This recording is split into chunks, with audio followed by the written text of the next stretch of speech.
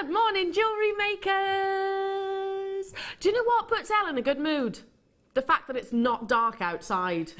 Isn't it lovely that sort of the nights are drawing in, drawing out, whichever way, what do you call it? Drawing in, drawing out? I don't know, but anyway, it looks like spring is around the corner. That really pleases me. I hope you are all very, very well and you're geared up for what will be a truly exciting show. And I'm joined by this gorgeous lady who's, as always, created some fantastic designs. It's the lovely Sara, Elvin. Hello. How are you doing, honey? I'm very well, thank you. You're looking fabulous. Thank you. As always, that skater dresses really suit you. Well, they hide a multitude of sins, so I love them. Yeah, whatever. You haven't got any sins to hide. Oh, that's positively angelic. It's doing the job perfectly. Positively angelic. No, you're looking lovely. It's tapering in at the waist and everything. Yeah. A lovely fit. Now we've got so much to bring you. So much to bring you. Lots of fun. Wall of Fame, of course, coming your way. Lots of new ins, which are really, really exciting. And I'm talking about big gemstones at this present moment in time.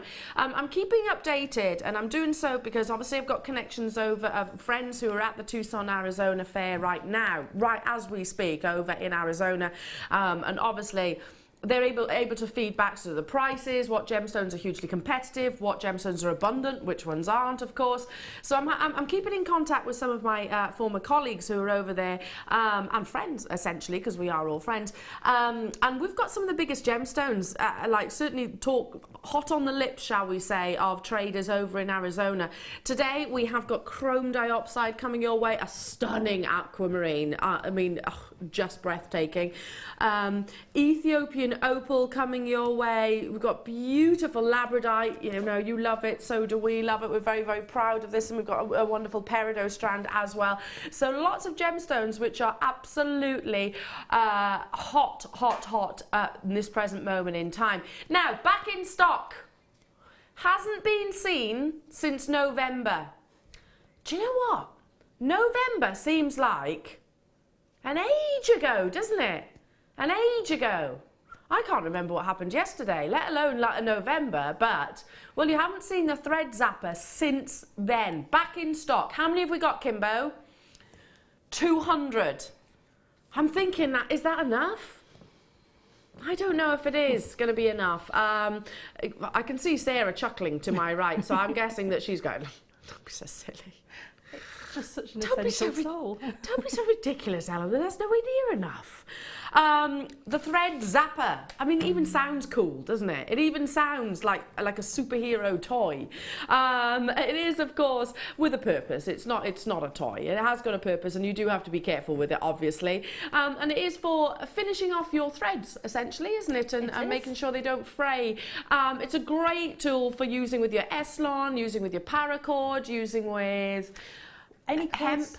Any cords that got a synthetic makeup, so anything that's got a man-made fibre in it, yes, it will seal that. So it doesn't work on any fibres that are cotton, but any other fibres, so things like your organza ribbons, yes, your satin cords, your zari threads, all of those, it will seal and close beautifully for you. Have you ever done the lighter trick where and then actually gone on, and I wouldn't recommend this because I've done it myself, you know, where you've got something like even on your clothing, you know, a little pull. When you've got a puppy, you get lots of pulls in your clothes, which I have, and you get sort of a lighter and then you end up either fraying completely the item of clothing, burning yourself. I've done it countless times. This eliminates that, but it is, without shadow of a doubt, one of our most popular tools. Now, why would we seal the ends of a cord?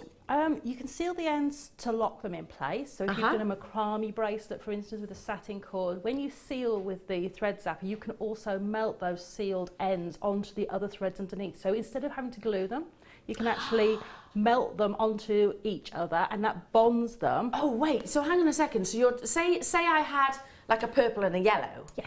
Or let's use your examples you've got here, a grey and a yellow. Yes. And you can actually, what you're saying is you can say this is the grey, this is the yellow. You can actually, what's the word?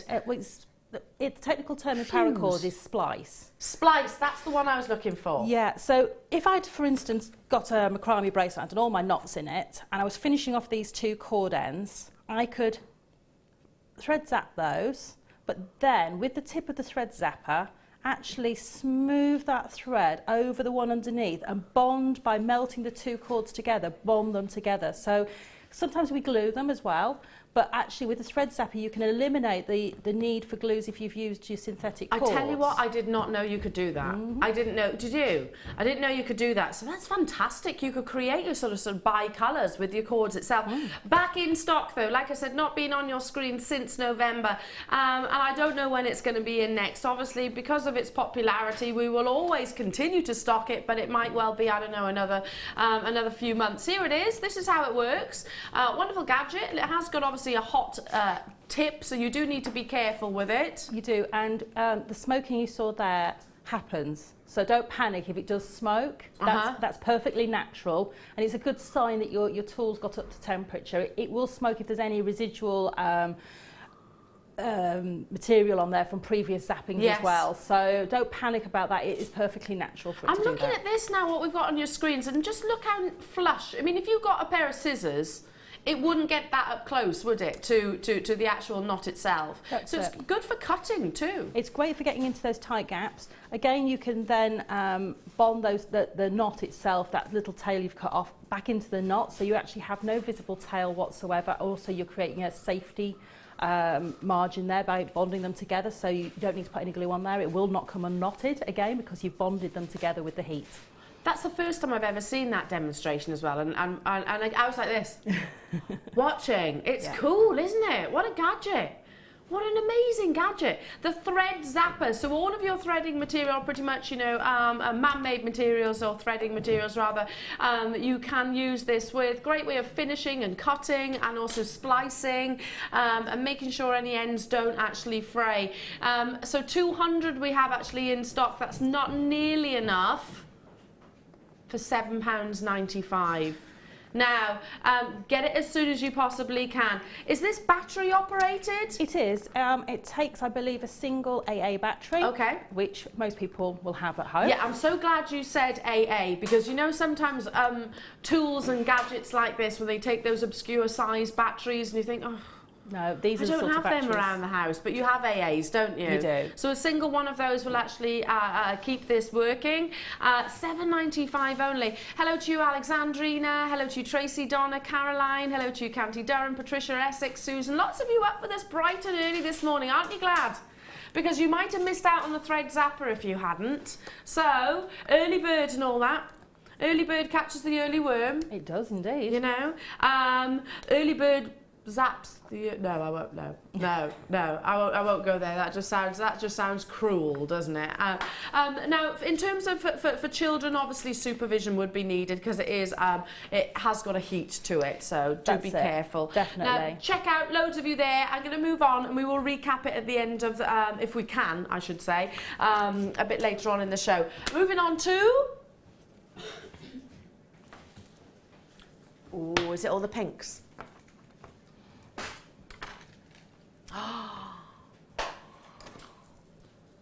Pantone colours of 2016. We know what they are, and I know we keep saying it, but it is that lovely baby pink and that lovely baby blue. This is a beautifully elegant bundle. You've got aquamarine and, gosh, how many strands? Aquamarine and your rose quartz. There are less than 100 of these available. Less than 100 in stock. Bear with me. There we go. Wanted to separate them so I can lay them across the hand.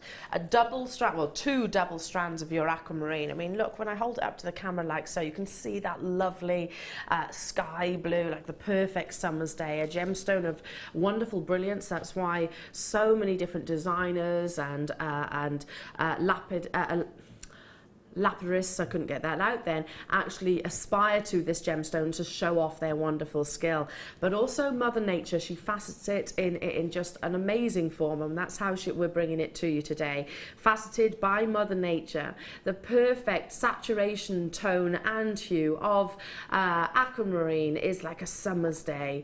I love the fact that they are in those organic chips, and I make quite a lot of bridal tiaras and hair combs, and I always always do a couple, like within my sort of collection that I make, and you know, I make them just because I really enjoy them, not especially because I'm going to go on and sort of sell them at any point, just because I really enjoy doing it. But aquamarine is a gemstone that I always tend to feature in a bridal collection because, of course, it has that something blue element, but it also has a real femininity. But we're not stopping there, of course. We have got the lovely ballerina pink that comes from your rose quartz. There's 375 carats here. They're big, aren't they? Going right the way up to 13 by 1 millimetre. So they're big, sizable gemstones here. So those of you that are thinking, well, I struggle sometimes, Elle, with the smaller chips and nuggets, you won't struggle with these. And Sarah's very wise tuition was that if you actually feed the gemstones off this, the threading that it comes on, makes life a whole lot easier. And that's a top tip I've used since Sarah's recommendation, and believe me, it does absolutely work. But look at that colour combination.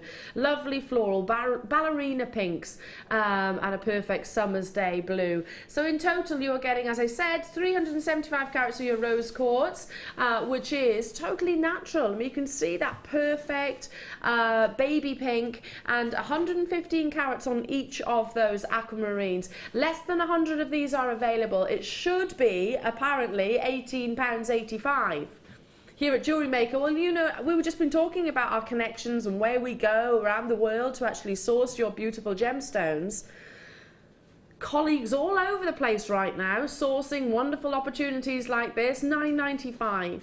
And that's why, because we go the extra distance, we go the extra mile to negotiate and make sure we are there at the forefront. You know, if we were buying second-hand, third-hand, fourth-hand, fifth-hand, it can even go through up to 10 pairs of hands in many cases, and that's before it actually becomes a finished item of jewellery, like in your jewellers. Of course, they're all adding costs and adding their bread and butter, I suppose. That's why we go to such efforts, and that's how, pure and simply, how we can bring it to you at £9.95. Just perfect for 2016. I just think it's all, I'm all about the pastels, and I always have been. I think ever since I've been here at Jewellery Maker, I talk about pastels and how much I love them. But 2016 is going to be really pretty, I think. The colour tones.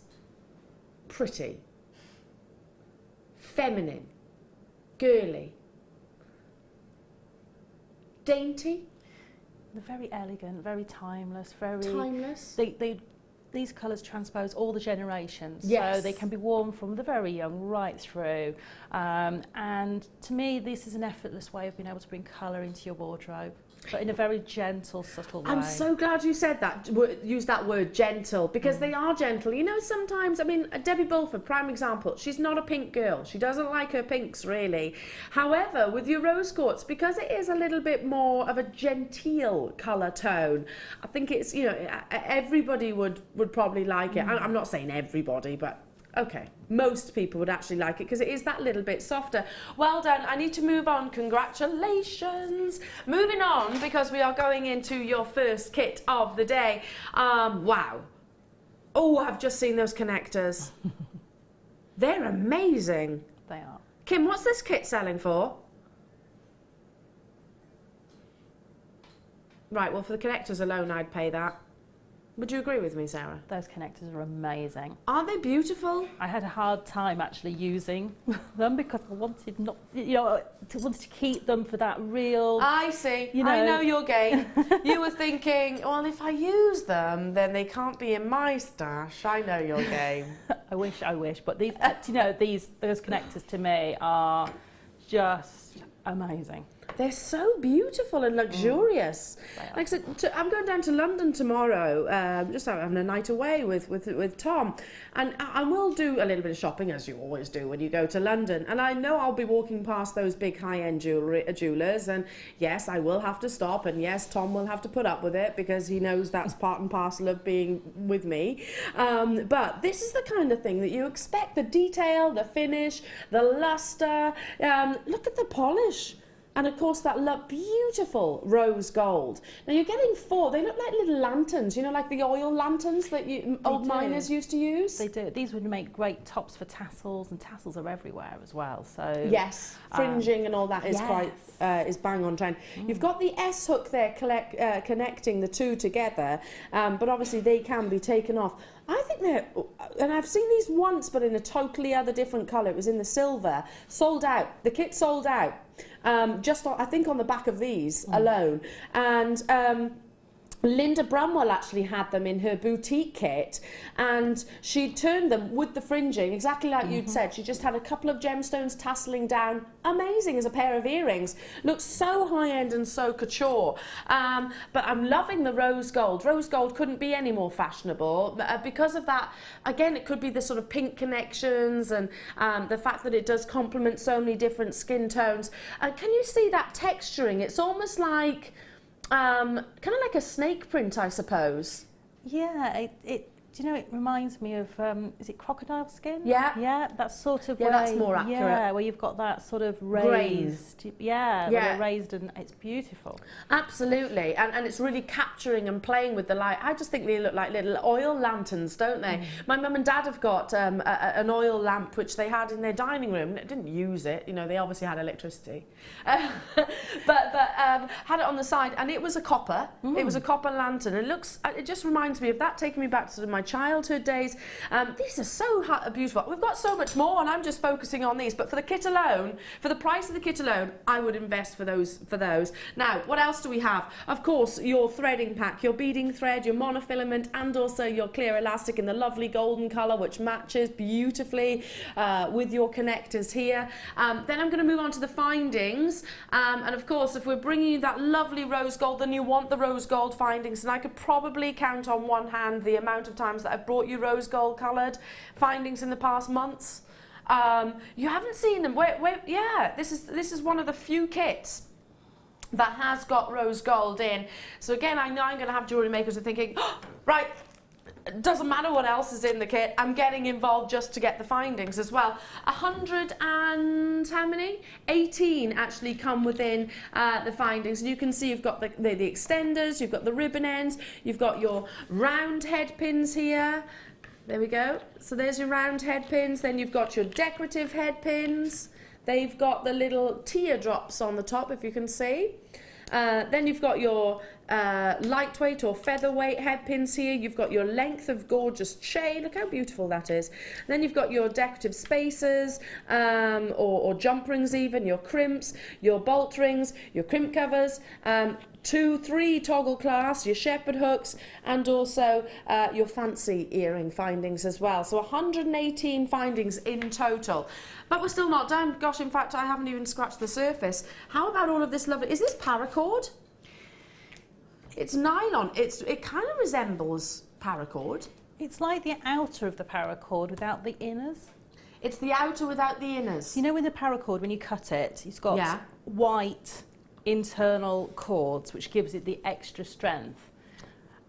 This is the outside of like the material they make the outside of the paracord with, without having those white internal strands inside. So it gives you that smaller dimension, but the same characteristics. Same look. So you can splice this, so you can change the colours if you want to. You can actually do that. So perfect with the thread zapper. Again, you can thread zap the ends so they can seal them, although this does not fray hardly at all, so it's great, but the thread zapper will just give it that little finish. I was going to say, did you thread zap the end of that neckline piece? I didn't actually, because it's not frayed at all. It's not frayed, no. It looks lovely. Wait till you see the piece of jewellery that Sarah's actually created with these, and you're getting 4 in total. So that lovely yellow, lovely grey, black, and sort of like a sort of coppery gold, I suppose, an old gold tone. What are the measurements of these? I'm just trying to have a little look here and find out, because I've not seen it before. 10 metres of each, and they're all 3 millimetres in diameter. So wonderful, great way of, again, mixing up your kumihimo or your macrame, or simply braiding with it as well. That's it. Paracording, there's nothing stopping you paracording with this too. Beautiful colours, and of course lots there to work with. We're still not done, because we have got your gorgeous gemstones as well. Beautiful agate. I'm just going to have to slide that out. I can't get everything on. Can't get everything on. Plain rounds. And these measure 10 millimeters. You've got 250 carats in total. Everybody loves a black gemstone, don't they? Seductive gemstone, classic, timeless, as we were saying earlier on. And also, how about some golden coloured agate, just to really tie in those yellows and that burnt orange colour of your nylon thread. Really works so beautifully against one another. Again, I'm going to say it, and I know I sound like a broken record, but you'll have to forgive me. For what we're taking this kit to, I would pay it for the connectors on their own. It should be £43.05. That's where we should be bringing it to you if you were to buy all of these components individually on our own website. Already super competitive, but we're not going to stop there, of course. Our kits are designed so you've got all the components that you need. That's not what you said, Kim. She definitely said 20. Did you say 24.95? Oh, 26.95 was where it should have been. Oh, you've taken a substantial hit on that. Have we got quantity of them then, Kim? 70. It's not enough, is it? Even though it's sort of 8:20 in the morning, it's not nearly enough. I mean, how many people are into their kumihimo and macrame and paracording? Lots. Exactly. How many people love the rose gold findings, and how scarcely do we see it? How many people like to do just a standard beading project? You've got it all in this kit, haven't you? You have. I mean, you can start from your beginners projects right the way through to, you know, your really advanced braiding or macrame. There's so many cords in here as well. I mean, I've used loads and loads of cord. I had all the cord left over for doing my demos with, and I haven't started on the new set of cords at all. But you can do, if you like the paracord look, but maybe it's a little bit too big for your wrist, you know, you want a daintier style, you can do the same techniques, the same braids you would do with the paracord, but do it in these cords and it'd be slightly smaller. If you love kumihimo, but you haven't quite got the patience for doing it with Eslon, yes, use these. Which is obviously a lot finer. Yes, use these and you get the same results. Just chunkier. Just chunkier and quicker. Do you know what else I'm thinking? Because I was asking the lovely Mark Smith the other day, I was like, well, hinting, I should say. I hinted, and I don't know if it actually registered or not, but I was like, oh yeah, we're really struggling to find a collar that will fit Brutus, because he's only small. So I was like thinking paracord would be quite a nice little collar for him, but actually it'd probably be a little bit too heavy. It might be. Because he's only just over a kilo. Oh yeah, you need something really quite I don't want to weigh him down. Yeah, these cords are really quite lightweight as well, so if you like the chunky look but you don't want a lot of weight in it, they're perfect. Absolutely. I'm going to take a wander over so you can actually have a look at the lovely pieces of jewellery that Sarah has created. Fabulous. I mean, I love these colours. That yellow and grey is just, it works beautifully. Yeah. You can mix and match them and change the colour tones. And this colour. Yeah. Combination. I went for all the metallics, but I think the rose gold in the braid, in the chain, just really highlights the different metallics. It really does. And initially I was like, oh, hang on a minute, the gold gemstones alongside the rose gold, but actually it really works when you start using that sort of burnt, I keep calling it an old gold colour in the actual braid. Pyrite colour to me. Almost a what? Pyrite colour. Yes, it is. Or even bordering on khaki. Yes. Yeah. Bordering on. Look at this as well. So you've encased gemstones in the bracelet there. I have, yes. So they're right in the centre of the kumihimo braid, so they're just glimpsing through. And I thought this would be quite nice, possibly not without the rose gold finding, but for a gentleman, that same braid, because it's got that chunky feel about it. The gold is just a touch. Yes. And my husband said he'd wear it, but he didn't. He said he would prefer a silver clasp on the back, which is just his personal preference. Fair enough. Yeah. Absolutely fair enough. Well, I'd say, okay, well, I'll keep those myself. Yes, definitely. I'll keep those connectors myself. So, to be honest, win-win scenario, That's I think, it. It was for me. There. Yes, I was quite happy. Win-win scenario. Now, you've made 3 bracelets, 2 wonderfully decorative neckline pieces, and this is kind of like a lariat necklace, isn't it? It is, indeed. Love that, and the tasseling on the bottom. So you were saying about how, if I just move that out of the way 1 minute, you were saying how it doesn't fray, but again, if you want to definitely prevent that happening, then use your thread zapper. But I love this. I love that sort of that cluster at the bottom there, the movement that you actually get within it, and of course some wonderful decorative earrings. So you have been very busy even. All for £19.95. Can I say it again? I'd pay that for the connectors. I know. I was expecting it to be £26.95. there's so much in there as well. And when you start braiding or you're doing your macrame or whatever you'd like to do with your cords, 10 metres is an awful lot, and kumihimo can be quite cord hungry. But I had masses and masses and masses, so I didn't have to worry about that at all. No. Sometimes you know, if you're doing a project where it's using 8 cords, 3 times the length you need it to be, you're thinking, actually, hang on a minute, that's quite a lot of cord. But when you've got so much in a kit, it's brilliant. And psychologically, if you're thinking, oh, I don't know, will I have enough? It actually stops you, you know, thinking outside the box, and it kind of prevents those creative juices from actually flowing. I'm going to take a wander over because obviously we've got your designer inspiration, but before we get into that, we have got your mini kumihimo disc. Now, what's the difference between a mini and what's the difference between a square and what's the difference between the full round one? This is yours. We've actually nicked yours. Well, I always have kumihimo discs in my bag because I'm the sort and ours always sell out. So that's then you're guaranteed to have it. We're not so much. Well, that's it. And I always bring them with me because, you know, if I get a challenge on there or something like that, it's nice to be able to show those techniques as well. But a mini disc? Okay, so you've got the mini disc. The only difference between the mini disc and the large disc is the actual size of the plate, the disc, the circumference. Yeah, so for example, if I hold those next to one another. Yes, so the only difference is the circumference. You'll get the same braid come out of the disc, but what I find is the mini one is great if you're doing beaded kumihimo because you can get your thumb right into the centre to actually hold the beads as they're going under the cords, as you're passing the cords over the top of them, because sometimes they like to jump, and if you've got, can you see, my thumbs will not really reach the centre of that disc. I've got quite small hands, so it's quite tricky, whereas on the mini one, my thumb, it basically has to get to about there. What you'll find is it's great also if you're doing things like Eslon projects because you can have all the cords nice and neatly near each other, and it's really easy and quick. They're great for children, great for mobile projects. I was about to say, mobile, children, you know, because they are that more child-friendly size, I suppose, that's right, aren't they? But they always sell out because kumihimo is probably one of the most cost-effective mediums of jewellery making that you can actually get into. You know, you don't have to invest hugely. For example, with your silver clay, it's an expensive medium to, well, more expensive, I should say, medium to get into. And there are others that I could mention. With this kumihimo, you just need your disc and your thread. That's it. And that's it. That's it, yep. So, I mean, there are other tools you can then add on to. So you might want to get some bobbins or a weight.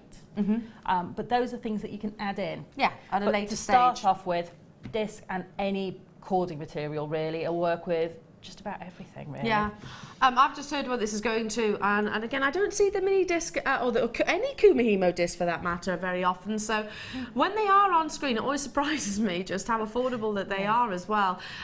So today, now this is Sarah's, hence why it's got Sarah's name on it.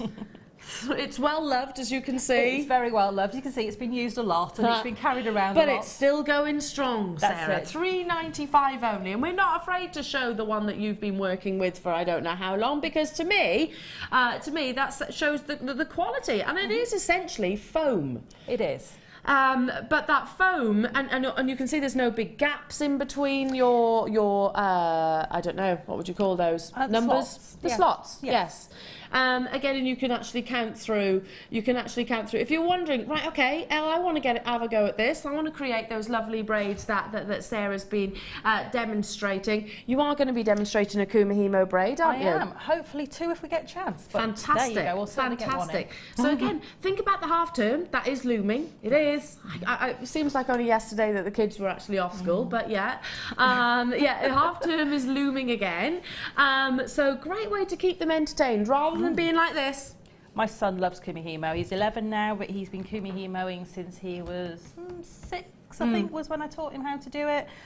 He's taken it into school. He's shown his media studies teacher, so the multimedia that they do. Yeah, oh, that's adorable. And he's actually incorporated it into projects at school, so he's actually gone and shown them how to do this. Is it like the show and tells? A little bit, yeah, but he's at high school now, he's at big school, so it's a bit, you know, more grown up. They go in and they can stand in front of the class, or the teacher will show people different projects and things. And love that. Brilliant. Absolutely love that. And I bet his sort of textiles teacher and his arts and designs, or that's what it was called when I was in school, would absolutely stand by. Oh, well, yeah, this is Sarah Elvin son. And she's teaching us kumihimo.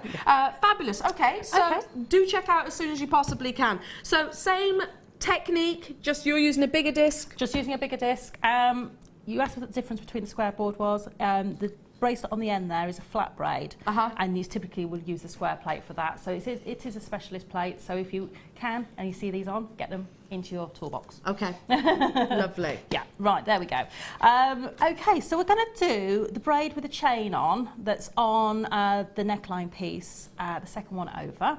And it's great to be able to incorporate chain into your kumihimo. So don't be afraid of bringing other mediums in and thinking you can mix and match sizes of cords, you can mix and match your different types of materials as well. So you're substituting one length of cord for a chain, basically, just replacing that. And just treat it as a cord. Yeah. Don't treat it any differently. You do need to be a little bit more gentle with it, popping it in and out of the slots, but that's the only thing. And of course, it's a little bit more rigid in structure. You just need to guide it into place a little bit more. But you can bring wire in and cords together. Absolutely. Don't ever panic about doing any of that. So once you've got the techniques, you can just mix and match all your mediums together. I am using a weight on the bottom of mine. I'm using the large 100 gram weight, but if you haven't got a weight, you can use an organza bag filled with 100 grams of whatever you have available. So it could be pennies, sugar, sand, whatever. pennies, gemstones. Yeah. Be decadent and with your Wow, weights. yeah. But these are perfect because they just clip on the bottom. But I'm going to take mine off because it does get bashed on the table. So just so you know, that was a 100 gram weight that I had on mine. Okay. Okay. And you're going to set up your disc like so. And I tell my disc over when I teach how to do kumihimo because it's the motion of the moves you need to remember, not the numbers on the disc. This braid does travel around the disc, so it will travel around the numbers. So if you work on the back of the disc, you don't worry about the numbers. I love the choice of word, motion and travelling. Yes, I know. It's good, isn't it? Yeah. Motion and travelling. So as I move my cords, it will move. So the top cords will move this way and the bottom cords will move that way. Okay. So I've set it up with one silver, one of the antique gold and one chain on the top and the reverse on the bottom. So chain, antique gold and silver. So when you're doing your moves, you'll always be moving the opposite pair. So if you're moving chain on one side, you're going to be moving the chain on the other. So it's a nice and easy way to remember that you're picking up the right cords on this one. So the braid that I'm going to be doing is what I call a twist braid. It's probably got another name, but it's one that I've just sort of learnt. And you actually move the cords in almost a figure of 8 around each other. So to start off with, I'm going to move the cord that's the furthest left on my top group. And it's always important with this braid to remember where your top is. So if you have to run away to answer the telephone, leave an extra cord at the bottom. It doesn't matter where on the bottom, just leave an extra cord at the bottom of your disc. Okay. And then when you put that down, you'll always remember the top is where you've only got 2 cords left. Yeah. Okay.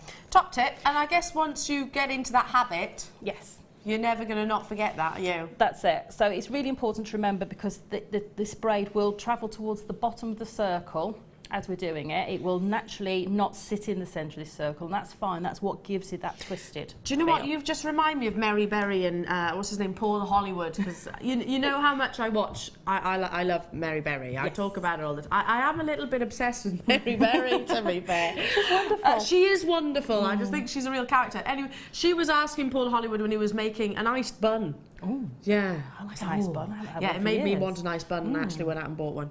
And she was like, well, what do you do if someone knocks on the door? And he was like, well, you keep one hand free, Mary Berry. So there we go. If someone knocks on the door or rings the phone, you keep. Just put you know that it's at the bottom. Yes, and then you can put this down, no problem at all. So the movements we're going to do is the top left cord. Doesn't matter what colour, just remember top left. It's always going to be the top left. We're going to bring it down to the bottom right. Now it doesn't matter where I put this cord, it's a parking position, it's a temporary position, it's just going to sit there for a second. Okay. Because I can't bring it to its home position before I move the bottom right cord. And if you remember, it's always going to be the same colour, so I can automatically know that I've got to pick up the silver one, because I've just moved the silver one. And I'm going to bring that to, it's on the right at the bottom, it's going to come to the right at the top of that group. Right. And then this one, started on the left, needs to end up on the left, but at the bottom. So I'm going to bring it around and drop it into position now. Now, I don't know, if I hold this up to camera, twist, yeah. can you see that they've twisted around each other? Can you see that twist? And that's what we're looking for, and that's why that parking position is really important, that holding position, because we can't get that twist in one go if we don't do that. Okay. Okay. So we'll do this a few more times so you can see. Yes. See how we go. See how it goes. So it's top left, comes to that parking position at the bottom right, and it's just going to rest there. Pick up the other colour, the other one that you've picked up, the same colour, so it's bottom right. It's going to always stay on the same side, so it's going to come to top right, and this one's now going to jump over and come down. To the and that's left. it. Yeah. And you'll see that it automatically getting this twisted motion, and it's this twisted motion that is what gives it that permanent twist. Yes. So now when I do it with the chain, it's just the same. Park in place? Park it in place, but what I'm doing is I'm twisting the link of the chain, so I've got a flat little bit of that chain to sit into the slot. So that's really important.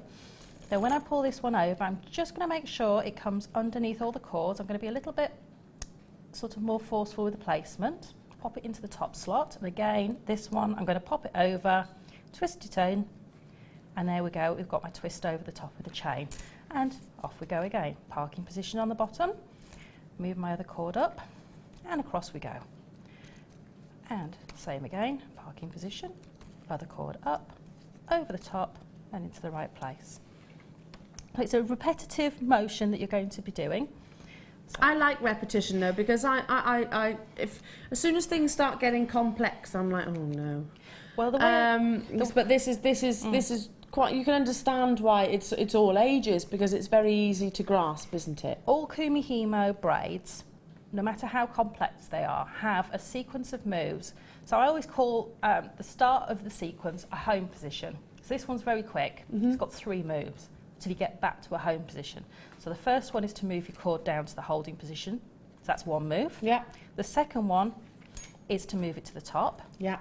And the third one is to hop it over that group and put it in the bottom there. Lovely. So that is your sequence, and now I'm back at a home position again. So it's exactly the same. Yeah. So it could be that if you're doing a really complex Kumihimo braid, you may have 6 or 7 or 8 or 9 moves before you get back to a home position.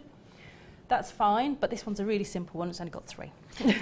Now, we've got an opportunity for you to mix up the chain if you wish. You know, obviously you get a length of chain here, but given the fact that you have got 4 3-metre spools of the cord, the nylon cord, then you're probably going to need more chain if you want to repeat this this design that Sara is actually incorporating. And it's a lovely colour. I'm just going to take this off actually for a minute and actually unravel it ever so slightly so you can actually see the link itself. Because it's what we call a belcher. We've called it Rolo. Belcher and Rolo, they tend to be the same sort of thing. They're perfectly round, actually, the links. Yes. And this is what I'm referring to. Yeah, 3mm chain, and you're getting 10 meters. The best way of buying chain is on these spools. The most affordable way of buying chain is on these wonderful spools here. And you can see, they can be hung up, etc. So, I mean, how many, in fact, don't answer it because it's a difficult question, but there's a lot of chains in here if you think the standard length is 18 inches. It's that lovely antique copper colour, so very vintage in terms of its design. Will work wonderfully with all of the nylon cords that you've got in this kit. But we'll look at amazing, just like I said, with just a couple of findings and worn as a neckline piece as so. I was chatting to our beading buddies only yesterday, sort of in their lovely little room, which is like a little treasure chest. And Sue was making a body chain, and she was like, "Elle, you can model this for me." I was like, you might need to put a few extra links in there to get around that waistline. But it was off sort of chains like this, the actual spools like this, because obviously you haven't got to, going back to what we were saying, you haven't got, oh well, have I got enough, hindering your creativity. That's it. It just means that you get to, if you wanted to do a longer length of Kumihimo, do the whole neckline piece, you wouldn't be limited by only having 1 metre of chain. No, precisely. So that's going to give you lots of freedom to be able to. I'd be really tempted if I had a reel like this to do actually a whole chain Kumihimo piece. That would be fantastic. And actually make that really substantial and just maybe like a lariat, so you could like literally wrap it round and round and layer it up and everything. I'm also thinking it'd be fantastic as sort of belts and with your handbags, etc. Just because if you had it in a lariat, you can just kind of tie it, couldn't it? Boho chic is all the rage right now. If you don't know what I'm talking about, it's basically kind of a little bit of a revival of the 60s, a little bit, where you're seeing the fringing and the tasseling, the festival jewellery, festival, what do they call it? Festival fashion or something like that anyway. I don't know, I'm not down with the kids anymore. But yeah, well, you wear your wellies, but you still look cool in your wellies. Sienna Miller has got it. She's got it. It does help that she's got a cracking pair of pins, mind.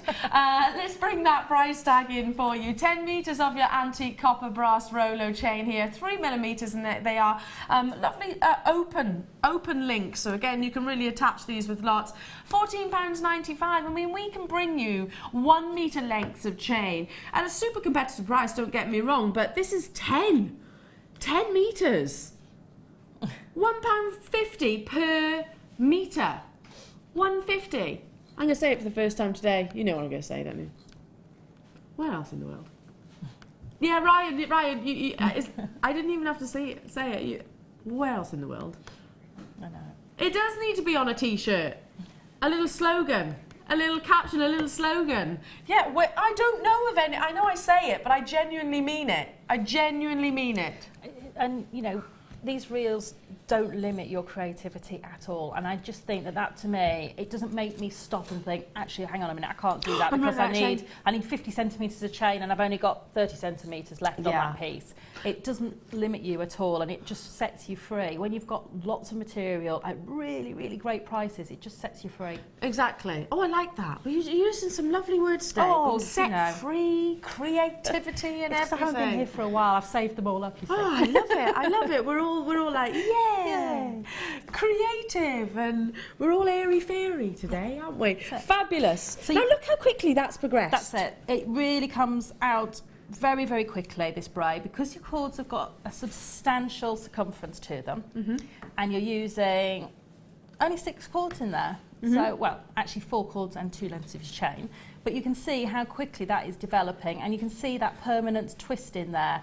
It won't come out. It's kept in there by the tension of the braid you've done. And how it works, and if you ever see a twisted kumihimo piece, it works because of the way that the cords are travelling over each other, and it's the fact that they're longer on one side and shorter on the other, and that actual tension makes the twist. Yes. So that's how they all work. So it's about your tension. It's a constant helter-skelter, isn't it? It is. And I just love these because, you know, you see the braid from different angles as it's on the neckline. And you can see that sort of different braid, and as it moves and you wear it, because jewellery moves on your neckline, you're going to catch all the light on the chain. I'm just thinking, again, that on a handbag or something like that. Maybe you've got a clutch bag that you don't use because it is a clutch bag, or you want something to go over the shoulder. Well, that would be perfect for that. Now, before we go any further in our demonstration, we have got more gemstones to bring you as well, which I think look amazing. If you contrast it, kind of like, think about ametrine as a gemstone. Well, what's ametrine? It's a fusion, a combination, totally and utterly natural, of your amethyst and your citrine. Cannot be replicated. Now, our graphics say amethyst, but there are definite ametrine. Definitely. Well, you'll see it, where we're coming from. I'm just thinking this, alongside the yellow, so you're kind of really injecting then the sort of citrine into these gorgeous nuggets, and they're big, substantial nuggets. You'll see the ametrine association, shall we say. I think we've been very, very, very careful with, we always are, with our naming of the gemstones. If it was ametrine, we certainly wouldn't be able to do it at the price that we are about to. So you've got your lovely lilac shards, but those flashes of golden sunshine coming from within. Of course, 2 gemstones. Amethyst and citrine forming geodes. That's how that wonderful phenomenon actually occurs at that bicoloured gemstone. This is Brazilian, so you can see the gorgeous sparkle and clarity that is synonymous to that location. And you're getting 600 carats of natural amethyst stroke citrine. There we go. That's where I can be as I guess, what's the word? Conformative? Yes, I suppose so. Yeah? But you'll know what I mean. I mean, look at this image. We're right up close and personal. Can you see those golden yellows? They are jumping from the amethyst itself. So right the way up to 14 by 6 millimeters, there's big individual sizable pendants here. But like I said, if it was ametrine, then we certainly wouldn't be able to honour the price that we are doing right now, because the traders would have slapped that huge price tag on that amethyst does actually command. Stunningly natural though, not enhanced in any way, shape or form. Mother Nature's incredible production of a wonderful bicoloured gemstone. Now, 3, not just 1, you're getting 3 strands. Less than £10. Grab it whilst you can though. £8.95, it's not going to hang around very long. I mean, I'll ask, how often do we bring you ametrine, firstly? Not very often. And how often do we bring it in a single figure price tag? We can't. That's the thing. We can't. You know, we're not exempt here at Jewellery Maker from, unfortunately, a gemstone's scarcity, rarity, imminent depletion, because it is don't forget, there's only one mine, the Anarchy Ametrine mine, but you know that commands the price tag, and we do believe that ametrine is destined for the dizzy heights of tanzanite. So there's the question: how often do we do it in single figure price tag? We simply can't. We simply can't. Well done. Stay where you are on those phone lines, and congratulations to every single one of you. Now back to our lovely Sarah, who is going to, I hope, are you doing the one that I really love? I am. I'm doing it in a different colour tone. It's going to be a bit bumblebee, this one. I like that. It's kind of black and gold, black and yellow. Yeah, definitely. Love that colour. So I'm doing it in a different colour tone, but it's the one that I've done in the gold or sunshine colour and the grey. I think that's really a warm summer's sunshiny day. So this is more of a circular braid. It's actually slightly square. Okay. In the way that it's done, but we do it on the circular plate, on the circular disc, and if you have got a square plate, you can do this braid on the square plate as well, because the cords don't move around. So it's actually in a cross, and it will stay in that cross formation. Okay. So you could set your cords up on the square plate in the same way, just going across so north, south, east, west, if you like, on your square plate. So if this is the only one you've got in your collection, you can do this one on there as well. But I always have so many discs because I like to keep my discs for different mediums. So at the moment I'm using my large discs because I'm using a large medium, so I don't mind that the medium will slightly spread apart the slots in my discs. Yes, that makes sense. Threading material will actually naturally widen it. It will. So I keep my discs for my larger materials or chain, and then I keep other discs for wire and beading thread because they've got much smaller diameters. Okay. So have plenty of them. You can never have enough, and you can keep projects on them, so you don't have to. That's true. Yeah, absolutely. As you're going. So I've set up my disc, and I've set it up with 2 of the gold cords at the north and the east, and 2 of the black at the south and the west. So slightly different setup than you would normally do if you were doing an 8-strand round braid, because you normally would have your colours probably in groups of 2 at north and south. So it's slightly different setup. You need a 50-gram weight if you are using a weight, which is the smaller of the weights, or again an organza bag with 50 grams worth of whatever goodies you've got in there. Why do you use differing weights? The differing weights create a different tension in the braid. So if you imagine, if I put a lot of weight on the bottom of a braid, it's going to pull the cords through more on each turn of the disc, on each move. It's going to allow those cords to pull through more. If I'm using a smaller weight, it's going to be less tension, and therefore each of the braids will sit tighter on each other. That makes sense. So it just changes, and by changing the weights, you can actually change the look of a braid quite a lot. Okay. Even though it's the same material, same braid, just a different weight will change the way it looks. Okay. So I've just taken the weight off the bottom for mine. I'm just going to hold mine with my hand. The reason I don't do that when I'm braiding is because your hands get tired, and you sort of, every time you pick the disc up, you might put a different tension on it, so you can sometimes get an uneven braid. Now I understand, a little bit of inside information. We might be launching something with Kumihimo soon. If it's what I think it is, it's going to be revolutionary. Yes. Watch this space. If I think it's what I think it is.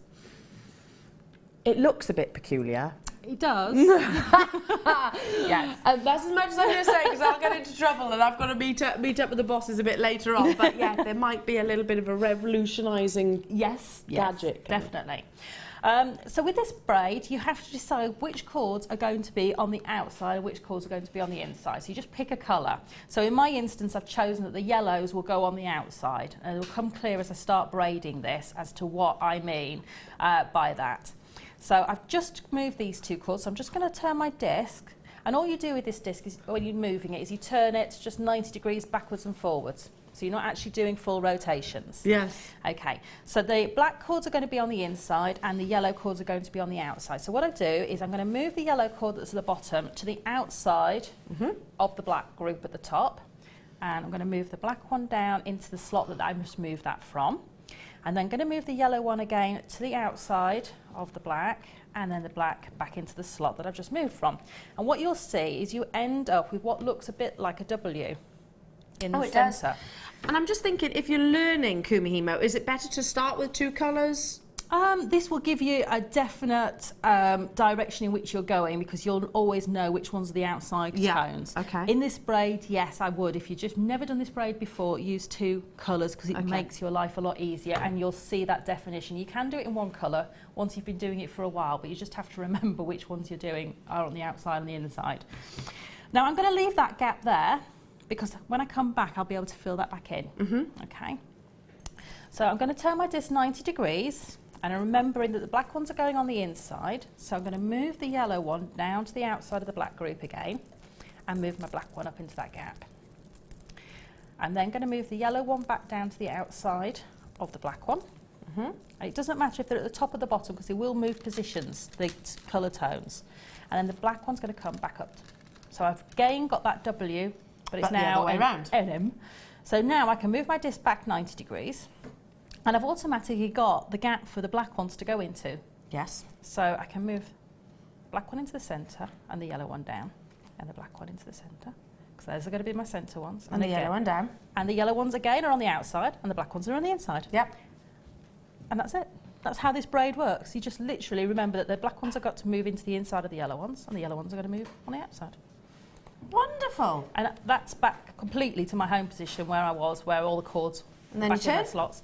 And you can turn. And it doesn't matter which way you turn, as long as you're using the other set of cords. So I've used these two, north and south. Yeah. So if I was to turn that way, it wouldn't matter, as long as I'm using the other set of cords. Okay. Or if I turned that way, it wouldn't matter. It's not like when we're doing the 8-strand round braid that we must always go in the same direction. This one doesn't matter, because all you're going to be doing is making sure that your yellow cords are on the outside of the black group. Right. Fabulous. I mean, if I can grasp it, I think anyone can. Because, yeah, I truly know that. If I can get kumihimo, then anybody can. And you can kumihimo in so many different ways. You can incorporate chain, as you saw earlier on in Sarah's demonstration. You can include gemstones into your kumihimo. And that's something you've done before, and I'm just thinking, oh, this would be absolutely perfect. Green with envy. It is, of course, your wonderful aventurine. Now, aventurine is a very soft pastel spring-like green. You know, it's not the same as sort of you look at your green onyx, which has got a glow inside. This is a sort of semi-translucent to opaque gemstone, so you do get a lovely warmth and a beautiful natural colour here, which is very, very, very wearable. It does kind of remind me of sort of the March months, etc., when you see the daffodils start sort of sprouting and the little lambs in the field. It's a very uplifting colour. And a cheerful, kind of renew. It's like everything is fresh and rejuvenated. It is.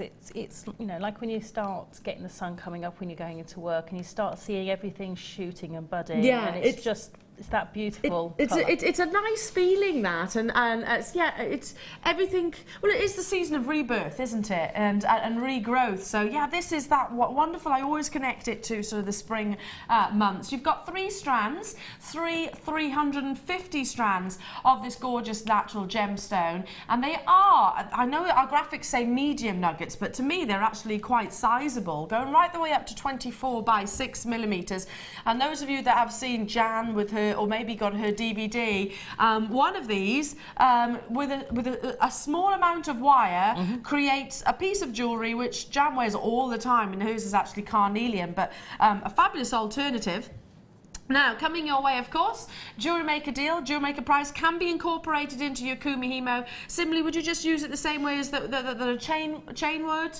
What I would do with this one is, if you're doing the 8-strand round, you can actually choose to put it onto 4 of your cords or onto all 8. Yeah. And get those really beautiful beaded Kumihimos. That'd be fabulous, wouldn't it? With beaded Kumihimo, it works on certain braids, and other ones it won't work. So it's about playing around with the braid and seeing what works and what doesn't work. And with Kumihimo, all you have to remember is that you're just moving the cords so they're sort of knotting on top of each other or twisting around each other. So there is actually millions and millions of different variations. So play around with your braids and then bring in your gemstones and see if they work with those braids. $6.95. I mean, you don't have to. We were saying about, you know, not being hindered by the quantities that you've got of your chain, but similarly with your genuine gemstones here.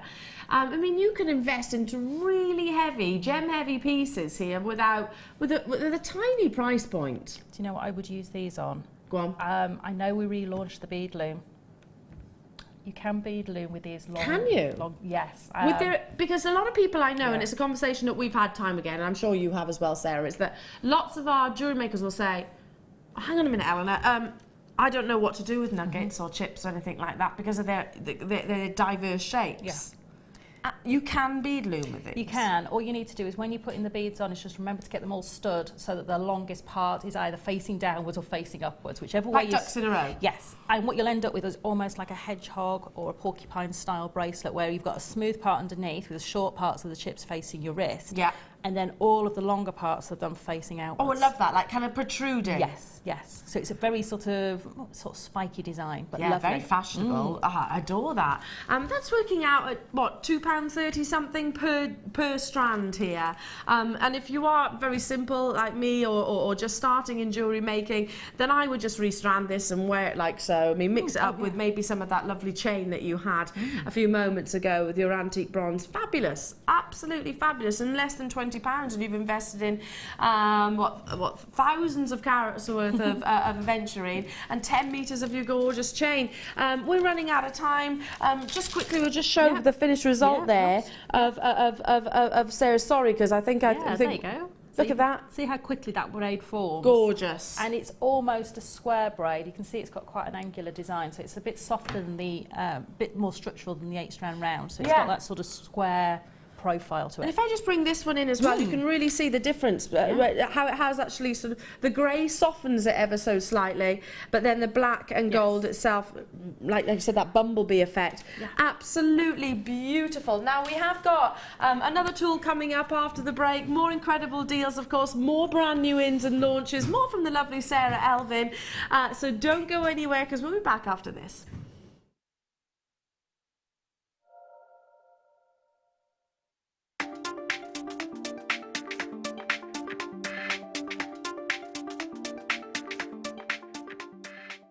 There are 2 easy ways you can purchase from Jewellery Maker.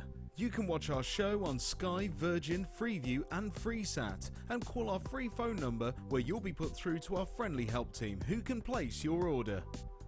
Alternatively, you can go to our website and click to register. Once you've filled in the required details, you can start shopping. You can watch the show by clicking on the Watch Live Show button on the homepage. You can also use our quick search tool and narrow down your results. Once you have found an item that you like, simply click on the Add to Basket button and you can continue shopping or check out right away. Don't forget you can add as many items to your basket per day for only 1 P&P. Enjoy shopping with Jewellery Maker.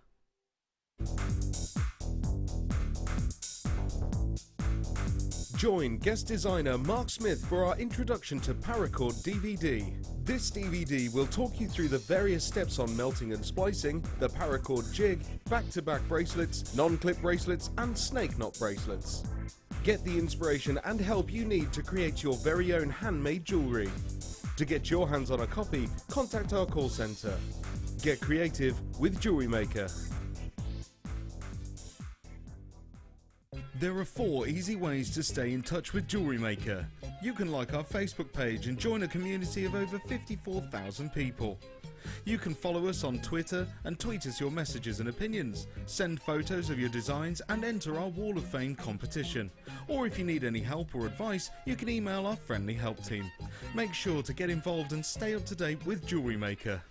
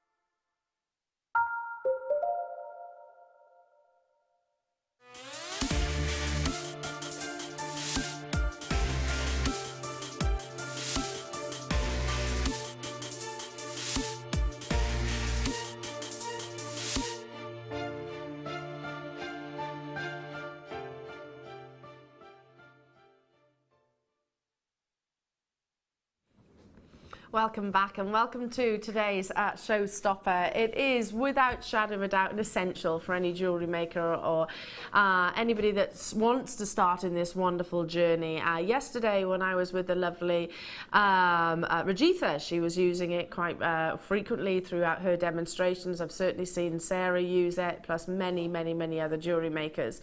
It is your nylon jaw wire forming pliers. Hasn't been on your screens since December.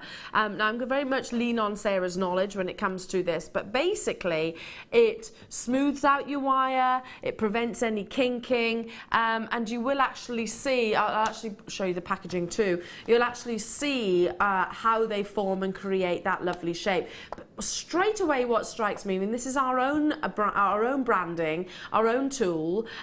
You can see that they are spring loaded if you actually look in the center there, so they are going to retract naturally. You've got the comfort grip just here. It's designed, and if I turn it like this it becomes a little bit more obvious, to create curves. It is, and the curve in there is the correct circumference or diameter to make a bangle to go around your wrist. So it will, if you keep moving it along, small motions, just keep moving it along the wire, closing the tool, and moving your wire along, it'll naturally form into about a 6.5 inch circumference, which of course you can then mould onto a mandrel or anything like that. So. And make bigger, of course. Yeah. Now, yeah, absolutely. Now, the fact that they are the nylon jaw pliers means also that you're not going to damage any coating, any colouring that you might have within the wire, and it is really imperative that you, if you really want to get into the wiring and you want to have that the utmost professional finish, then these are really essentials, aren't they? Because just the slightest, you can imagine you've spent ages creating, I don't know, a pattern, maybe you've kumihimoed with the wire itself, and then you go to actually form that shape and you chip it, you know, it is a coating at the end of the day, then that would be very frustrating. So this is going to prevent any of that. It will, because you've got a really soft texture against your wire, there's no sharp edges, there's nothing that's going to catch on that coating on your wire, so it's going to treat it with real respect, and you're going to get beautiful curves. Again, great if you're wanting just to start off a curve in a piece of wire, to form it around a cabochon, for instance. Absolutely. That, I was going to say, it's not just your bangles. You can use this for any piece of jewellery, you know, your cabochons, your earrings, etc. Ultimately, it's wherever you want to actually have that curve. Showstopper, because we haven't had this in stock since December, so it's back in stock, and again, an essential tool. Now, when I first started at Jewellery Maker, I was chuckling, and Hannah Roxbury was like, yeah, tools. Used to get so excited, and you know that's not just Hannah Roxbury. You're all exactly the same, aren't you? We are. You love a tool. We are. We're all obsessed with them because it makes your life so much easier if you've got the correct tool for the job. Sometimes, you know, you might spend hours trying to do something when actually if you had the tool that in your toolbox ready to go, you could do it in seconds. And it's so frustrating that you know you want to do something and you know it should be really easy to do. Actually, people have thought about that and made the tools for the job. So it's easy just to get the tool for the right job. So it's like struggling to cut wire with a pair of cutters that, you know, aren't made for cutting wire. Yes, absolutely. It's funny, the phone just rang then, and I think Hannah Roxbury just said, "What? I am a tool." She's not. She is not. Oh, bless her. You come down here and call yourself that, I'll put you straight. She's not. She's lovely. Our Hannah Roxbury, well, she does go a bit crazy for tools, though. Are you the same? Are you the same? She loves them, and I can understand why. I can understand why, especially as you know. I know with certain wire work, for example, if you've done loads of gizmoing or you've done some really intricate curves and designs within your wire work, and then you go on to shape it in a way, and you think, oh no. You know, and you just damage the exterior. Must be so frustrating because you've got to start again. So it is worthwhile actually investing in quality tools like this. So your nylon jewel wire forming pliers, creating that wonderful curve. Really, is that? I was expecting it to be sort of pushing £20. I know. Pliers can be £6.95. Can be a real investment, but at that price, again. Even if you're just starting on wire work journey, you're just starting to do your wire work pieces, you can, you know, be able to invest. Thank you. I'm just asking Sarah. I'm trying to do too many things at once and talk and find some wire. It's because I'm distracting you, see. I'm used to multitasking, listening and everything. I was like, Sarah, can you pass in some wire as well while you're talking?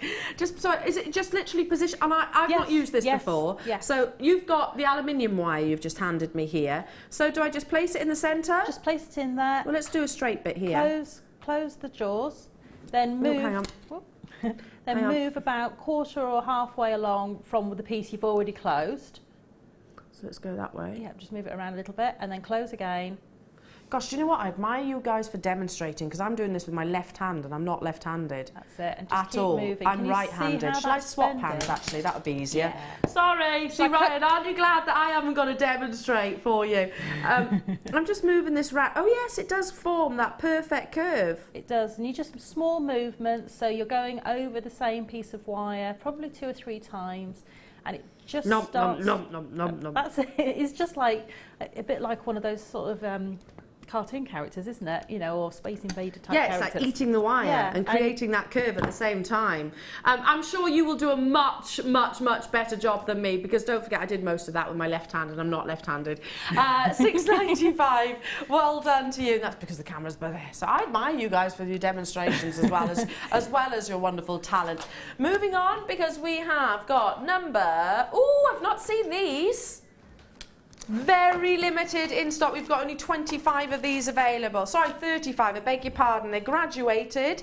Look at those. So luxurious. So perfect for those earrings that you've got with that longer length.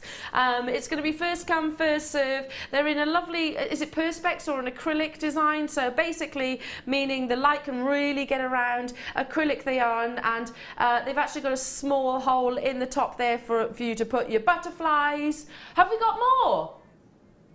Some stock's been released. Okay, we've got a big quantity. That's good because I'm thinking right now, if I was in your position at home, I wouldn't just want one. No. You know, think about your summer fetes and your craft fairs and your wedding fairs and everything. What was it? How many? Up to 500 wedding fairs in the UK alone. I know that it's a lot of wedding fairs. They are massive, aren't they? I've been to wedding fairs.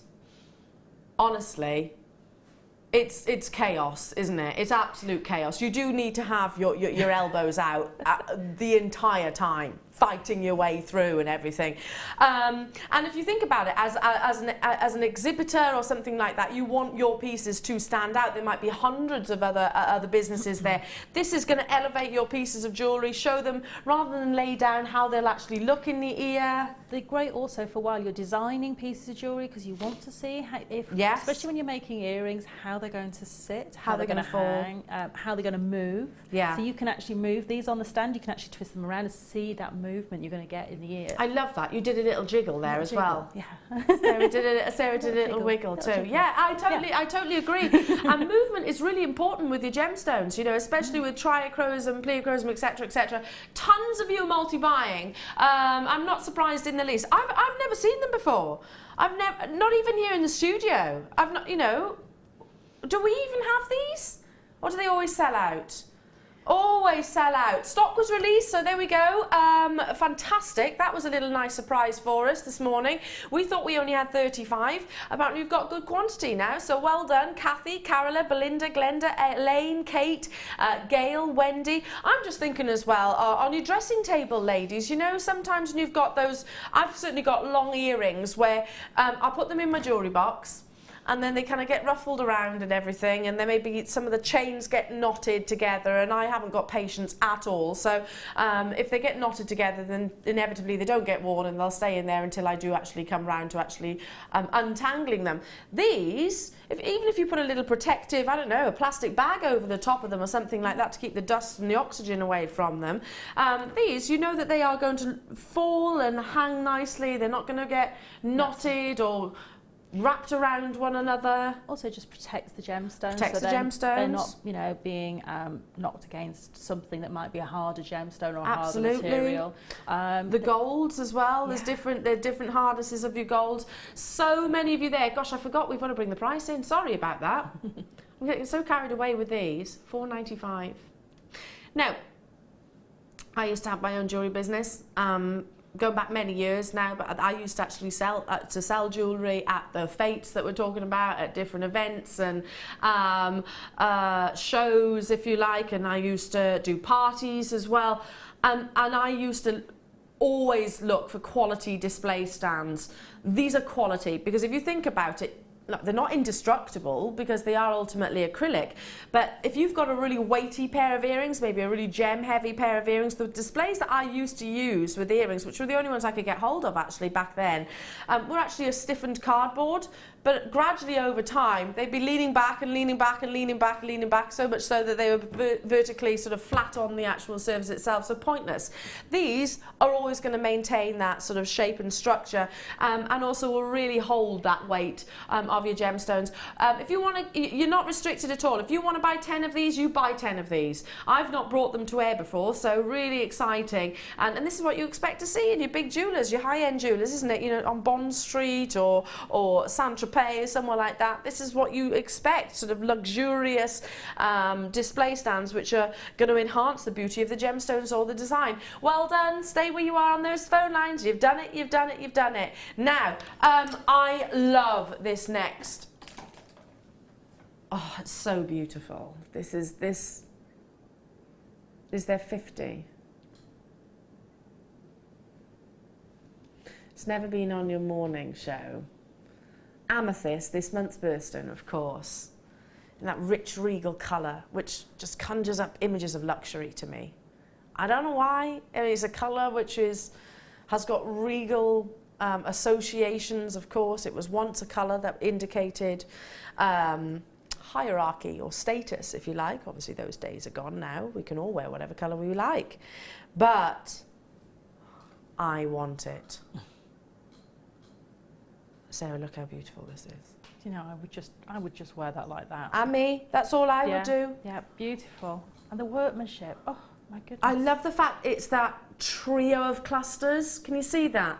All the rondelles are little trio clusters, beautifully wrapped in a rosary link. I mean, this is such intricate work. Look how they suspend and fall. Personally, I'd like to multi-buy, and I'd be thinking bracelet, necklace and a pair of earrings. Just a stunning suite of jewellery. That buttery gold plating alongside your natural amethyst here, 30 carats in total, and they are all exceptionally faceted rondelles. You know, you've heard, not just myself, but I think guest designers and every host that you have here at Jewellery Maker say it's uncommissionable. For us to actually source the gemstones and the precious metal and the time, and these are man-made, that go into creating this wonderful piece, it simply wouldn't be possible at what you're about to see. So exceptional, exceptional skill. The fact that every single one of those rosary links is you know, to the millimetre almost exact in terms of its actual dimensions. Think about how much wire you would need to actually make this piece, and how much, more importantly, you'd actually waste. You'd actually discard in just the trimmings of it. 925 sterling silver with your yellow gold overlay, and I love yellow gold alongside quality amethyst like this, because that regal purple just seems to really get pronounced and elevated. I mean, if I just take for a second, move that round from the back of my hand, just take an inch. How stunning would these be in some shepherd hook earrings? And it's so easy to create. Definitely, really, really quick and easy to create. There is no waste with these chains as well, because if you do have to cut them and you have to cut a link, you still have the gemstone, even on the link you've cut. So you can then put that onto, if you've got some lightweight head pins, you'll be able to pop them on there, create that as an extra little drop on the bottom of your earrings if you want to. But there is absolutely nothing gets wasted on this chain. That's what I love about these. This is one of my favourite opportunities of the day so far. I just think it's such a high-end piece of jewellery in its own right, and it needs little, if not hardly, well, it's relatively none, isn't it, skill to actually complete this as a piece of jewellery, which is something I absolutely love, because I could never do this. I could never actually do that rosary link, but yet I still want to wear those types of jewellery, the way it falls in like a lovely cascade. So imagine this month's birthstone. So if you know any February babies, then they are blessed with one of the world's most desirable gemstones. And this opportunity has got that perfect saturation tone and hue. Already lots of you on the phone lines, lots of you choosing to multi-buy.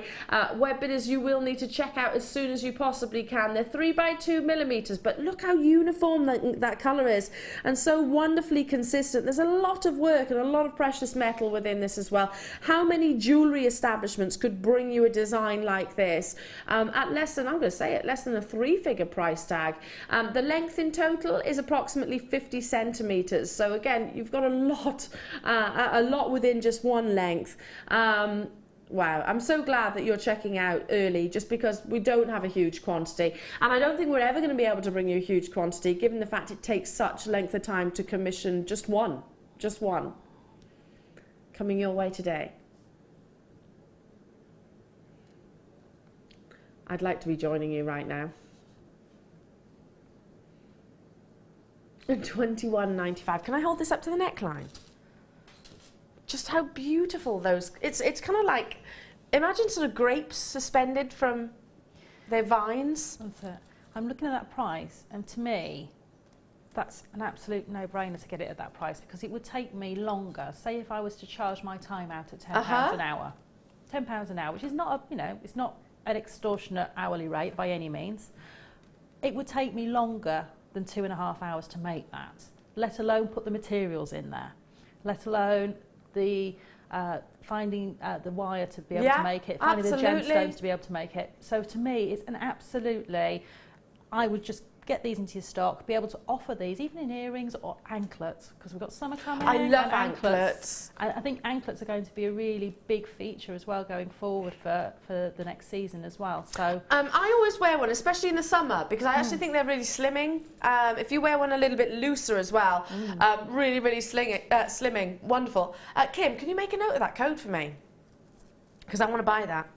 I want to buy that, and I'm just going to literally put some connectors on the back, a clasp on the back, done.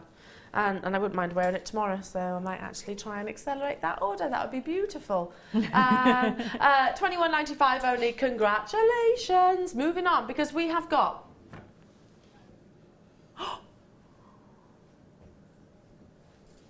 Now, apologies for that scratch I just noticed on my neckline. That's from my little puppy. Look at the quality of this chain. Solid 925 sterling silver. Talk about that liquid luster. Gorgeous liquid luster from your sterling silver chain. And it's a thick diameter. Now, the reason why I'm mentioning that is because, have you ever seen those chains which are so insignificant they almost stick to the skin and don't actually fall down the décolletage? Well, I haven't got a huge quantity, so we're going to have to bring that price onto your screen. Already lots of you are there. Should be apparently £9.95. Gosh, what other jeweller will be able to come anywhere near that price tag? I was actually walking past one the other day and I saw a much, much lighter weight chain. You can see the average gram weight on the bottom of your screen at let me see. Well, it was under £40, which I was like, oh, that's quite good actually for a jeweller. But it was nowhere near 3 grams of sterling silver, £6.95 only. I'm just going to shimmy this around. Oh, there we are. Drop that down. Can you see that you've got the actual charm as well with the 925 stamp, and of course, really bringing that lovely luster. The extender, if you're noticing that the chain is ever so slightly different at the top, that's because it is on its extension there, which is a further 5 centimetres. If you're thinking, oh, I want to get a 32-inch 925 or so on, then just simply add the links on. Very, very easy. Lots of you multi-buying. Haven't brought you sterling silver chains in I don't know how long actually. Brought you bracelets. Maybe you got hold of that tanzanite. Maybe it's just arriving today. I hope so. That with Linda Brumwell on the weekend. Wasn't it amazing? Can you imagine this in that setting on a neckline piece? So, so, so beautiful. But £6.95 only. Well done, well done, well done. Stay where you are and do check out as soon as you possibly can. Okie dokie, 9 from...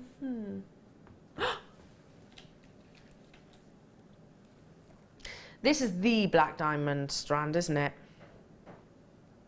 It is. Do you know how I know? How can I tell one black diamond strand from another? Yeah, I knew it was that one. We launched this, Kim. Can I just show you? Just have a look at the black diamonds in the centre of this strand. Now you've got 9 carats here, but look at the black diamonds in the centre. The reason why I recognise it instantaneously, as if it's one of my family, is because these are the biggest black diamonds that I've seen on Jewellery Maker. In terms of their dimensions, look, right the way up to 5 by 2 millimetres. Look at that gorgeous luster. A black diamond. Loads of Hollywood A-listers and celebrities rocking these on the red carpet right now, particularly in their rough form. Now, rough is a word that I don't particularly like to use because, to be honest, I think it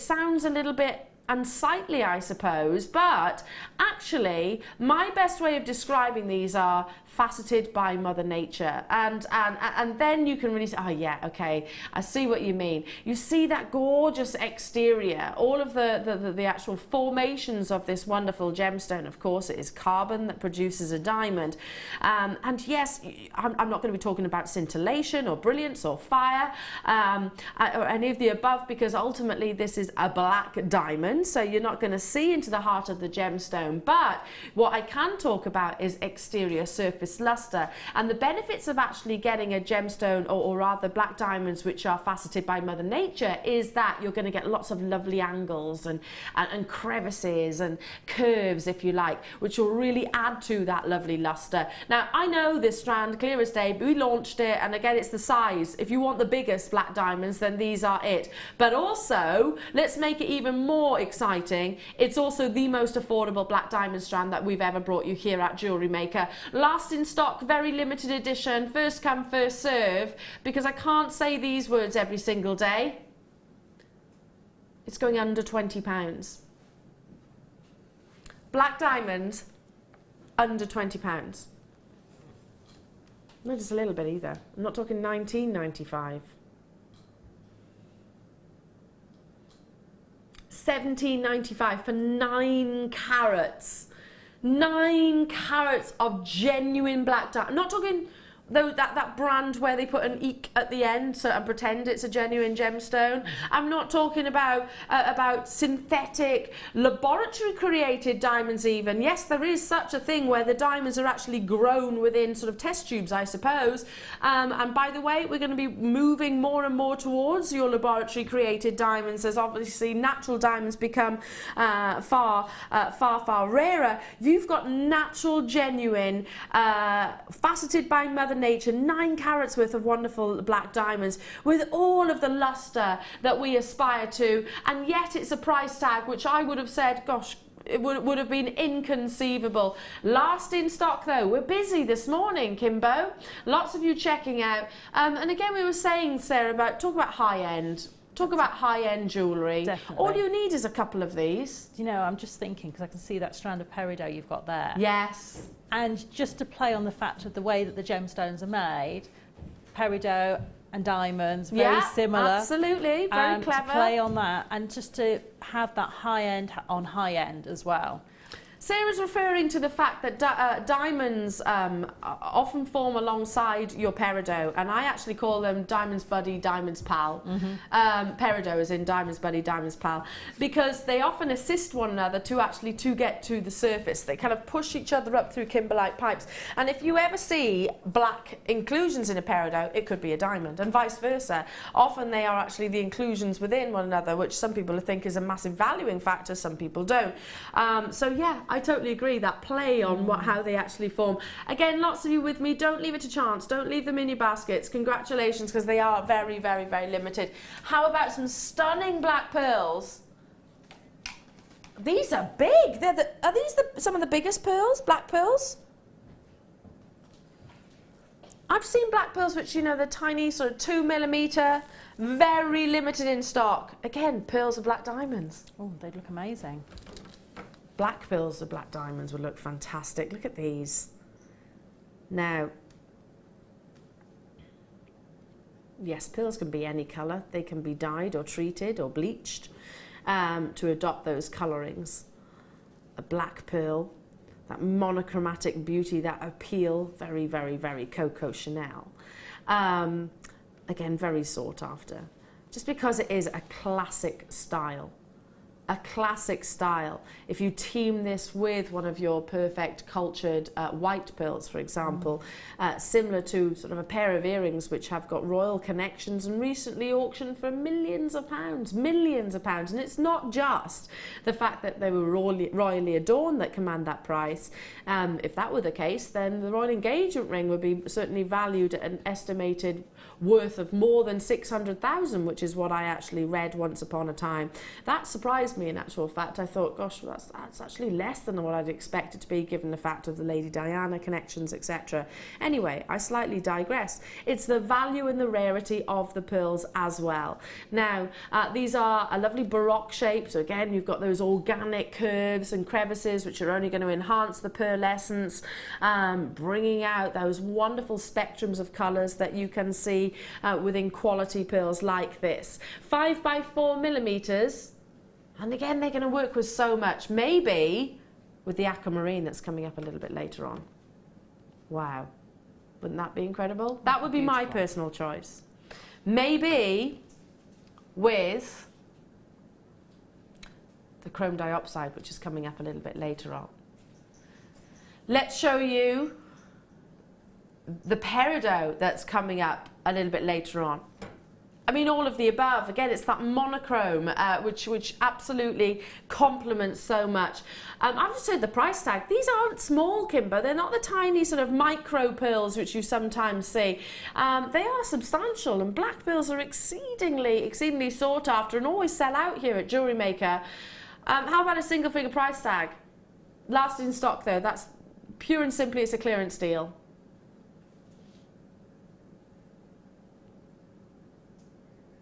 Our graphics don't want to show you.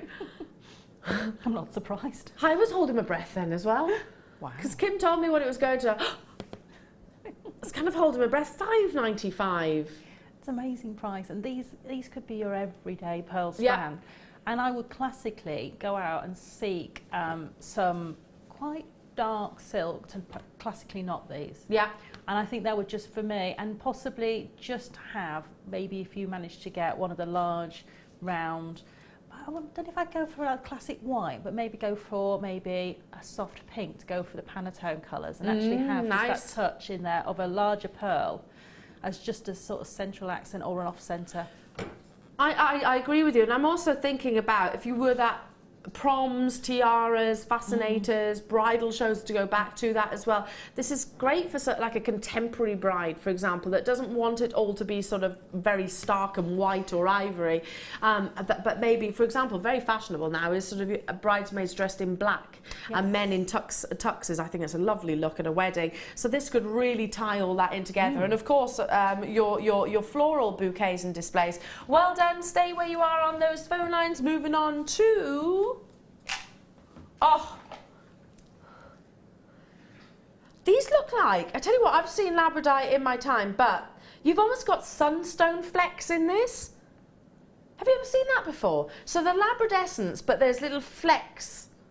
Oh, I don't think I've ever seen that in a labradorite. I'll show you what I mean. I wonder if you can see it on the camera. I hope so.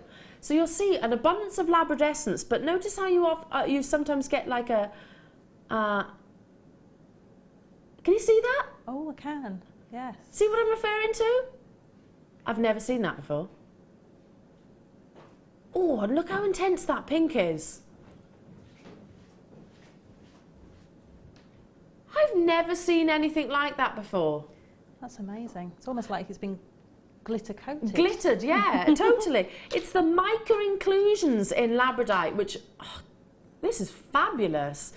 Inclusions within this gemstone that perform this phenomena effect, how it traps and plays with the light. Mica, if you've heard of that before and you're thinking, what's mica used with it elsewhere? Used in makeup to form like a shimmer, used for your cars to actually produce that real, I forget what they call it, like a pearlescent like effect. But I've never seen like a dusting like it has been glittered on the inside, and every single one is doing the same. Let's move on to this one here. Every single one. Oh, hang on a minute. Yeah. Ryan's laughing at me going, that is so unusual to see that. That is amazing. Fascinating, isn't it? Absolutely fascinating. And every single one is doing exactly the same. Like a speckled effect. I don't know if and I know Hannah Roxbury's upstairs, has something, I mean, there's phenomena gemstones, but looks like it's got two phenomenas in here, doesn't it? I'm not saying it has, but it kind of looks like it has got two phenomenas with the actual, I want to call it a glittery effect, like a sunstone effect, like it's got gold leaf contained within as well. Never seen anything like it. Wait a minute. This is a duo.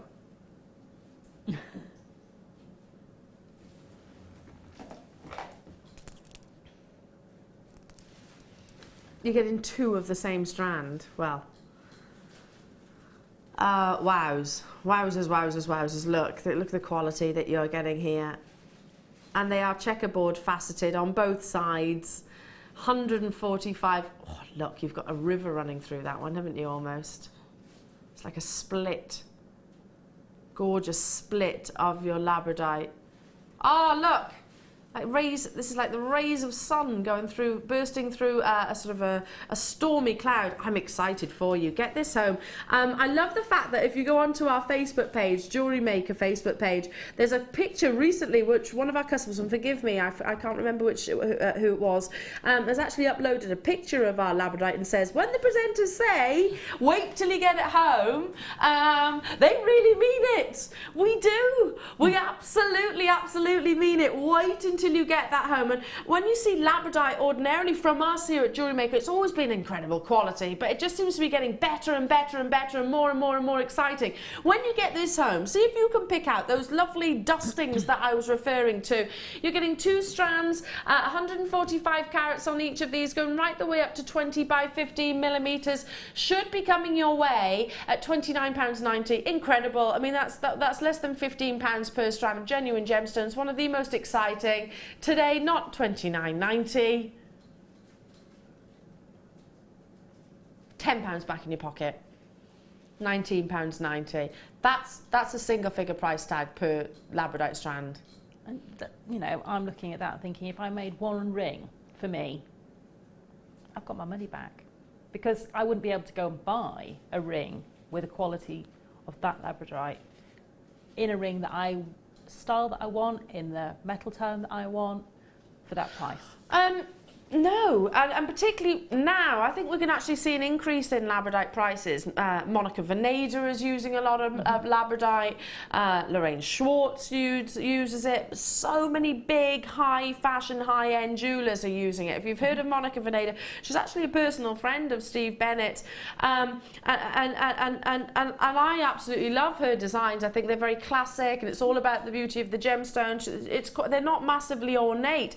And when you've got a gemstone like labradorite, it doesn't need to be ornate, does it? So I actually think or believe, and it's only my personal opinion, that there's going to be a dramatic price increase with it, of quality like this, especially. Francesca, County Down, Wendy, you've done it, Cambridgeshire, Lynn, Antonia, new buyers, I can see telephone bidders on those phone lines. Look at those golds, blues. I mean, it's one of the most exciting gemstones and mesmerising. This is the only gemstone my husband's ever got excited about in the whole time I've ever worked at Jewellery Maker. Not that he doesn't love the gemstones, but this is the one that's made him go, wow, how does it do that? Yeah.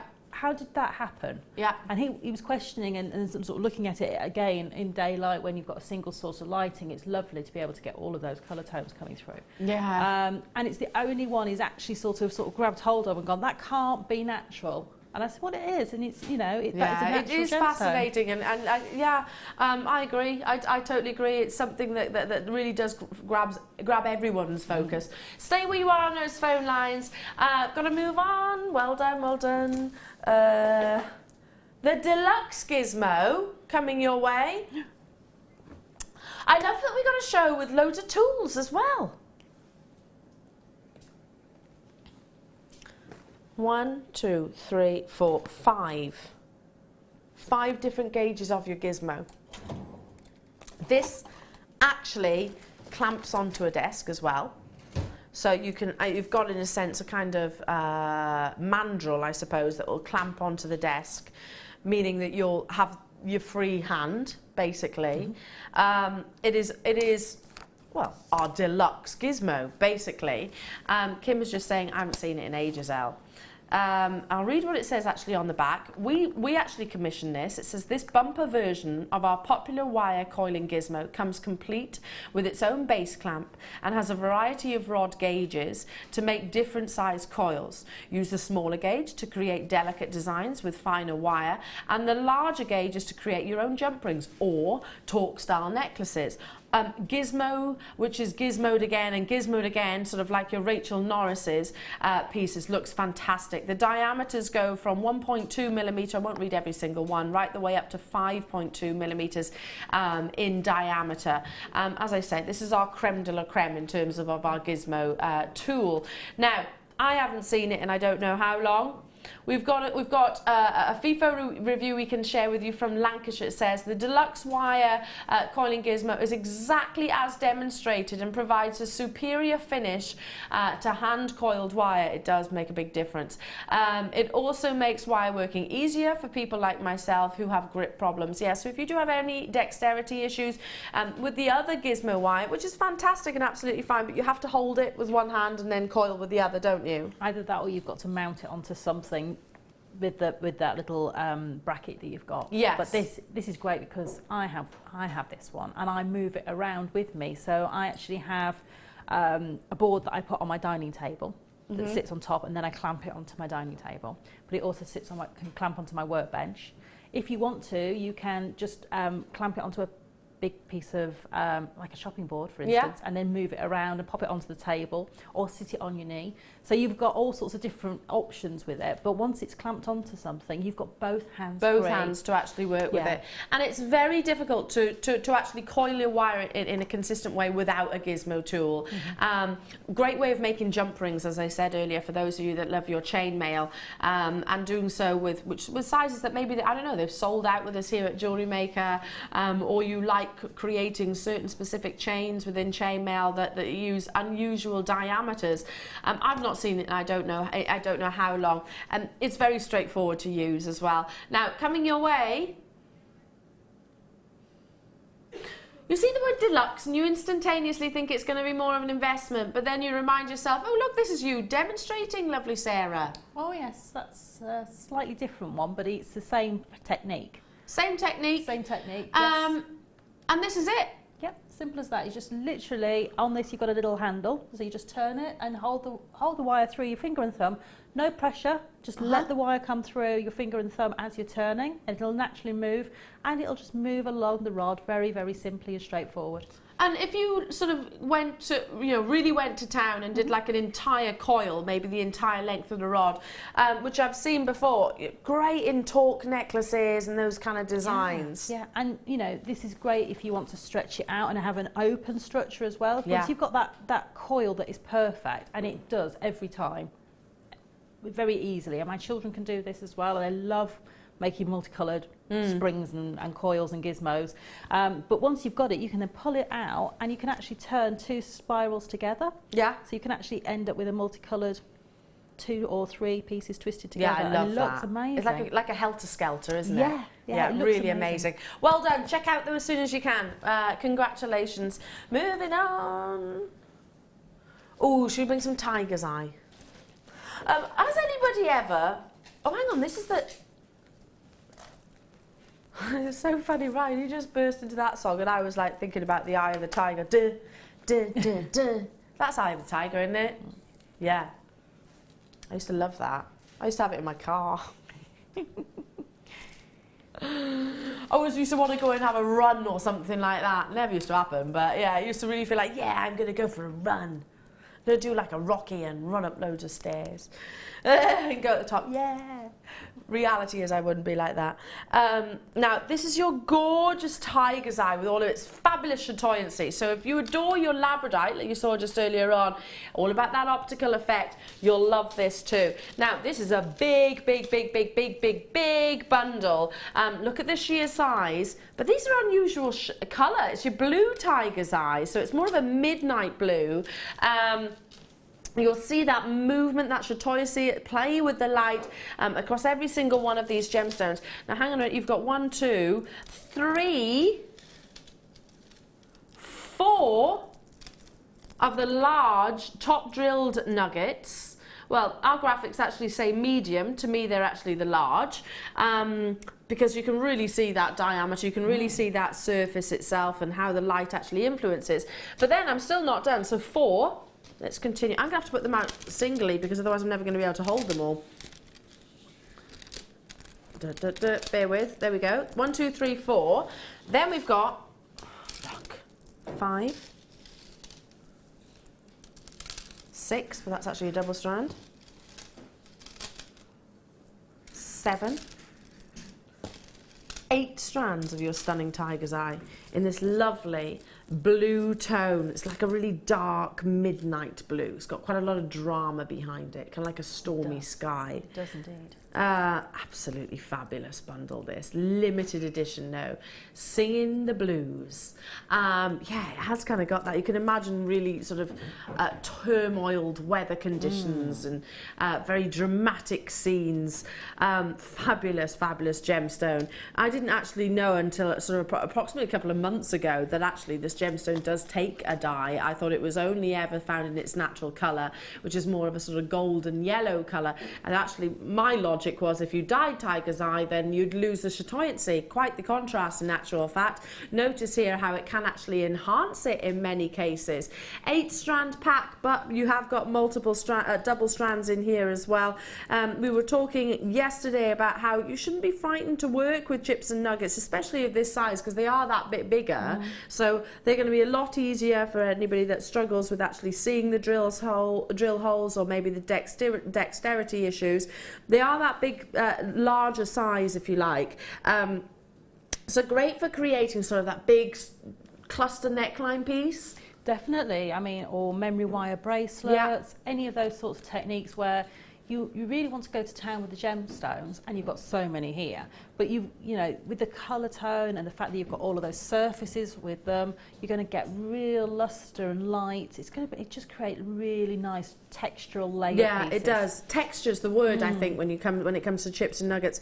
But also, we were mentioning about for the gents amongst us, or the gents in our lives, a great gemstone in this colour, particularly for the fellas, because I think it has got a real masculinity to it as well. That again, it's fascinating because it has got that optical effect, and you can imagine. I've not had this conversation about tiger's eye specifically, but I'm absolutely certain it would be. Oh wow, intriguing. My youngest again is his favourite gemstone, so I've taken him to places to see gemstones, and this was the one that he was drawn to. It wasn't the labradorite, although my other son loved that. It was a tiger's eye for him, and he loved all the different colour tones it's available in, but this is his favourite because it is kind of really got that midnight drama. Yeah, it has. And again, the name is pretty cool as well, isn't it? You know, tiger's eye sounds pretty cool as well, so it is going to appeal. Again, lots of you already with me. Gosh, busy morning for us here at Jewellery Maker. Please do make those confirmations as soon as you possibly can. Should be for 8 strands. £27.60, which is a fantastic deal. It's so easy to create those memory wire style bracelets that Mark Smith talks about, who was on your shows last night. And you can create 3 with one double strand. So you've got multiples here. Not £27.60 today though. Last in stock, limited edition bundle. It was always going to be though, given the fact that we've invested so many strands. First come, first serve. Wow, this is going to be one of the most affordable tiger's eye bundles that we've done. £14.95 for 8 strands, but actually 1, 2, 3 of those are double strands. So you could actually argue that that's 6 strands right there. Fantastic. I mean, how many pieces of jewellery can you create from this? Oh, crikey. Tons. From 3 strands, typically, I would make between 7 and 10 pieces of jewellery. So you've got 8 there. And again, you've got the doubled up strands. So you've got even more in there. Even if you were to take 2 of those double strands of the nuggets and twist them together to make a tossard style neckline piece. Oh, a tossard. I've not heard it called that before. That's twisted.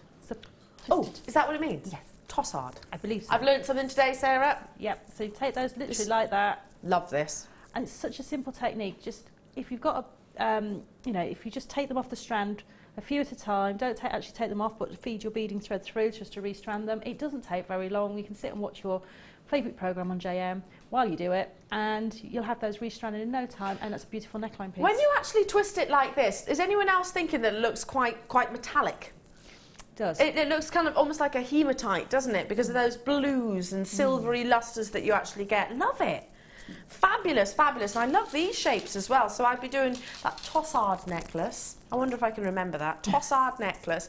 But then actually do something a bit different. Bear with.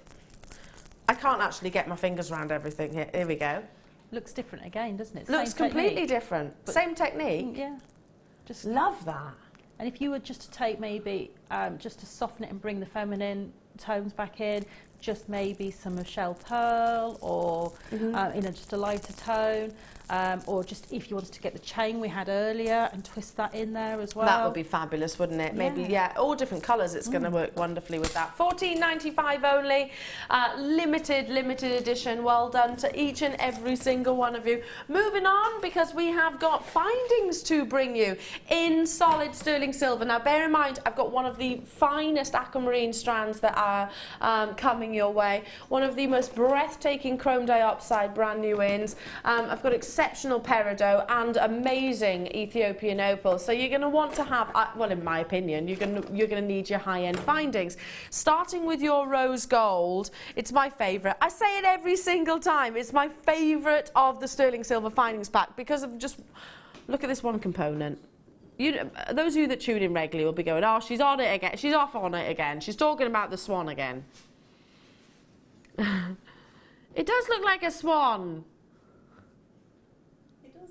Yeah. It does. I think, aren't they beautiful creatures? They are. They're so... I've come up against them before, mind. They used to have swans around where I walk the dogs, and they don't like dogs much. Fiercely protective. Fiercely protective, yeah, absolutely. but you know, they kind of block you. But they are lovely. Even when they're angry, they're lovely. I've been chased off by a couple of swans. Not that I would ever hurt one either. So graceful though when they're on the water. And I just think for such a large bird to be that graceful is just amazing. The queen's birds, of course. Nobody else is allowed to eat swan other than the queen. Anyway, totally digress. Yeah, I love this class just because it has got those lovely angles, hasn't it? Beautiful, beautiful luster and a high level of shine. But you're not just getting this, you have got lots of other sterling silver components, including 8 inches of your sterling silver chain. You have got one of our high-end lobster claw clasps. You've got your crimps, your jump rings, your shepherd hooks, 2 pairs of those, and your crimp covers. And of course your decorative your round head pins there also. So I mean, how much would you pay for a sterling silver bracelet? Simple as like this, with just 3 components essentially: the chain, the toggle, and also a jump ring. How much would you expect in most retailers for that to be? What, 20, 30 pounds? Easily. I think I'm probably being a bit conservative there. And all it would have is these 3 components in. That's it. That's simply it. 45 pieces. Well, how about if I said that the chain is going to be 26 pence, that the lobster claw is going to be 28 pence, sorry, 26 pence, that the jump ring is going to be 26 pence. So that means this bracelet is actually going to cost you, all right, a bit of your precious time as well, 78p.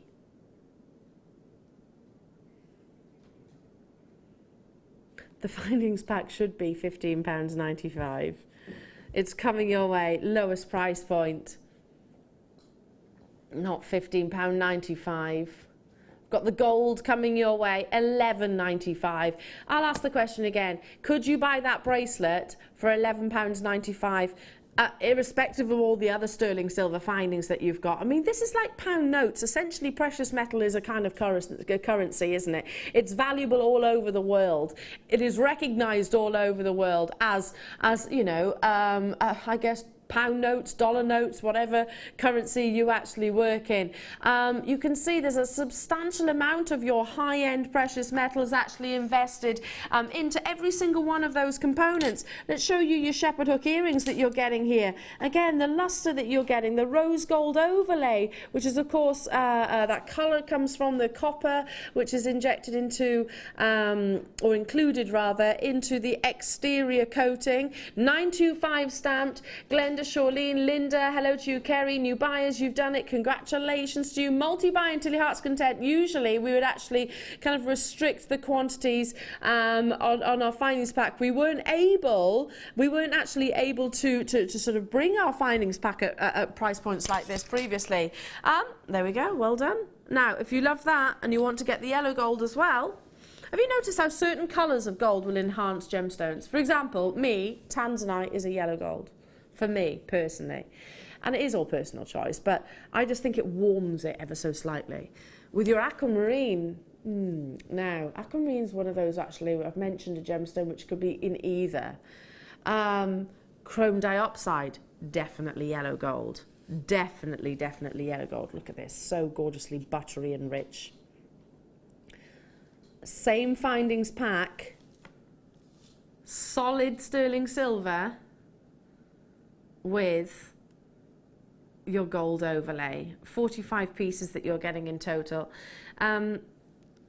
Do you agree that this is one of the most high-end findings pack that we've got, Sarah? Definitely, and I love the fact that everything is made to work with each other. Yeah, things they like match each other. The jump rings will go through the clasp beautifully, and they sit beautifully alongside the clasp without being oversized or undersized.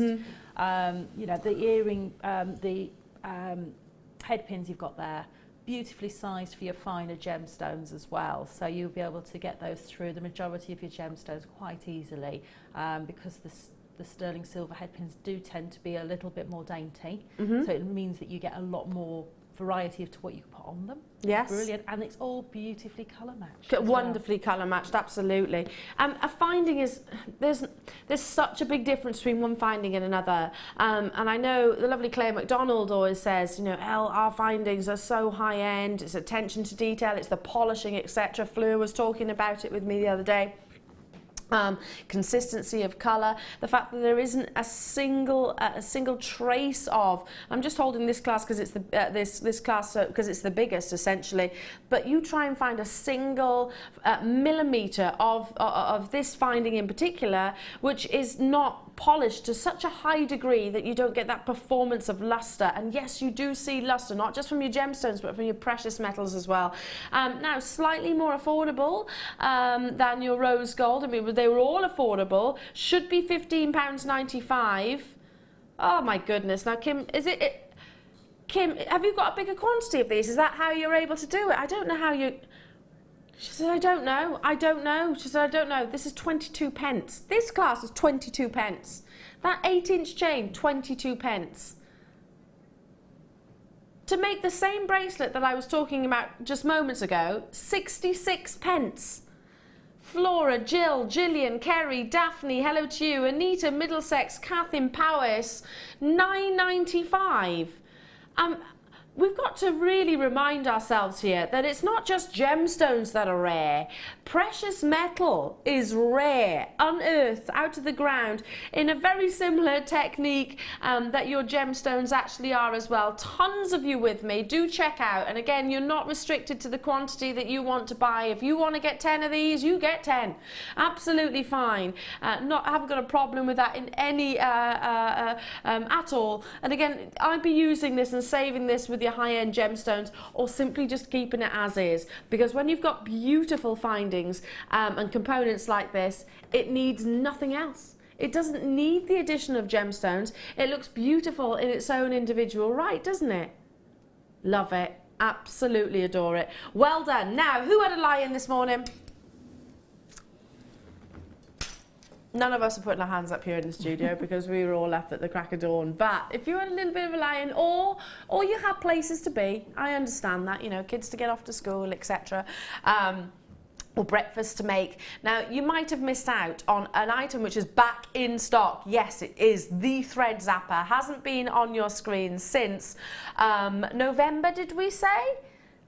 November, so grab it whilst you can. Now, loads of these are still in baskets. It's going to need checking out. We had past tense 200. Haven't got anywhere near that quantity now, and I can't guarantee, and I know Hannah Roxbury couldn't say exactly when the next shipment is going to be. If you think about it, most of it does actually come by a freight ship, for example, and they don't move particularly fast. This is one of those products that unfortunately our supply doesn't meet the demand. It always runs out. We were talking about it, Sarah, and it's great for finishing your man-made threads, great for getting right up close to knots as well. It is obviously a tool that you do need to use with care, as obviously it has got a sort of a hot surface basically, and also operated with just one AA battery. The thread zapper, first time I've actually been able to bring it to you, I think, Evan. You can actually see it's kind of like the inside of a bulb, and here it is. You kind of flick it on like so, and if you see the smoking, Sarah was saying, an indication that it is actually working. It's perfectly natural. It may not always smoke, but it's perfectly natural if it does. So yeah, don't panic. okay. It is hot, effectively, isn't it? Yes. Now watch this. I was fascinated by this. Get it right up close to the knot. Ready? Look at that. You couldn't trim that close, could you? You couldn't, and even if you could, when you cut with scissors, you always get that angle. Because when the scissors cut, they slide across the thread, so you don't always get a flat cut. It's very difficult. It's almost impossible, even with incredibly sharp scissors, to get that flat, perfect cut. Again, I'm thinking with this tool, you're going to need to keep it quite safe, because I think this might go walkies. You know, certain tools tend to go and find themselves into sheds and workshops and toolboxes. I keep one in my sewing box as well, because it's great for getting in. If you're, I use the invisible thread for hemming, and it's great for cutting that off as well, because again it fuses it. That wonder stuff. Yeah, it's almost a bit like a fire line but finer. Yeah, and it's really you know, it's almost an invisible thread. And it's just perfect for cutting that off as well, because if you don't get it real close, you can have a little bit of a scratchy bit. Yeah, and you don't want scratchiness, do you? Perfect for that. Now we need to bring the price in. Again, loads of you with us, lots of you I can still see with it in your baskets. We've got over 50 of you with it in your basket, $7.95. We only had 200, and already we're well over 50% of the stock being allocated. Get it as soon as you possibly can. And I think once you've got hold of the thread zapper, even if you're thinking, well, I don't use a lot of threading material. To be honest, most jewellery makers would use a lot of threading material, but if maybe you've never used this, once you actually get this home, you realise just how important it is in actual fact, in terms of attention to detail and finishing. I mean, I've certainly had it just on my clothing, you know, where you actually have something fray and you've got to prevent that from fraying. Great way of doing that. Use it with care though. Obviously it has got a hot nib, a hot end on the end. It does zap quite literally. So you do need to actually have use this with care, and certainly children I would recommend without shadow of a doubt under supervision. Christine, sorry, well done. Jacqueline, you've got yours. Susan, Tracy, hello to you. Mary, hello to you. Cornwall, Fiona and Cumbria and Margaret, hello to you. Barbara, I don't know where that is, looking like France somewhere. Christine, Karen, Susan, Jean, Gilda, you're with me as well. Do check out if you're on those phone lines. Now this is, as you can see, the very end, so close up on the actual nib itself, and you can see those two prongs, I suppose, that meet in the middle that do the zapping. That's right. Now, and we were saying it's all man-made fibres, so you've got your paracords, your organza ribbon, satin cord, wax cord. Yes.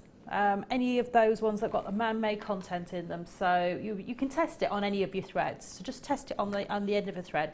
If it goes through and cuts almost like butter, if you like, goes through and actually slightly melts it, it's perfect. It will work on any of those. If it doesn't, you'll get resistance. If it's got natural fibres in it, you'll get a resistance and it won't go through. It won't set fire to it, but it won't go through. Right. There we go. And it basically finishes it off without prevent spraying.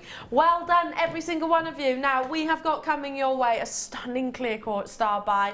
Don't forget, we've got the aquamarine, and we have, of course, got that wonderful Ethiopian opal, along with chrome diopside. So there's so much to see this morning, and more from the gorgeous Sara Elvin, so don't go anywhere.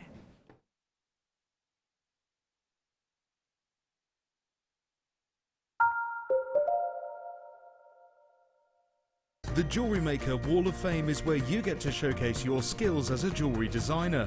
Each week, one lucky entrant will win £100 credited to their account, and the runner-up receives £50. If you want to enter your design, just send a photo to studio@jewellerymaker.com, or you can post your photos to Jewellery Maker, Ivy House, Henley Road, Outhill, Studley, B807DU. Get making and good luck.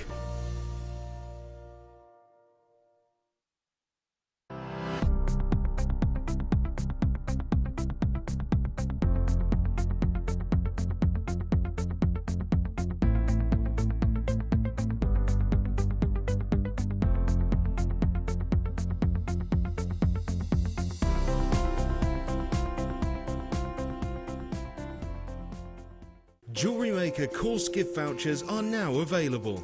You can choose from a bronze, silver or gold voucher. Each voucher is worth a different amount that entitles you to put towards a course of your choice. For more information, contact our call centre on 0800 644 655.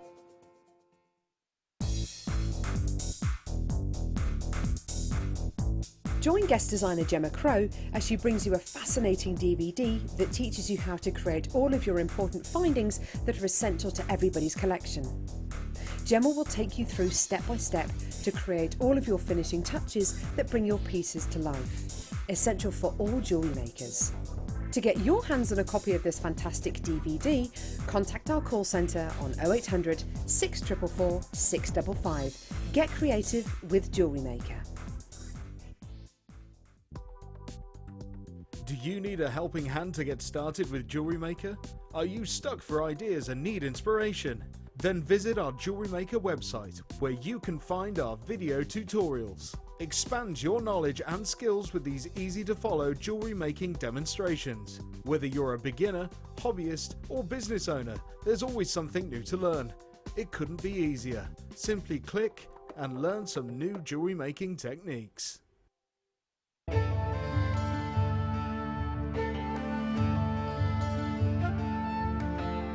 Tanzanite is truly spectacular. This precious gemstone is only found in one location in the world, Tanzania, Africa. Claimed to be 1,000 times rarer than diamonds, Tanzanite is the blue variety of zoisite. Tanzanite is extremely popular due to its trichroic nature, which means that 3 different colours can be seen when looking at the gem from different angles. In Tanzanite's case, these colours are blue, pinkish violet and yellow.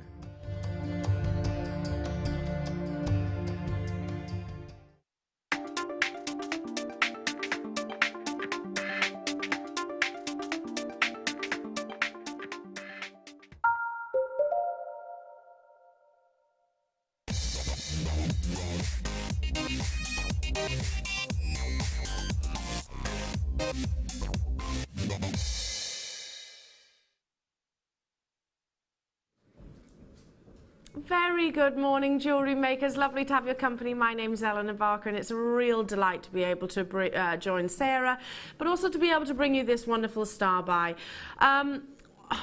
One of the things that fascinated me and attracted me to gemstones was actually lapidus and the actual cutting process and how that can really benefit and enhance the beauty of a gemstone.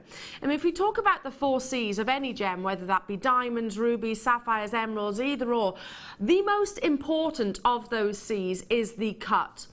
If you might be thinking, well, hang on, sure, it could be colour, it could be clarity. Why in particular are you talking about the cut itself?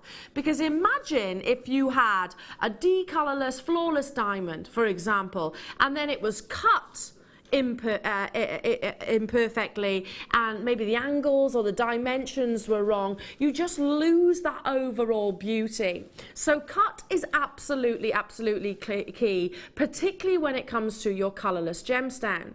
Now, clear quartz, here at Jewellery Maker, we are absolutely adamant in sourcing the quality of amazing eye clean gemstones. Now, the more eye clean, the more liquid like your clear quartz is, the more valuable it actually is. All gemologists would agree with that 100%. Now, I've got quantity of this, which is really exciting because these aren't just your average quartz. They're not nuggets, they're not chips in any way, shape or form. They've been faceted in, I know it says drops here, but they are a briolette. Now, a briolette cut has been around since the Victorian era.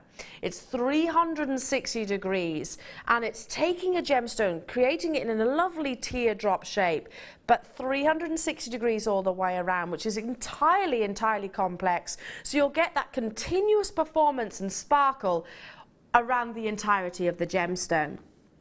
It creates fascinating fire, wonderful performance, and fabulous scintillation. Look at the clarity. And again, I was talking about the 4 C's, and yes, carat weight's crucial, yes, clarity is crucial, and of course the colour is absolutely crucial. You wouldn't want your quartz to be maybe a sort of murky or opaque colour in tone. You want it to have, as I said earlier, that liquid-like beauty. But if any of the above was faceted in a less imperfect way than these actually are, you wouldn't be making the most of that beautiful rarity. And look at those fabulous angles. Just taking one of those and suspending it from some sterling silver, like what you saw earlier on, maybe with a lovely sort of bail or wax Y cone at the top of the actual design. I'd use these for most definitely in earrings and a pendant design, invert them in a bridal-like design. What about you, Sara? Because you know, you're the jewellery maker, you're the talented, you're the inspiration behind it. When you see quality like this and a unique cut, because we don't get clear quartz in a briolette cut every single day, what would you use these at? I'd be really tempted to use these on the bottom of a seed bead inspired pair of earrings. So work around these as my absolute focal point. So this would be the bottom drop, and then the rest of the design would just be encapsulating and actually focusing in on this drop. Yeah. Or the same with a neckline piece, actually going for maybe 3 or 4 of these along the neckline. drawing the eye to the actual focus of the gemstone itself, because it would naturally gravitate, because they're not small, they're not shy and retiring. No. You know, you are naturally going to focus on that beautiful cut.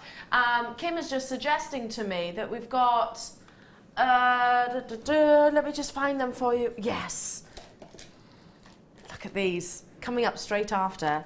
And this would really grab your attention, because you've got that lovely crisp colourless beauty, and then how about the pop of your coated pyrite like this? I mean, that's certainly an eye catcher, isn't it? Maybe you got the sterling silver findings pack earlier on, again, emulating and matching that lovely buttery gold, but it's still going to be, I guess, you know, the co-star. The main event will actually be the beauty of your clear quartz. Straight away, we've got web bidders checking out. I'm not surprised. A wonderful graduation. So naturally, the strand has made you pairs of earrings and pendants alongside. Coming your way, single figure price tag.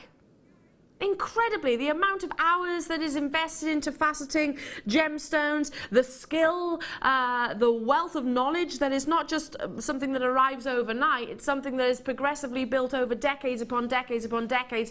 $8.95 only. Now, I've been fortunate enough to travel to actually one of our cutting houses that we source our gemstones from. It's such an amazing skill.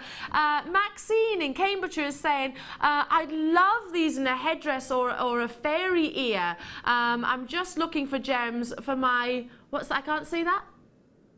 Elvin makes? Yes. That would be beautiful. I think I need a new range, don't I?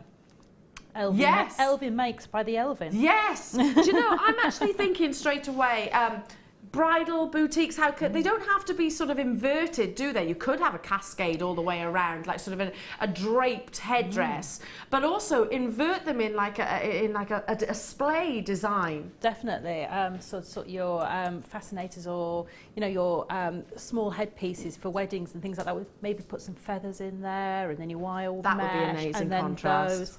Those as the pop on the top. Yeah, because they would just... And you'd only need a couple, wouldn't you? You would, because they would catch the light beautifully. These would work beautifully if you've got quite dark hair like myself, because sometimes you put things on, you know, you can put colour against a lighter hair and it works beautifully. But if you've got dark hair, actually you need something that's going to lighten it so you can just see it come to life. Yeah, you wouldn't want it to get lost, would you? No. Especially because the exquisite fasting. That's why I said you could just single the one out.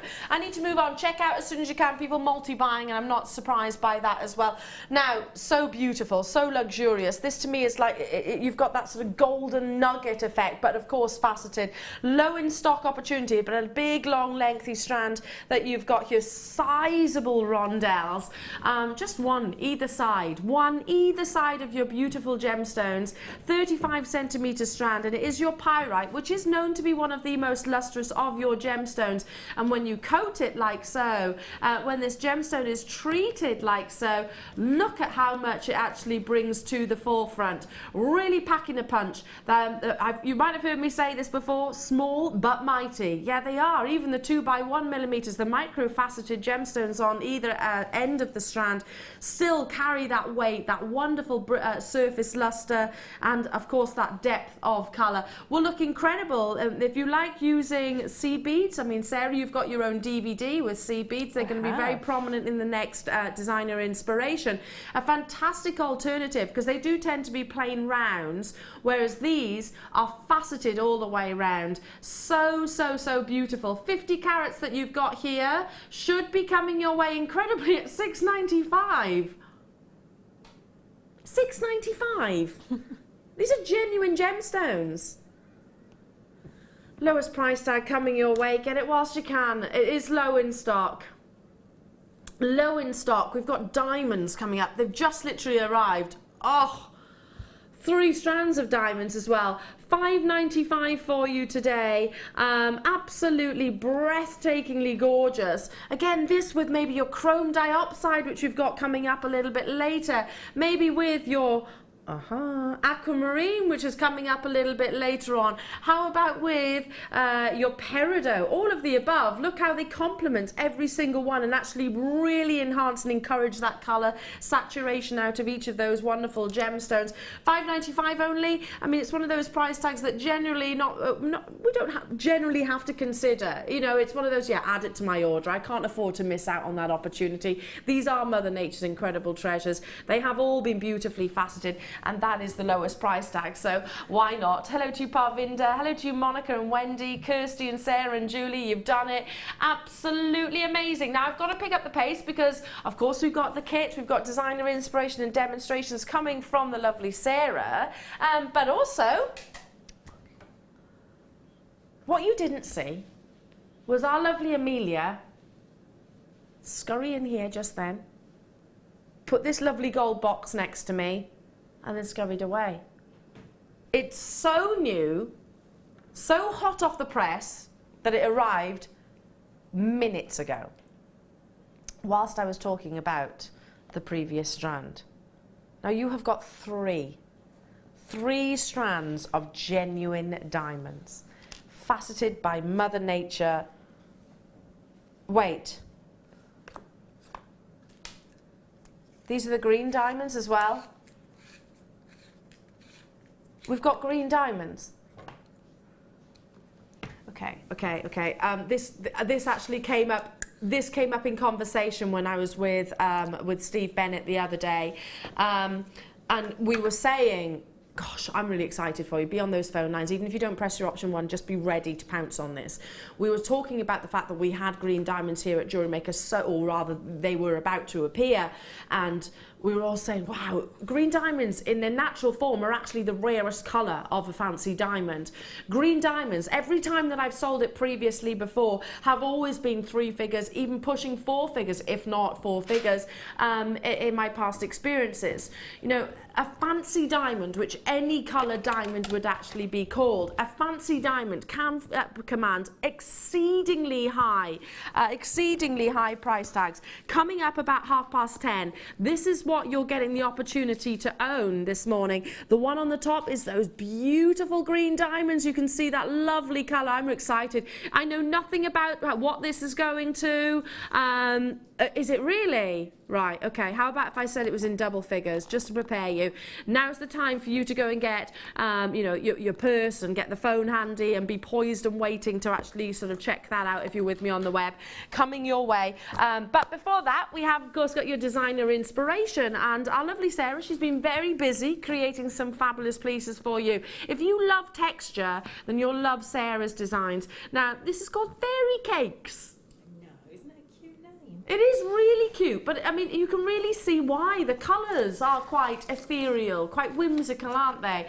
And you're getting loads in here as well. So let's go through every single component that you get, starting with the foundations, which is your beading thread, your monofilament, and your clear elastic. Absolutely essentials to creating any designs, really, because you do need all of the above. And this is, again, the materials that all professionals will actually use. Then your findings. Your findings pack, which has got so much in. Oops, so much in, they're all falling off the actual pad itself. From your featherweight head pins at the front, to your decorative head pins, to your ball head pins, to your jump rings, to your shepherd hooks, to your crimps, to your crimp covers, to your decorative spacers, to the 1 meter length of chain that you've got here, to your 3 extenders and S-hooks, and also your ribbon ends as well. Not nearly done. How about we bring you an absolute bucket load of featherweight head pins. Now, these are like gold dust. I've seen posts on Facebook.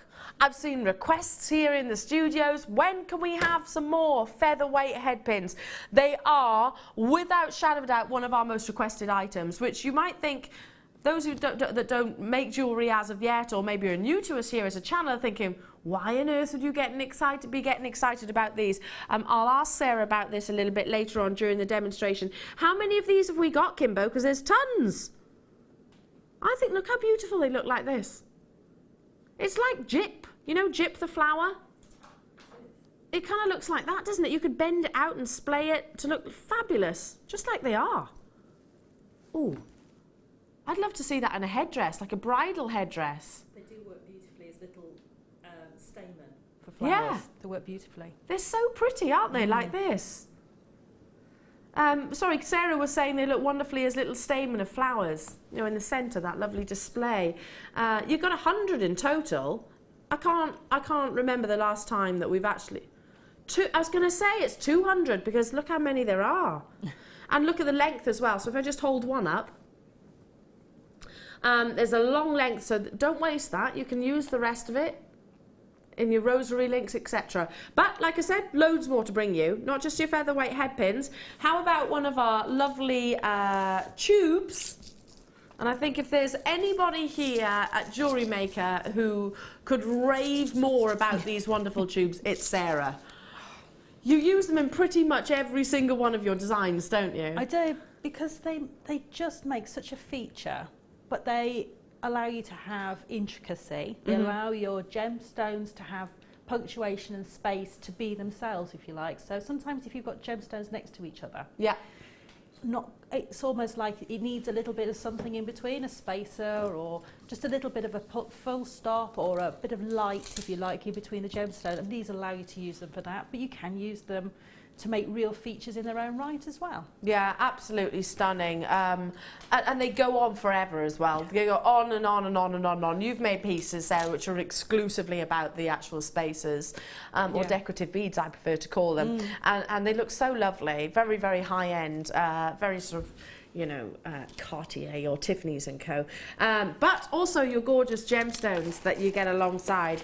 And I love the fact that these are, very dainty, fairy-like colours, including your fluorite, including your rose quartz, and also your white shell. Now, your white shell are 4mm round. You've got a lovely pearlescence across the surface of them, glimmering and gleaming in the light. When it comes to your rose quartz, again, the dimensions, there's so much here, I'm struggling to see it. Oh, here we go. They are 3mm, from 2 to 3mm ounces, an ever so slight graduation. And your fluorite are 6mm. So 120 carats that you're getting of those lovely tones, from your lilacs to your purples to your greens to your yellows. Look at the combination. Even if you just restranded these like they are, what a simple but elegant piece of jewellery that would actually be. So much coming your way in this lovely kit called Fairy Cakes with Sara, Elvin, and loads of inspiration, of course, tuition coming your way. Should be, if you were to buy all of the components individually from our own website, again, super competitive price tags ordinarily, but £44.10 is what you would pay. Never mind £44.10, it is one of our kits.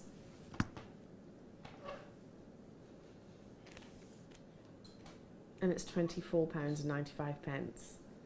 You know, 1, 2, 3, 4, 5, 6, because we've doubled up on the featherweight head pins, 7, 8. 8 different components here, were less than £25. How many are in the actual, are in the tube? Again, I'm looking at these. Sorry, there's so much actually included in these, in 600. It's hard for me to decipher from the graphics. 600 of these lovely tubes. The best way for me to show you just how much there are, and I wouldn't recommend, top tip by the way, actually tipping them all out, because if you do, very difficult to get back in. If I show you the circumference on the bottom of the actual tube itself, you can see just how many make up that one layer. So they go on and on and on and on and on. Well done to everybody that's already got theirs, checking out instantaneously. I'm not surprised in the least. I love that shell with the fluorite and the rose quartz. Looks so beautiful. Moving across, talking about beautiful. Was your inspiration quite the movement? Because there's a lot of movement in your designs here. My inspiration was the head pins to start off with, actually. Because it had so many.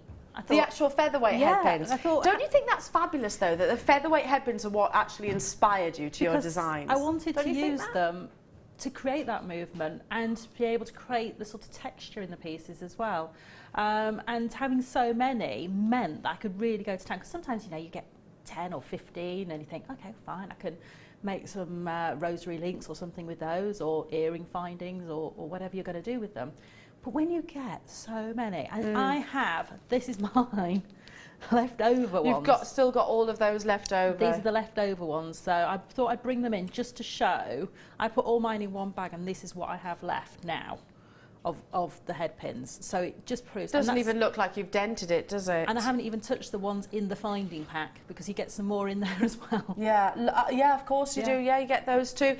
But the piece that you're looking at here in the centre, again, have you used your featherweight head pins there to create that lovely texture? Matching earrings here, so really layered effect, which absolutely works.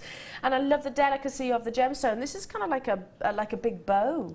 Yeah, if you kind of tilt your head sideways and look at one of the sides, it looks a bit like a butterfly. It does? Little it does? And again, the movement at at the bottom at there. the bottom, yes. Yeah, so it wasn't my intention to make butterfly wings, but it kind of looks a little bit butterfly-esque. Wow. Now, well done. Stay on those phone lines. Now, just before we go into the designer inspiration, you've also got this piece on the end, which, of course, we're going to be showing, Sarah's going to be showing you different techniques. And if you're thinking, right, seed beads, these beautiful tubes, I'm really excited by,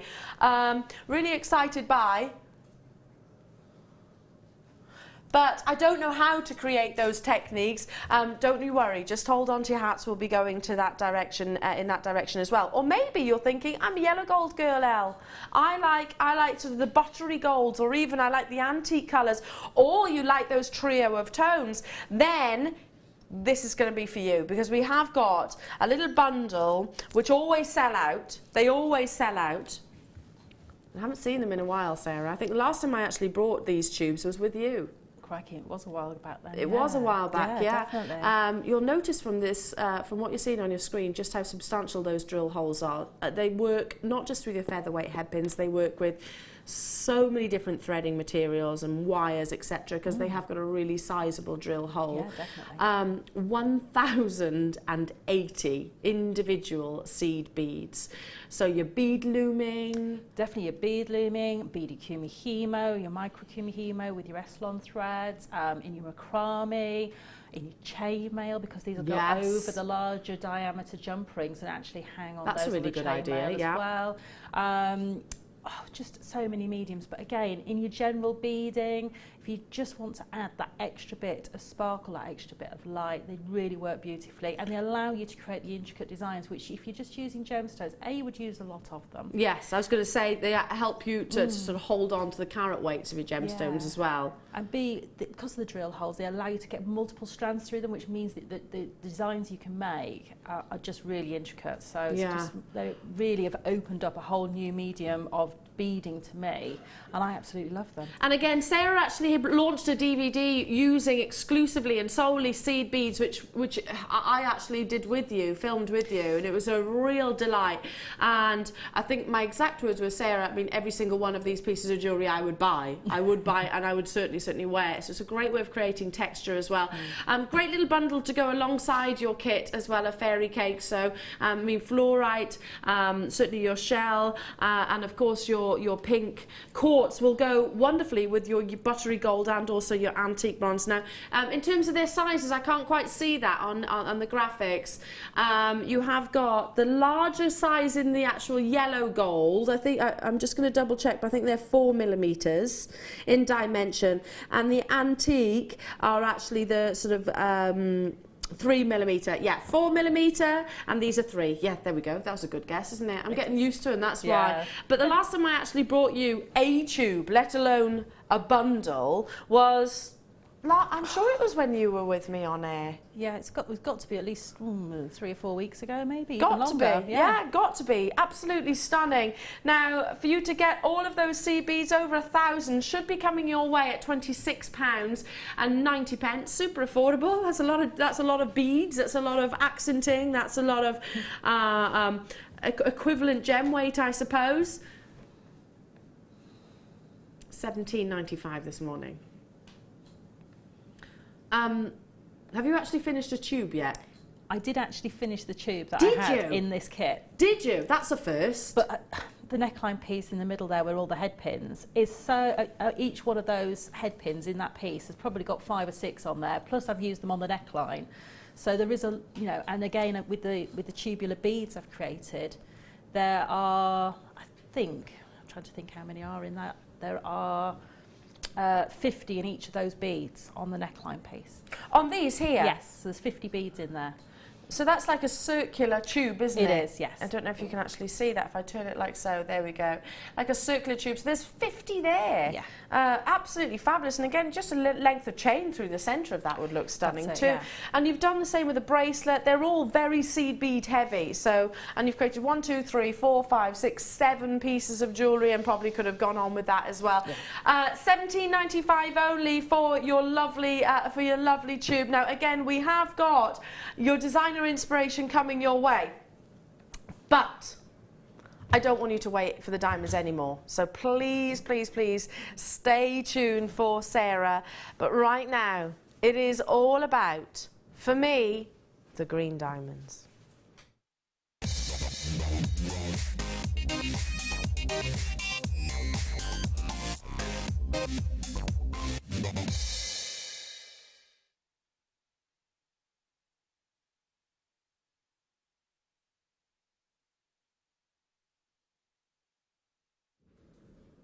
Welcome, welcome, welcome everybody. So nice to have your company. Now,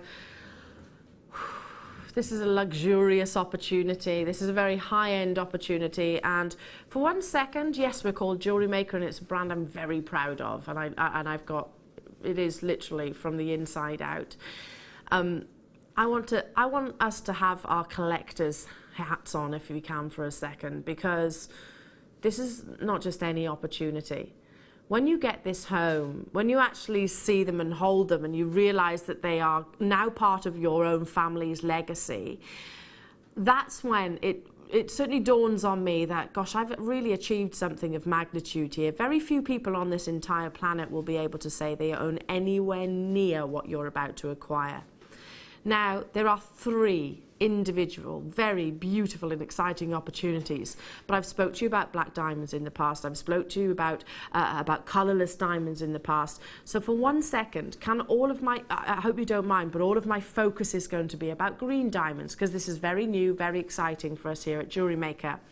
And last week, we were with Steve Bennett, who former CEO and still very much part of our gem buying team. And we told Steve that we had green diamonds coming up here at Jewellery Maker, and he straight away, you could see his ears pick up, and he was like, okay, tell me more.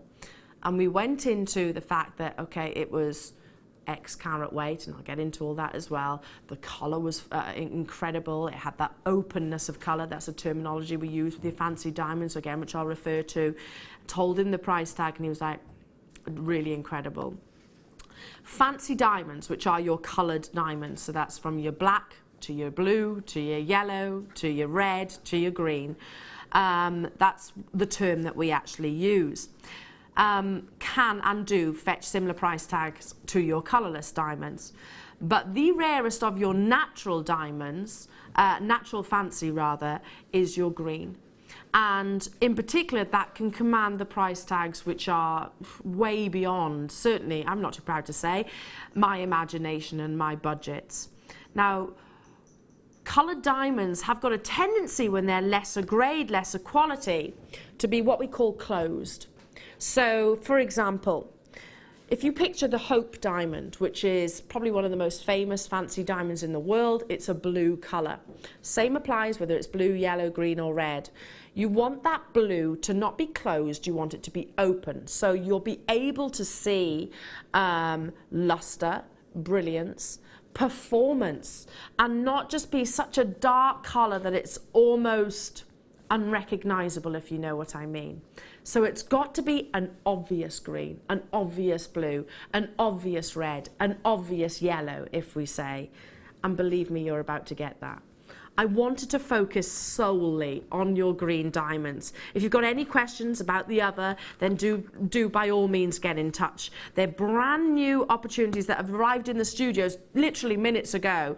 You know, we've actually deviated from the original schedule to bring these because they are that hot off the press. I'm going to show you the 2 other strands because I've not spoken about them at all. So let's not be disrespectful to the beauty beauty that you are getting here.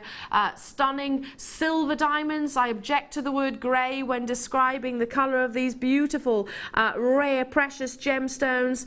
Black diamonds here. I love that. I mean, you can see that intensity, that contrast between those two monochromes.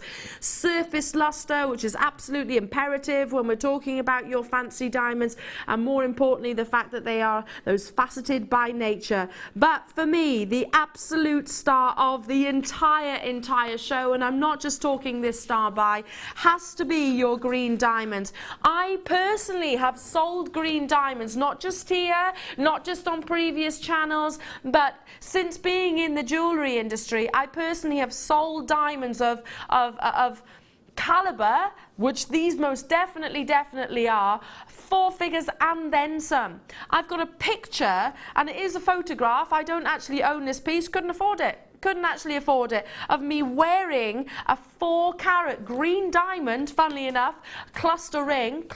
It was a cluster ring. I mean, I couldn't afford it. It was very expensive, and certainly something that I aspire to one day.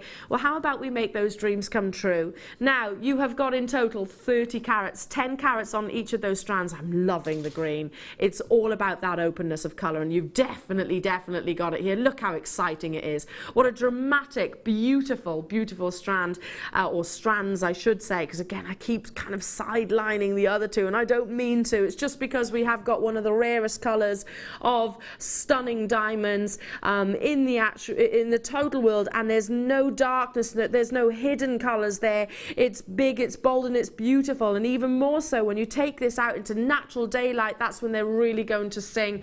Vera, County Down, you've done it. Elizabeth, well done to you. Laura, Jude and Cheryl, all across the world as well. UK, USA, a lot of you are focusing on Jewellery Maker right now, and I totally understand that that the question mark is, am I going to be able to afford it? Is it going to be within my budget? That would certainly be my main concern. You know, when you walk past certain jewellers and you see items which you think, oh, how beautiful, but they're not price tagged.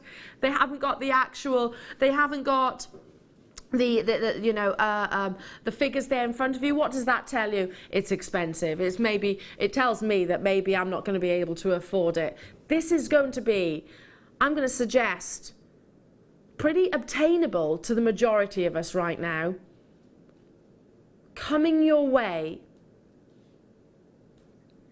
at a double-figure price tag for not 1, not 2, all 3 diamond strands. Have we just had approval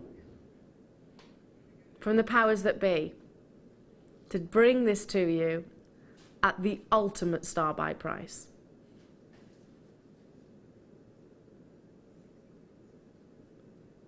Okay, we have just literally change the course of history here at Jewellery Maker. I'm not just talking about the fact that it's green diamonds, the fact that these are individually, if you do the maths and divide it by 3, the most affordable diamonds that we've ever brought you. And we're talking about some of the rarest and most exciting. It is 2016 that we launched our fancy diamond collection, the wonderful green, and it's an exciting tone, isn't it? Can you imagine this alongside maybe some Colombian emerald? That's £16.65 each. I'm going to say it, you know I always say it, but it's never been more appropriate than right here, right now. Where in the world do you know that will bring you this quality, this carat weight, this calibre, this openness of colour, this lustre at anywhere near this price tag? Get this home, use those 30 days, fall in love with your purchase, justify your purchase. I encourage you to walk into a reputable jeweller and say, look, what do you think of this? And tell me what they think, tell me what price tags they actually start throwing at you. I absolutely guarantee that you will be overwhelmed with surprise, and I highly doubt anyone will suggest anywhere near this price tag. It would be ludicrous if they did. Hello to you, Manchester. Hello to you, Jolanta. Hello to you, Caroline, Deborah in Pennsylvania. Hello to you, Devon, Pete, Wendy, Sonia. You've done it. Lisa Dawn, you've got yours. Elena. Hello to you, Sally and Jan and Valentina. What a beautiful name. Catherine, Janet. Hello to you, Diane, Elizabeth, County down. Vera, Susan and Jackie and Christine. I'm only reading names that who've absolutely been successful. I've got web bidders who've actually got this in their basket, not made their confirmations as of yet. Don't leave that to chance. It's not one of those opportunities. I don't want you to get to lunchtime or tea time today and think, oh gosh, why didn't I make that confirmation? Why did I hesitate? We regret the things we don't buy much more than the things that we do. And green diamonds of this quality, I mean, it's a definite green at £49. Even if it was just the one strand, that would be a ridiculously low price. How exciting. Now we had only, how many? Are you kidding me? We had a triple figure quantity. I knew nothing about this opportunity other than that they were in the building, other than that we had green diamonds available here at at Jewellery Maker rather. I knew nothing. I didn't know that it was included in this morning's show. I didn't know that of the price tag, the carat weight. I knew there was green diamonds in this wonderful pack, in this wonderful star buy. I noticed that we had our new managing director just literally stepped into the gallery whilst we were actually on air. Is it down to Colin? Oh, do you know what? It's not important, is it? What is important is that you've got this chance. You are what's important to us right now, to get hold of green diamonds. So fancy coloured diamonds couldn't be any more fashionable right now. I mean, you think about all the different Hollywood A-listers who are adorning themselves in these gorgeous colours, but you can bet your bottom dollar they'd be sort of probably your 4- or 5-figured pieces of jewellery. Look at that gorgeous colours coming through. We had 100. We had 100.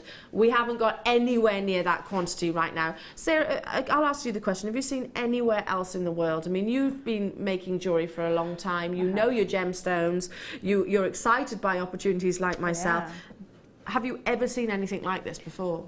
I've never seen anywhere, and I've been down Bond Street and all the high-end jewellers, and I haven't seen green diamonds like this in the rough at all. No. Even in their high-end collections that they've got out at the moment, where the diamonds are in lots and lots of the high-end collections, and I haven't seen them. So, you know, to be able to almost have a little bit more of a niche than even those high-end designers have got. Yeah. That's the reality, isn't it? And you have got that niche with this, because you can then offer tricolour diamond pieces should you wish. Tricolour diamonds, how amazing does that sound? Because you've got that there. Do you know, I'm gonna give myself a challenge right now, and I'll say this whilst walking over. Gosh, I'm buying that as well as you. We've got a text message from Sonia in London. I got mine! Yay! I love that. More heirloom jewellery for me, for my daughter, Layla Sky. Oh, isn't that lovely? Thank you, JM. You're fabulous. Sonia, I'm with you. I'm going to be getting it as well for my unborn little girl as well. Why, you can't pass up opportunities like that. They're not going to come around every single day. And I'm going to set myself a little challenge. I'm going down to London tomorrow, very early hours of the morning. We've got a party with all of the immediate team tonight. Obviously, I won't be partying. But I'm going to set myself a little challenge for you all. I'm going to go to Bond Street and I'm going to see if I can find any green diamonds. I'll take a picture. I'll bring back the price tag. I'll tell you the establishment itself. I might have to do that on the lowdown, and also I'll share it with you. So I'll do that for you tomorrow, because I know not everybody goes. I don't go to London every day, so I can do that for you. Let's take a wander over to the lovely Sarah. Well done from the very bottom of my heart. Now, £50. I know, just amazing price. Take out of the equation that they are green diamonds. 3 strands of diamonds for that price. Yeah. But then you've got that niche 30 market. carats. You've got that niche market that you're going to be able to offer those coloured diamonds to your customers. Yeah. Or to your family.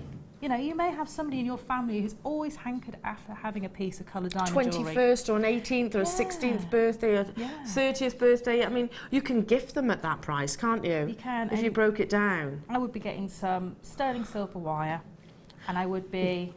I've just had an idea. Sorry to interrupt you. Go on. We've got quite an exciting launch of some precious metal findings coming up.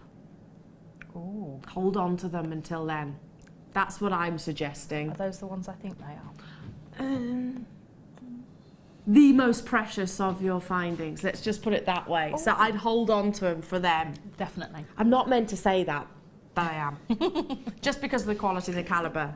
I would personally be keeping hold of certainly the green diamonds for the gold findings. Yeah. Oh, sorry, slipped out. Slipped out. Anyway, my lovely, Okay. thank you so much for your No, patience, gosh, but no. they arrived literally just. Now, back to fairy cakes. Yes. Fairy cakes. Okay, so I'm going to show you how to make the tubes that are in the sort of butterfly. Shall I bring that over for you? Yes, you can do. Because it is like a full tube, isn't it? It is. I'll just grab it for a second. Bear with me. I'll show you how to make those. I'm still here. It is a full tube, so you could actually thread through this, couldn't you? The threads do actually go through the two tubes completely in both Oh, directions. do they? Yes. What the beads do? Yes, the threading material that the beads are on goes through the tubes. Wonderful. So the beading thread goes right through those tubes. You probably get through the hole in those tubes, you'll probably get maybe 2 pieces of 1mm wire even. So, you know, you've got lots of scope of what material you put through the centre of the tube, or a fine chain, or any of those sorts of things. Okay, so to start this, and I'm going to do it in stages for you so you don't have to sit and watch me bead lots of pieces. I'm going to start by adding a stopper bead. Now, a stopper bead is any bead that is A, a different size, and B, a different colour from what you're using. So you're using the agates in this case? Yes, Which are in the kit? Yeah, it could be anything out the kit, or this is out the previous kit actually. Out your stash? Yeah, whatever you've got. Keep any of your loose. Oh, of course it is from the previous kit. Keep any of your loose spare beads. I keep a little bag on my desk of stopper beads. It's various different sizes, different colours, and that works beautifully. Now all I've done is taken my thread through the bead, and I'm going back in the same direction again. So I'm creating a loop around the outside of the bead, and again. And what that does is now I've got a tail and the stopper bead attached. And that's going. So I've got my thread going in both directions as well. So I've got little tail, and then I've got the stopper bead. I'm going to add onto there. And it's always an even number of beads. So in this case, for those tubes, it was 10.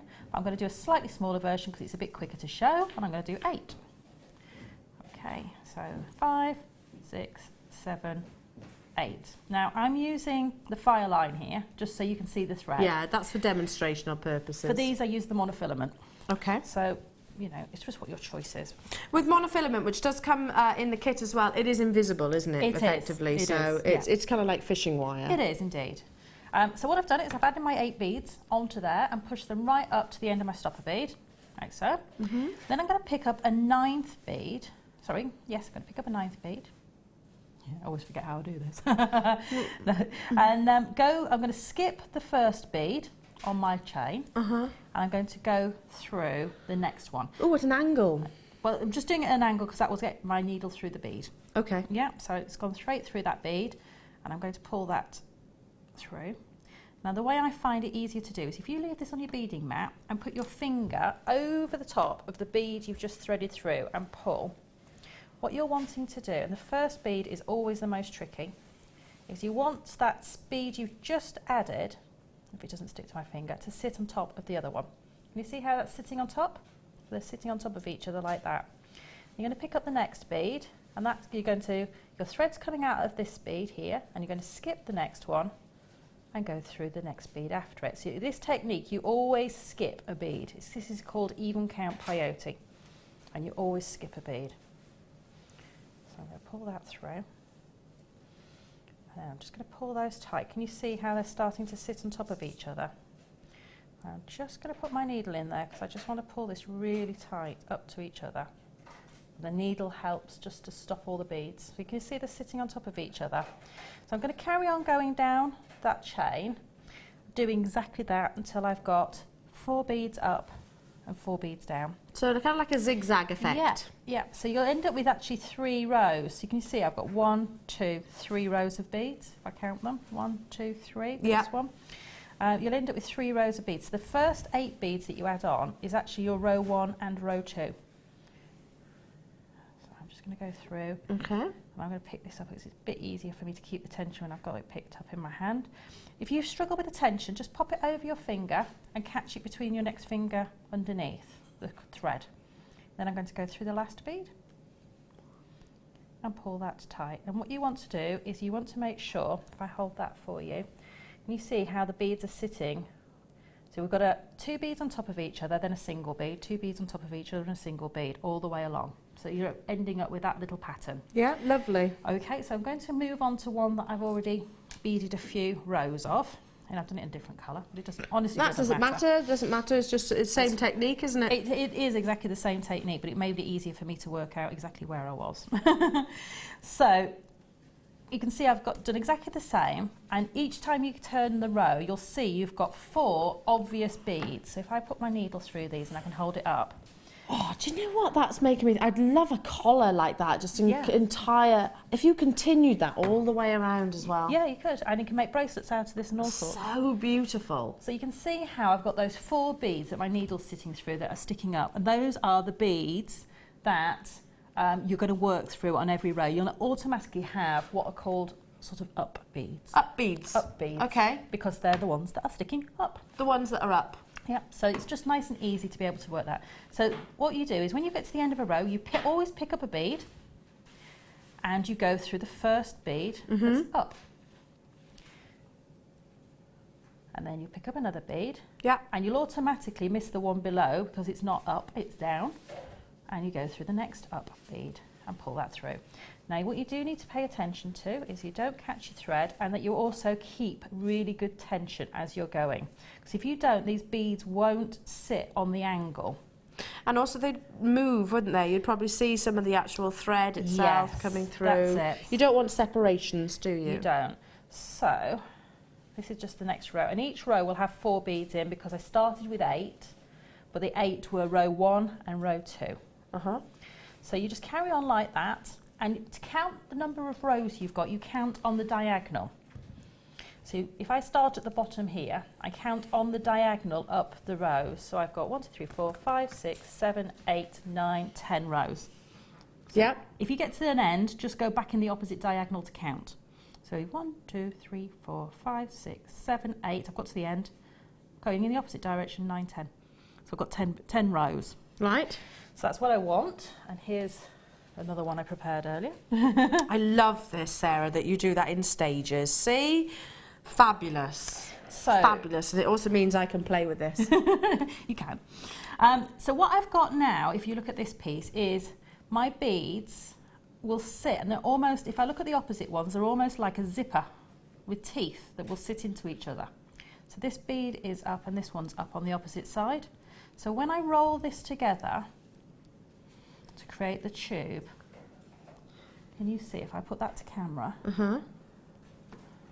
that those beads will almost, can you see they're almost interlocking? Yeah, sandwiching together, aren't they? Yeah, so what I'm going to do is my needle's coming out of the bottom on this row. I'm going to go through the bead on the opposite side to bring it together. So I pull that through, and then I can go through on the diagonal and pick up 2 beads. Can you see that? So I've picked up one here and one there. And that's going to zip those together. So if I pull that through, and I'll try and keep my hands out of the way, and you see how that's pulling that together, and you've got like this almost invisible seam. So I'm going to do that again, and you do this the whole way down the bead. Oops. There we go. And you can go through 2 beads at a time, so it's quite quick. And then again, and this is called zipping, so it is actually called that. Can you see how that's coming together now, and it's almost an invisible join? That was zipping rather than Zippy, Bungle and George. Yes. That Ryan heard then. Oh, Zippy. No, not Zippy. Having children, you automatically do voices. You do, don't you? Yeah. And George, you're Zippy. Oh, look how rubbish we are at doing impressions of it. That was my George impression. So at this point, I can take off my stopper bead. So to do that, all I do is push the thread through from one side, and you'll see that the loop will start to open up, and I can pull that loop through with my pliers. Once I've got one of those off, this is why you go through twice, because I can actually pull that through. I'll just get my mat back in place. So it's gone off on a jaunty angle. Now at the top, if I hold this, can you see all of the threads running around the top? I've gone through all of the beads. Can you see just there? Right on the end. Let's see if I turn it that way, if you'll be able to see. but you've got like a loop of threads running around the top. If I hold it that way, can you see? And I've got a gap here where the two threads haven't joined together. So you can almost just see there's a little black thread running across the top. Yes. So what I'm going to do is take my needle through that bead first, just to bring that through and join that last part of the top of the bead together. Together like so. We've got a question for you, Sarah, whilst you're finishing off that thread. I'll read it to you, my lovely, from Stella in Berkshire. Hi, Sarah. Could you do this technique with elastic? It would make amazing stretchy brace. Oh, yes, I love that idea. Please say you can. Well, you could, but it might be quite tricky because I don't know if you be able to get a needle. I mean, if you use, I've got needles in here that you'd probably be able to use. And these are called big eye needles. I don't know if you can see. Yeah, they're just bigger needles, aren't they? Well, if I pull that apart, can you see, if I try to get my fingernails in? Yeah. Can you see the big eye? So you'll be able to get your elastic through there. But what you need to be able to do is at least get 2 passes of elastic through every single bead, which probably you would be able to. And certainly if you've got the finer elastic, I know we've had some finer coloured lower gauge elastics, they would probably work. That's an amazing idea. I love that, because I was thinking bracelets, just like a big sort of cuff. Yes. That would be fabulous. Or even with a toggle if you didn't want to use the stretchy. But yeah, great idea. Maybe a big Grecian, because you've certainly got enough seed beads, especially if you've got that last bundle. Loads. Fabulous. By the way, we've got over 20 diamonds actually in basket, so please check out. I can't tell you how many people have already made those confirmations. We only had 100 of them. I've never brought you green diamonds before. It is brand new to us here at Jewellery Maker, as in, well, we knew that we had green diamonds here, so much so that we actually spoke to Steve Bennett directly about it, and we were telling the immediate prices that we were bringing it. So absolutely incredible. Now, just before we go back to Sarah's tuition, and we were talking about that design. A big sort of Grecian cuff, or maybe even around the actual upper arm would be fabulous, wouldn't it? Because I know, at the moment, I'm quite self-conscious about my upper arms.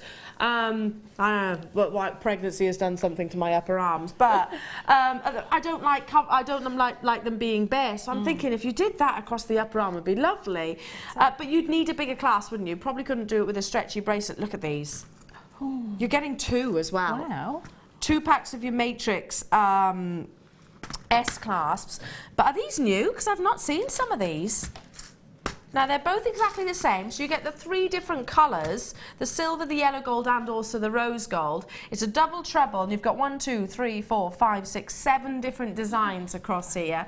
Some have got sort of rope-like detailing, some have got sort of twisting, some are bigger than others, but they're all absolutely beautiful, and certainly the most affordable way of actually purchasing your S clasps. And again, you said earlier on actually, Sarah, that, you know, they have to be appropriate to the piece of jewellery, don't they? Size appropriate, don't they? Definitely. There's no point if you've got maybe a larger statement piece jewellery having a really tiny clasp on it, because it just looks like it wasn't quite finished properly or thought about. Absolutely. And clasps to me and to a lot of customers are the thing they look for. They're looking for something different. They're looking for something individual. They're looking for something that's going to make that piece of jewellery stand out, and quite often it can be a real statement clasp. I do look at it, and I've said it before, to me it tells me what is you know, a high-end finished piece of jewellery and what isn't. Now, how many are you getting here? Because you've got double treble, 160 approximately. That's a lot of clasps, a lot of findings. Or effectively, infinity clasps, because you can see those infinity designs, which could easily be transferred into a link design itself. Grab it whilst you can, of course, in the 3 different tones, which is just so on trend right now. That sort of trilogy of colours, the rose gold plated, the yellow gold, and also the sterling silver. You have got, and I'll count them for you again, 1, 2, 3, 4, 5, 6, 7 different designs in the 3 different tones, and in total you have got 1, 2, 3, 4 of each, I think, approximately, but you've got that twice over, and also the storage container. Now, for 100 and how many? 60 clasps, should be £59.90. I'm useless at maths. But £39.95 divided by 160 is not a whole lot, is it? No. pennies, isn't it? 25p. Do you know what I'd do with these? Is make these tubes slightly longer. So maybe start off with 12 beads.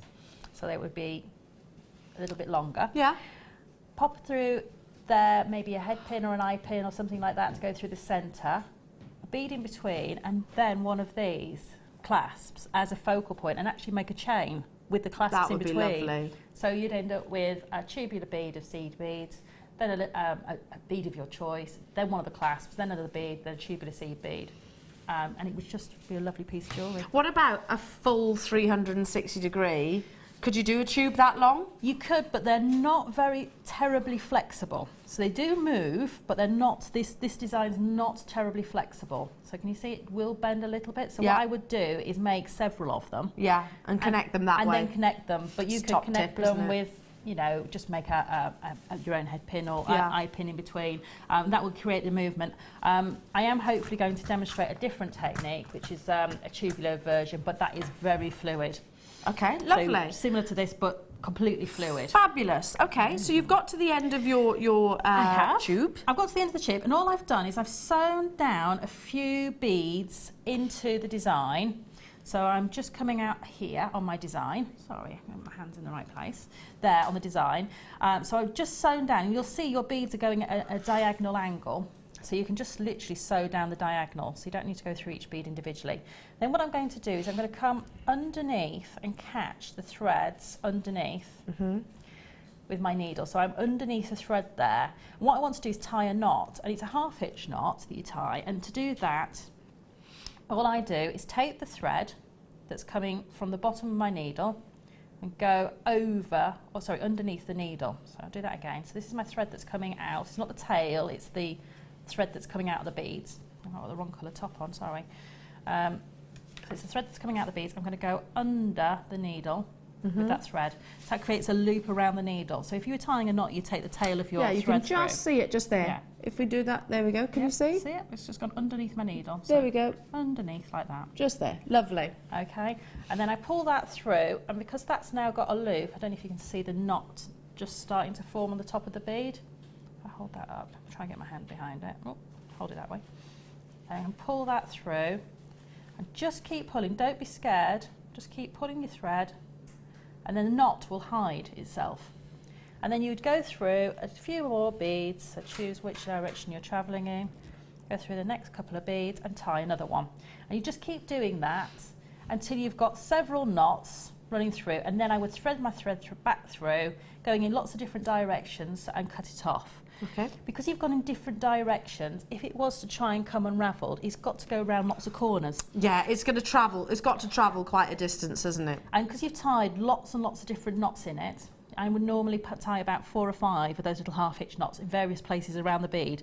Even if one was to try and come undone, it's insurance, basically, isn't it, for the actual piece that you've created? And I would do exactly the same with the tail. I've left a good sort of 12-inch tail on the other side, and I would pop a needle on that and do exactly the same with that tail. Go back through my beads, half-hitch knots in various different places, again run it through several beads, and then chop that off. Lovely. And as you can see, you can't see where the tails of the work No, you can't tails actually. are, or where the knots are, or anything else, because I've used the monofilament. You can't actually hardly see the thread at all. I mean, you could if you got a microscope there. Yes, well, and you were being particularly pernickety. I love them. I think they'd be great as stretchy bracelets, as we had a suggestion. I think they'd be great as a full collar neckline piece would be fabulous. Love it. Well done. Thank you, Sarah, That's so okay. much. Now we've got more from the wonderful Sarah, and we've got, don't forget, our brand new Star Buy launch is coming your way. Well done from the very bottom of my heart, and I'm sure Sarah will totally agree with that, on every single one of you that has been successful on your green diamonds. It's not just green diamonds, you're getting 3 strands of diamonds, but green diamonds in particular. Now, it's not nearly done. We have not peaked too soon. No, no, no. We've got, without shadow of a doubt, one of the most exciting, elegant, beautiful, exquisite, genteel, yet rich in its colour, aquamarine coming your way after a very short break, so don't go anywhere.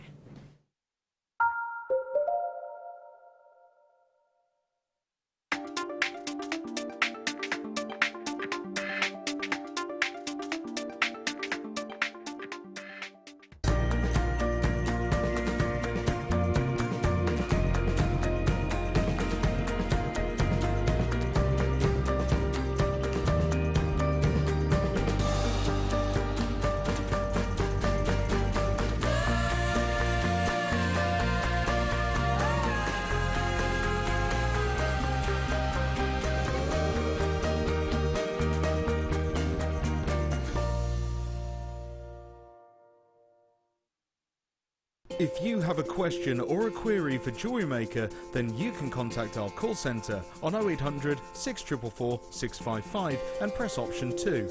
Or alternatively, you can email help@jewellerymaker.com.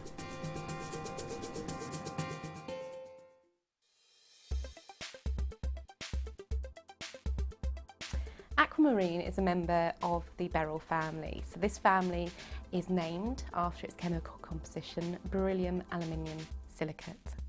Aquamarine itself is a lovely light blue to deep green colour, and as such is named after the sea, aquamarine.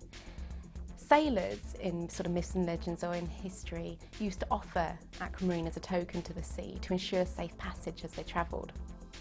Aquamarine can be found in many locations, but it's often discovered in Brazil, Madagascar and also Zambia.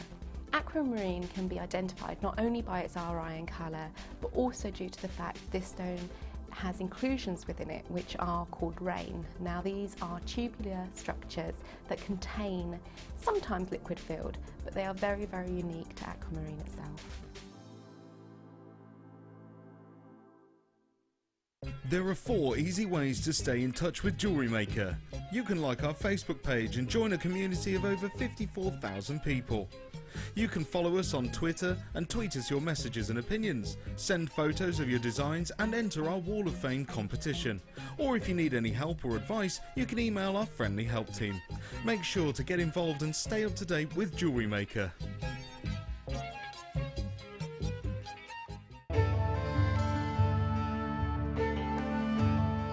Chrome diopside, which as the name suggests, gets its vivid green colours from chromium. It's not a particularly well-known gemstone. Diopside, or sometimes known as Russian diopside, was first discovered in the early 1800s and derives its name from the Greek words dis and ops, meaning two-faced, in reference to the 2 ways of orientating the gem before cutting. Diopside is unusual in that it has perfect cleavage in 2 directions. To see more of this incredible gemstone, stay tuned to us.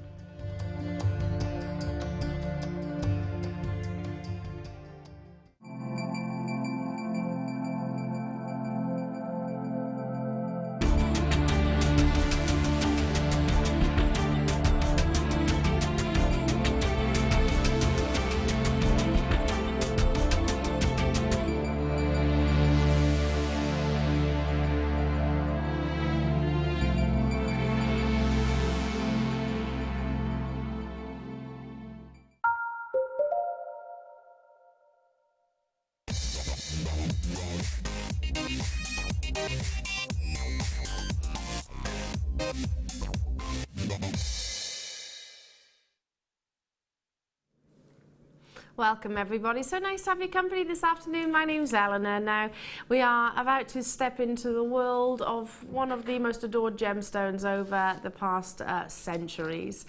Aquamarine competes in the commercial market with gemstones like your blue topaz.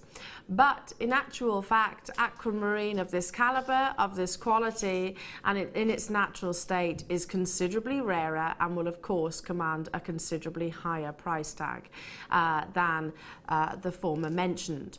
You're looking for an energy of colour, a perfect sky blue, and the best, I've said it before, I can take hopefully you on a journey which we can all actually visualise. So just for a second, if we can just close our eyes and imagine ourselves in somewhere wonderful and warm, somewhere where you can actually feel the sun on our skin, somewhere where, I don't know, you've kicked the shoes off and you're just relaxing, whether it be a picnic or by a river or just somewhere beautiful that you can imagine with your nearest and dearest around you.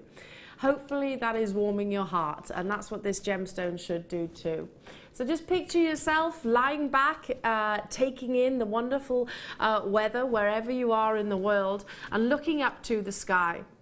What do you see? A perfect azure blue, maybe with the odd cloud here and there just gently rolling, but there is that definite azure blue, a bit like the colours on the graphics behind me. That ultimately is everything that an aquamarine aspires to be, the perfect summer's day sky. And the more intense that colour is, the more obvious that colour is, the more valuable the gemstone actually is.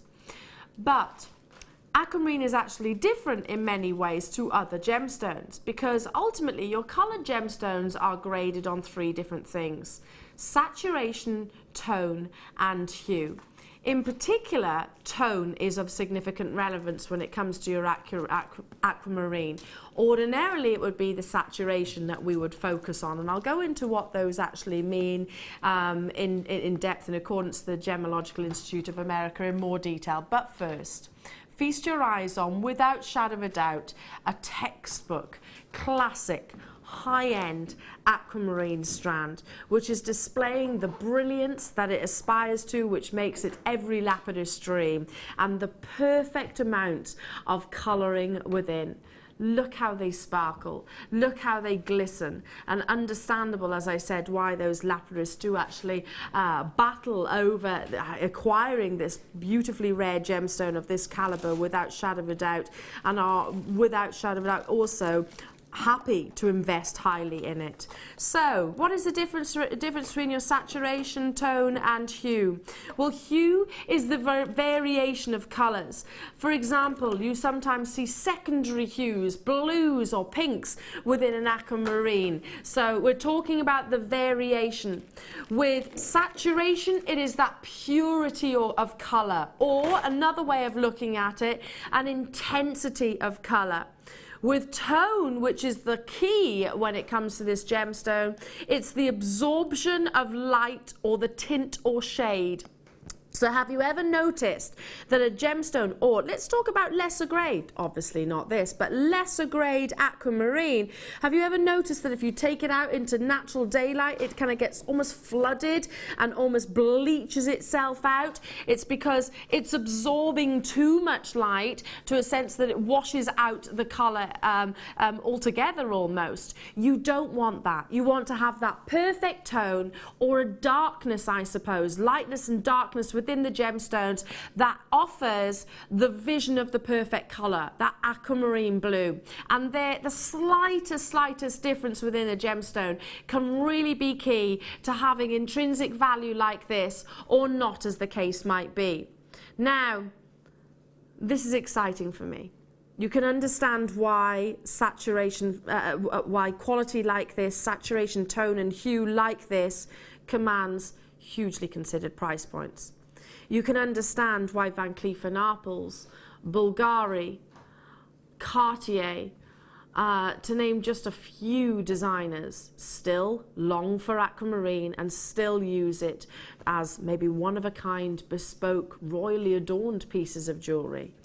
You can understand why aquamarine of this quality, this calibre, can and does fetch hugely considered price points. Brilliance meets saturation, tone and hue. The perfect range, but a very specific and narrow range of colour, which the slightest tiptoe in either or direction can mean, like I said previously, the difference between high-end quality and a high-end price tag, or not, as the case might be. Not today. For all of its gorgeous brilliance, for this wonderful, wonderful star buy, we are going to go straight down. It should have been way higher. We should have been bringing this to you, certainly in sort of pushing the triple figure price tags. I'm not saying that's what it's valued at. In my opinion, it could be way, way more than that. $49.95 only. If you got the diamonds earlier on, I would be taking out those silver diamonds and actually taking a couple of those and using it within this aquamarine strand. Hold it up to the neckline, because can you imagine a really beautiful neckline piece, which is just going to, oh, Sarah, restrand it with the graduation. For all of you March babies out there, you've got one of the most elegant gemstones when it is of this amazing quality and calibre. It's not included, it's not opaque, it's got brilliance with that perfect saturation, tone and hue. And today it is at a wonderful star buy price. It was meant to close a lot higher. Look at that gorgeous sparkle. You could be so conservative with this, couldn't you? You could. I mean, you could just put a few of those in the centre. If you got the sterling silver chain from earlier, that we had on earlier, and just use a few of those in the centre, just maybe even 7. Yeah, really, exactly, you know, an inch. Yeah, why not? And then, you know, matching pair of earrings, 3 on a bracelet piece, you know, and you've got a suite of jewellery and you've used a very small fraction of that gemstone strand. So you can make that suite several times over. One for yourself, a really decadent one for yourself, and sell a couple. Yeah, you're going to be asked, aren't you? Yes. You are going to be asked if, you know, please, will you make me one of those? And I mean, with... That, you are going to get that question without shadow of doubt. Aquamarine is known by so many, and it is a mainstream gemstone, but it's very competitive to get that quality. Now I've got personal friends over in Arizona right now, in the Tucson Gem Fair. We do travel. We've got a gem buying team. We've got an amazing buying team upstairs. We've got gem hunters that we are in connection with all over the world, and so we'll go to the Hong Kong Trade Fair. I know Paula's not long come back actually from that. We go to the Switzerland Gem Fair. It's all over the world. Arizona, the Tucson one, is probably one of the most relevant and certainly one of our most successful gem fairs that we actually go to and attend. Now, I was talking to a friend of mine that is there as we speak, and he's absolutely worn out, incredibly tired, because you can imagine yes, it's enjoyable, but it is a real mission. You are basically battling for business against hundreds, if not thousands, of other traders out there. And what happens is every year, and I've seen it sort of go every time that these events actually occur, different gemstones will become the talk of the town, shall we say. Last year, I think it was all about morganite and Zambezia morganite. Serenite and fire opal was particularly hot on the topics, on the lips, if you like. This year, chrome dioxide is massively being discussed. And I've even also heard one of my friends actually relayed to me, Elena, I've seen traders actually selling Paraiba tourmaline, one of the rarest and most expensive gemstones on the planet, for your chrome dioxide, you know, to get hold of chrome dioxide, particularly from the Russian mine. And the reason for that is because, well, ordinarily it was only ever mined 2 to 3 months of the year, but now there are a lot of rumours. Nobody knows what is true and what is not true as of yet. Very difficult to get exact information from that location. One rumour is that a Chinese trader has bought it all, the exclusive rights. Another rumour is that it's no longer financially viable for this gemstone to be mined. Too much is going into the ground and coming out. Either way, whichever be the actual truth, it has made a considerable difference in terms of price point, and ultimately every gem trader is trying to get hold of it. Negotiations using Paraiba tourmaline. Look at that quality of colour. Totally and utterly natural. This is being added to my shopping order without shadow of a doubt. I talk about not missing opportunities because I'll look back. If I did, I know what would happen. I'd look back on this moment in time and think, what on earth was I thinking not to get involved? The quality that you are seeing, if I was to put a grading system to it, yeah, this is your AAA plus, without shadow of a doubt. Chrome dioxide isn't graded in the same way as tanzanite. I'm just saying, hypothetically speaking. A highly refractive gemstone, so you've got all that brilliance with all of that abundance of that lovely bottle green, the perfect size to allow that absorption of light that we were referring to earlier on, and it's totally and utterly natural. The gemstone of the moment, the one in particular that I had the longest conversation about with my colleague and my friend who is currently over in Arizona, was all about chrome dioxide and the negotiations that he actually witnessed himself of gem traders out there. It's coming first-hand direct from the actual gem fairs itself. Look at the uniformity of colour. There's none here which are so dark where they've lost that colour. You've had extinction within the gemstone. There's none which are wishy-washy or very heavily included. This is beautiful quality, and I'm going to say it, should be in gold in my eyes. The quality that you are seeing here, this to me is pushing me again towards, like we said with the green diamonds, it has to be a gold piece that you're commissioning. It's my personal opinion. If you're not a gold wearer, that's absolutely fine. My personal opinion is the caliber commands that very luxurious precious metal. Maybe some green diamonds in this as well. Oh, definitely. Wow. Wow. Already confirmations being made. Agnes, Sue, Rachel, Cornwall, multi-buying. I've got Pat there, Dorothy there, Isabel, West Yorkshire. The talk of 2016. One of the most recognised and discussed hot gemstones had to be your Russian chrome diopside from this one location, which is ordinarily...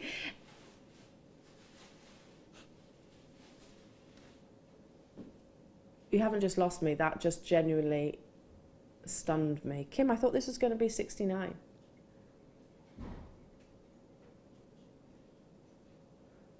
You did say that, didn't you? 69, 95.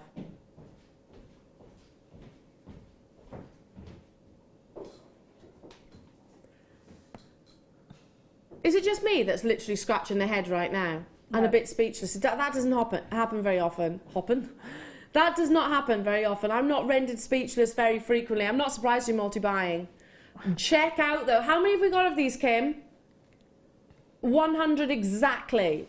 I'm going to guess that it was Paula Bennett that made this purchase. I'm guessing that. I don't know. I can ask her in person. Just because it is chrome diopside, she'd more than likely be meeting them with the managing directors. Mr. Ying is to the west. He's one of the most predominant, if not the most predominant source and supplier of this gorgeous gemstone. We have got personal connections with him. Yet he's told us firsthand that he thinks the phone lines are cut off to the actual mine itself, this very mine. So I don't know how or who or where or when we managed to get hold of this. All I'm saying is right now it couldn't be more relevant. And my producer Kim actually said to me, and I don't... Is it because you didn't want to tell me $29.95? I don't know. I was expecting this to close at $69.95. I'm absolutely delighted for every single one of you. Jean, Patricia, County Down, Felicity, Christine, Claire, Essex, Mandy, Anna, Angela, multi-buying, well done. Savvy, I'll be doing the same. Elaine, Irina, Linda in West Midlands, you're there. Diana and June and Justin and Gail. So many of you getting involved. And you know, the reality is, if any of my loved ones that are watching right now, and I do get asked this question quite frequently, what gemstones should I be buying, Eleanor? I consider it flattering when they actually ask me that, to be honest. You know, if my own loved ones, I would be saying Ethiopian opal, chrome diopside without tanzanite, obviously, and anarchiametrine. Those 4 gemstones in particular right now, get as soon as you possibly can, because I truly believe we know about tanzanite's imminent depletion. We hear about it as part of the marketing of the gemstone. This I think is going to actually, I don't think it's my guess, and it is a guess, I can't say for certain, is that it's no longer financially viable to continue mining this gemstone, because less and less miners have been returning to the mine each year. Because if your livelihood, and let's put this into perspective, if your livelihood was dependent on 2 to 3 months of the year, would you go back? I wouldn't. You'd have to be earning an awful lot of money in those 3 months, wouldn't you? You would, the rest of the year viable. It's not a given. You're not going to turn up and it just you know, chrome dioxide jump out the ground at you. This is a rare discovery. Well done, well done. Stay where you are on those phone lines. Congratulations to each and every single one of you. Moving on to... Oh yes. Wow, we've brought you some high-end gemstones, haven't we, today? Green dot. Oh, I can't wait to place my order. I should really be saving my money for London. I'm not gonna. I'm still gonna get those green diamonds and those chrome diopsides. I can't. I'm definitely. Oh gosh, it's gonna get expensive. Anyway, high-end gemstones deserve high-end displays, don't you think? Look at these. They are acrylic. They are transparent, so again, the light is not going to block them or detract from the colours or hinder the colours. Because if you've ever wondered, well, the blacks hide gemstones in some way and the white do that with other gemstones, because obviously naturally it's depending on their actual tone itself. These are probably the most multifunctional. They're going to work with every single gemstone.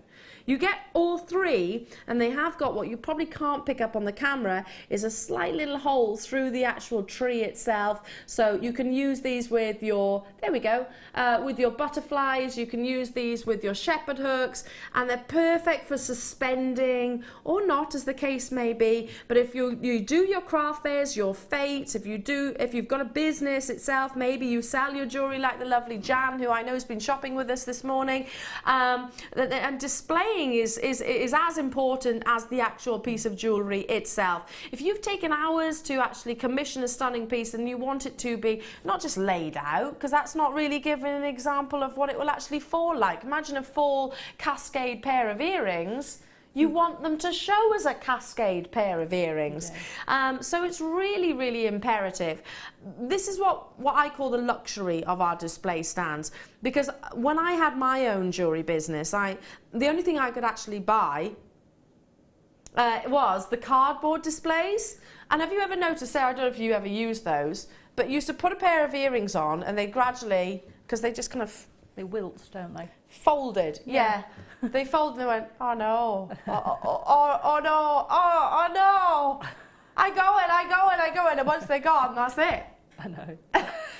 And there's no fixing them or anything, is it? That's it. They just go, oh no, I give up. These won't ever do that. These will always maintain that structure and that rigidity. I have to concentrate on that word. You do get all three, so you haven't got to choose between the small, medium and the large for £4.95.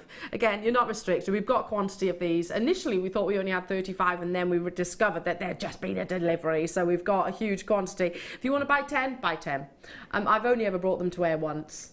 It was, you had on, I think it was yesterday, a ribbon pack. And it had some organza wide ribbon in. I'm just thinking, if you're doing bridal, or you've got a boutique where you've got a bridal, just to put these in there and then to wrap that loosely around the bottom of these, lovely. And maybe drape a few pearls in there as well. Lovely. Just to have the earrings, but then have the display at the bottom as well, Stunning. just to emphasise. Or any ribbon, if you want to hide that perspex for it, I don't think you need to. I think it's lovely as it is. But if you wanted to hide it and hide it in a ribbon or an organza, that would look beautiful too, wouldn't it?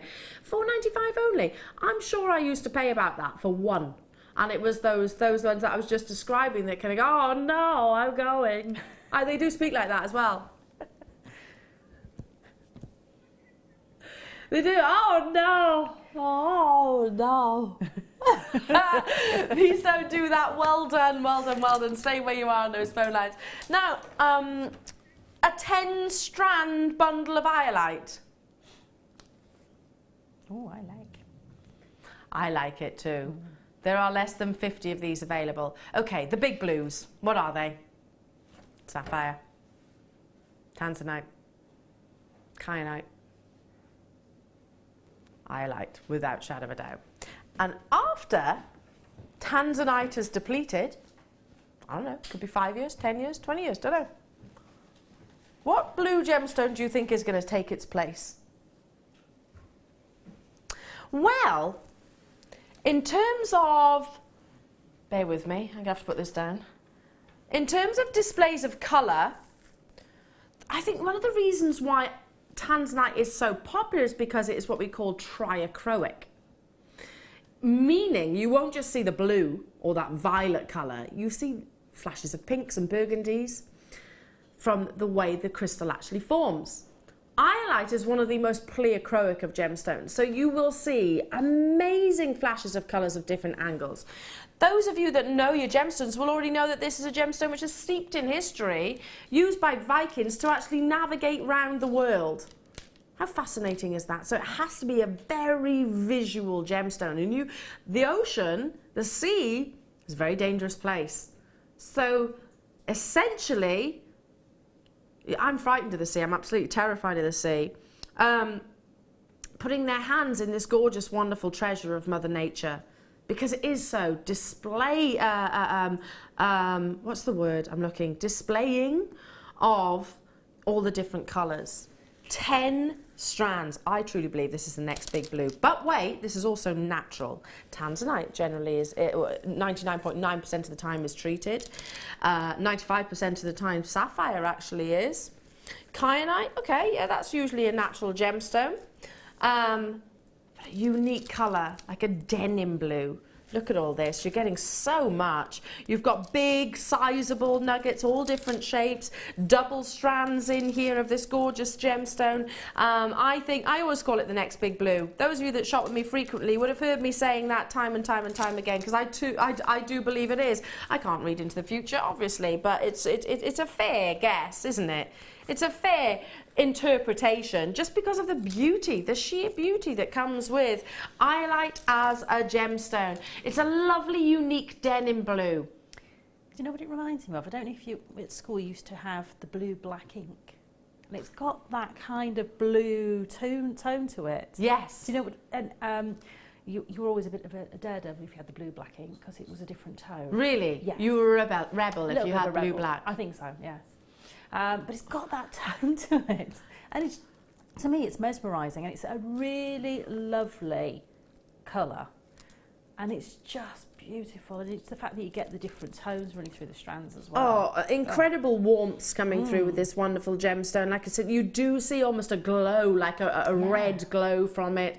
Then you'll see those violet tones, very similar to your tanzanite. Look at the sheer size of some of these gemstones that you're actually getting in. Some of the biggest iolites that certainly I've ever brought to air. And all totally and utterly natural. I'm looking at thousands of carats within this, but limited, as I said, less than 50 of these available. Should be £42.50 for iolite. Wow, I don't think that's going to stay that way for very long. Not £42.50 today.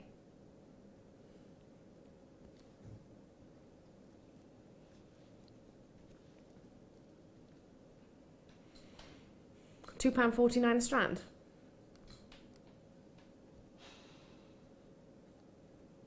£2.49 per strand of natural gemstones.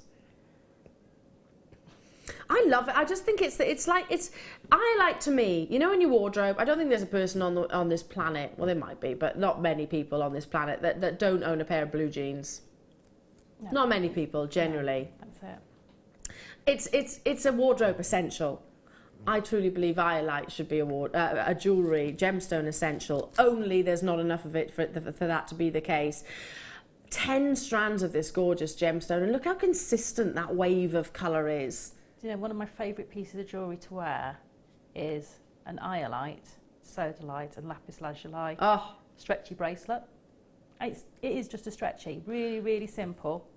And you wear it like a lot. It's one of those ones that never gets put back in the jewellery box because it's always on and off. You know, you take it off at night and then you're back on the next day, and it's just really, really easy, and it's just lovely. And I bet you get loads of comments on it as well. Exactly, because it's really unusual to see all of those different tones, and it's just such an eye catcher. It is. It's a beautiful gemstone, especially out in the sunshine as well. It really does bask, shall we say. Well done, well done, well done. Moving on to Stash Essential. Oh, hang on a minute. I want this. Did you get the clear quartz earlier in the Star Buy? I want to get this. Look at these. Stash Essentials, dewy liquid-like clarity, but they're long strands. All different shapes and sizes, have you noticed? Some of these are more of a pebble shape, I suppose. They're not pebbles, they are genuine gemstones, obviously, but I don't want to call them boulders, but they are very sizable. And then you've got lovely ovals, again, drilled through the centre. Then, look at these. Slightly more irregular shapes. You see? Gorgeous clarity. See that one? Top drilled drops. I love the fact this bundle is all different. There's 7 strands here. Oh, look. I need to pick up the pace, and I've still got 2 more strands to add in. Come on, Elle. Sorry. Sorry. I can't hold them all. Okay, they're a must-have, aren't they? For anybody that does bridal jewellery, that anybody that likes that little bit of sparkle. I would just be getting these, and they go in my box that doesn't get put away, it sits on my desk, and I've got one for clear gemstones, or what I call my white neutrals, which are either clear or very opaque. Yeah. And then I have one that's for my black gemstones, and these would just go straight in there, and they would be used so often that I would be buying 2 or 3 of these because I know I'm going to use them. Absolutely. I mean, yesterday I brought clear quartz. Yes, I did, but I think it was 1 strand. I'm sure it was 1 strand in the entire 5 hours of the show. You've got 7 strands here, all different shapes and sizes, all different types of faceting and where they're actually drilled, so they can be through the centre. They can be projected, I suppose, or suspended, either or. You've got thousands of carats and icicles. How apt! It is entirely appropriate. Stash essentials without shadow of a doubt, and of course that wonderful quality that Jewellery Maker are absolute sticklers for. Low in stock though, should be coming your way at what? No way. That's where we should be. $26.95 for 7 strands.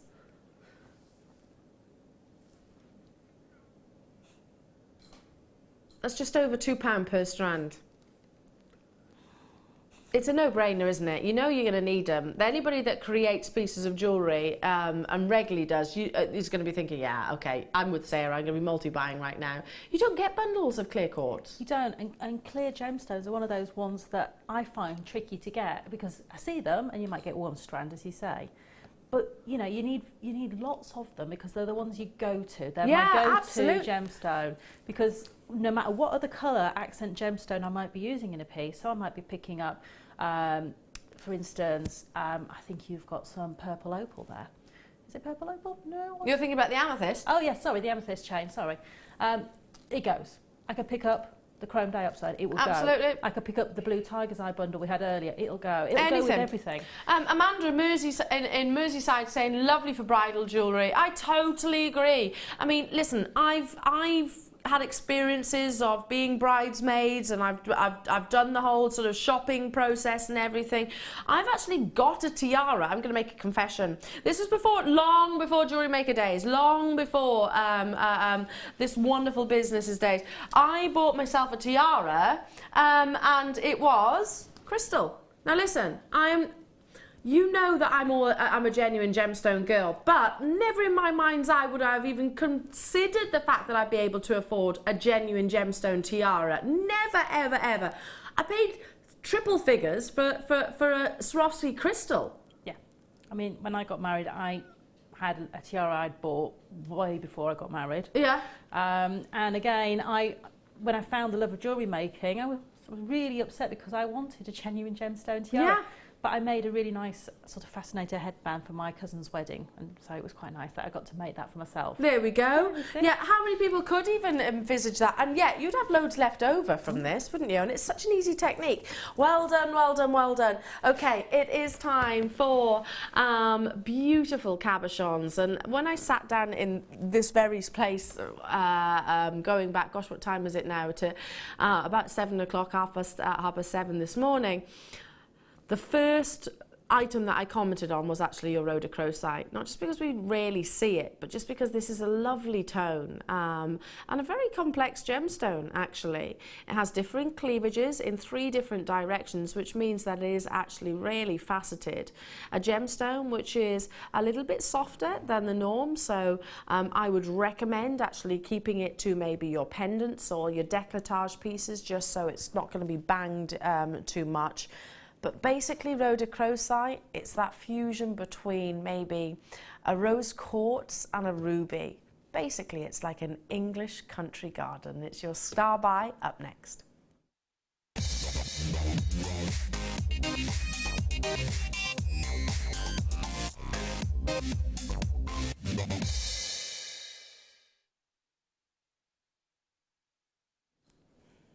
I don't know if it's well documented, but this is a gemstone which has got distinct similarities to tanzanite. You're probably thinking, what on earth are you talking about? But actually it has, and bear with me, I'll talk about that some more. But initially I want to mention that this gemstone has got that lovely English bouquet. Yesterday I turned up at work and bless my my better half, Tom, and he truly is the better half, had sent some beautiful flowers because we found out that we were expecting a little girl. And it was a lovely pink bouquet of flowers. This is kind of like that, where you've got the roses, you've got those stargazer lily, intensities of fuchsia coming through, because it is what we call an opaque gemstone. So there's not going to be brilliance, there's not going to be transparency in any way, shape or form, but you get fabulous, fabulous patterns. I can't remember the last time I brought you rhodochrosite, particularly in these gorgeous sizes. Every single one will be unique. And every single one will have this lovely candy floss tone. So, rhodochrosite is a gemstone which has got what we call a trigonal crystal structure, and you can actually see that crystal structure here. Forms in different directions, and what you can actually see is those 3 different directions of how the crystals actually form, which is why it is so scarcely faceted, like so. It's a fusion of rose red to a beautiful candy floss pink, which is absolutely stunning, absolutely stunning. But ask yourself the question, those of you that are regular to Jewellery Makers, when did you last see this gemstone in this sheer volume, in this sheer size? So where are the similarities to tanzanite, I hear you say? Elena, what on earth are you talking about? I know, I've asked that question quite a lot. There is a reason for it, because rhodochrosite streaks white. Now, not every gemstone streaks white. And what that means is, heaven forbid, gosh, we'll never do this, of course, we value Mother Nature's treasures, but if you were to grind it down to a very, very, very fine powder, that powder would not stay pink, it would actually go to a white granular colour. The same as tanzanite. Tanzanite streaks white. So what that actually means is that this gemstone actually forms more frequently in the bigger carat weights than it does the smaller carat weights. So tiny, tiny, tiny little individual rhodochrosites where maybe the microfaceted sort of size, you will rarely see. But the bigger sizes, you will see more frequently. Still not abundant, but you'll see the bigger sizes more frequently. So there is that similarity. Not that you would ever grind this down, it's way too beautiful. Look how fascinating those gorgeous patterns are. Hold every single one of them up as well, and you can actually see elements of the host rockers there within this cabochon. All different shapes. We guarantee the carat weight rather than the quantity of those cabochons. I'd recommend, just because it is 3.5 to 4 on the most scale, so it is one of Mother Nature's softer treasures, that you keep it to maybe your pendants or even brooches or something like that. Just because if it's sort of worn on the hand or the wrist line, I'm not saying don't do this, but it'd be my personal recommendation, just because it is a softer gemstone. Along the décolletage, it's going to have that little bit more of a safety element to it. 150 carats here, look at that. It's a lovely candy floss pink, isn't it? It is, and I just love the markings that are coming through. The first one you held up, it almost looked like it had lace over the top of it. It did.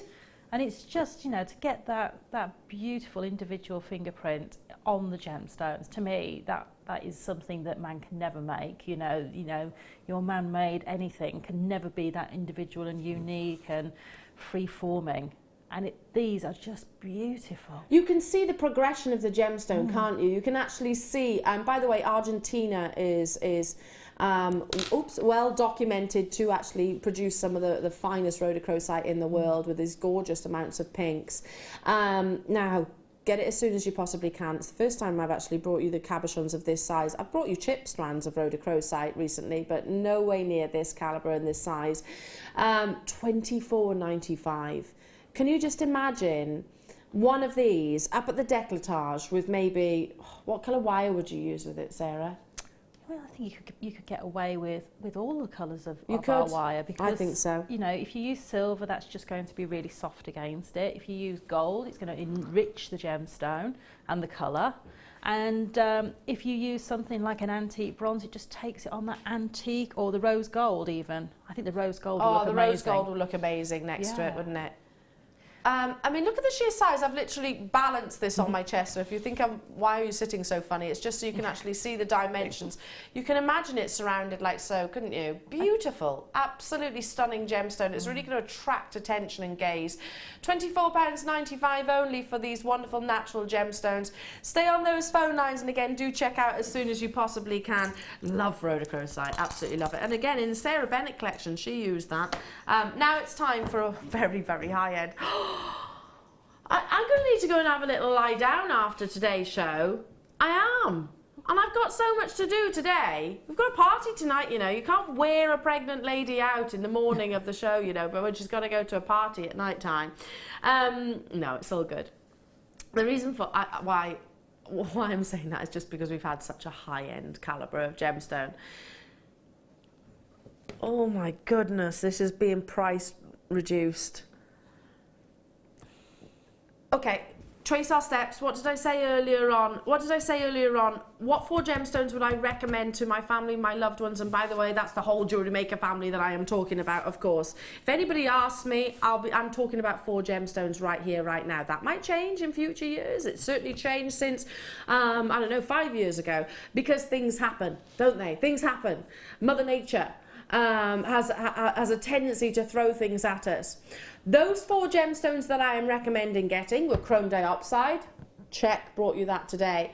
The other one was anarchiametrine. The other one was tanzanite, that's fairly obvious. And without shadow of a doubt, Ethiopian opal. Not Australian opal in particular, not Boulder opal in particular, I'm trying to think of other types of opal. There's so many different types, aren't there? Not specifically your coloured opal, Peruvian opal, fire opal. I'm talking about Ethiopian opal in particular. Country of origin. I'm being quite, I guess, tunnel visioned on this. And the reason for that is because the main seam, which if you've ever seen images of, it's kind of like, it's like the Grand Canyon.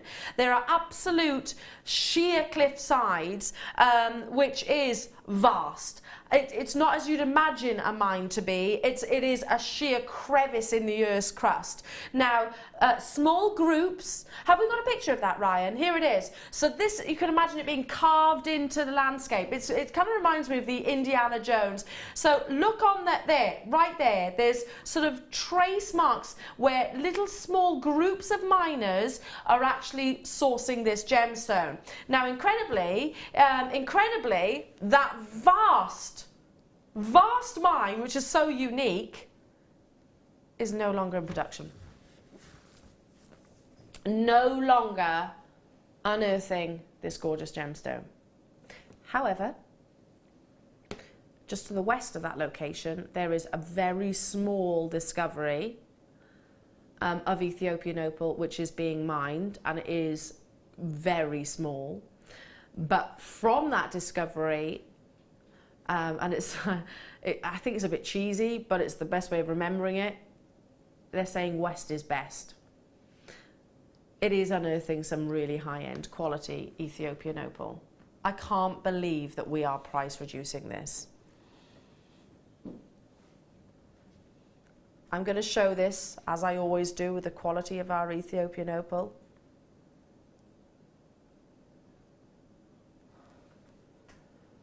Are you ready?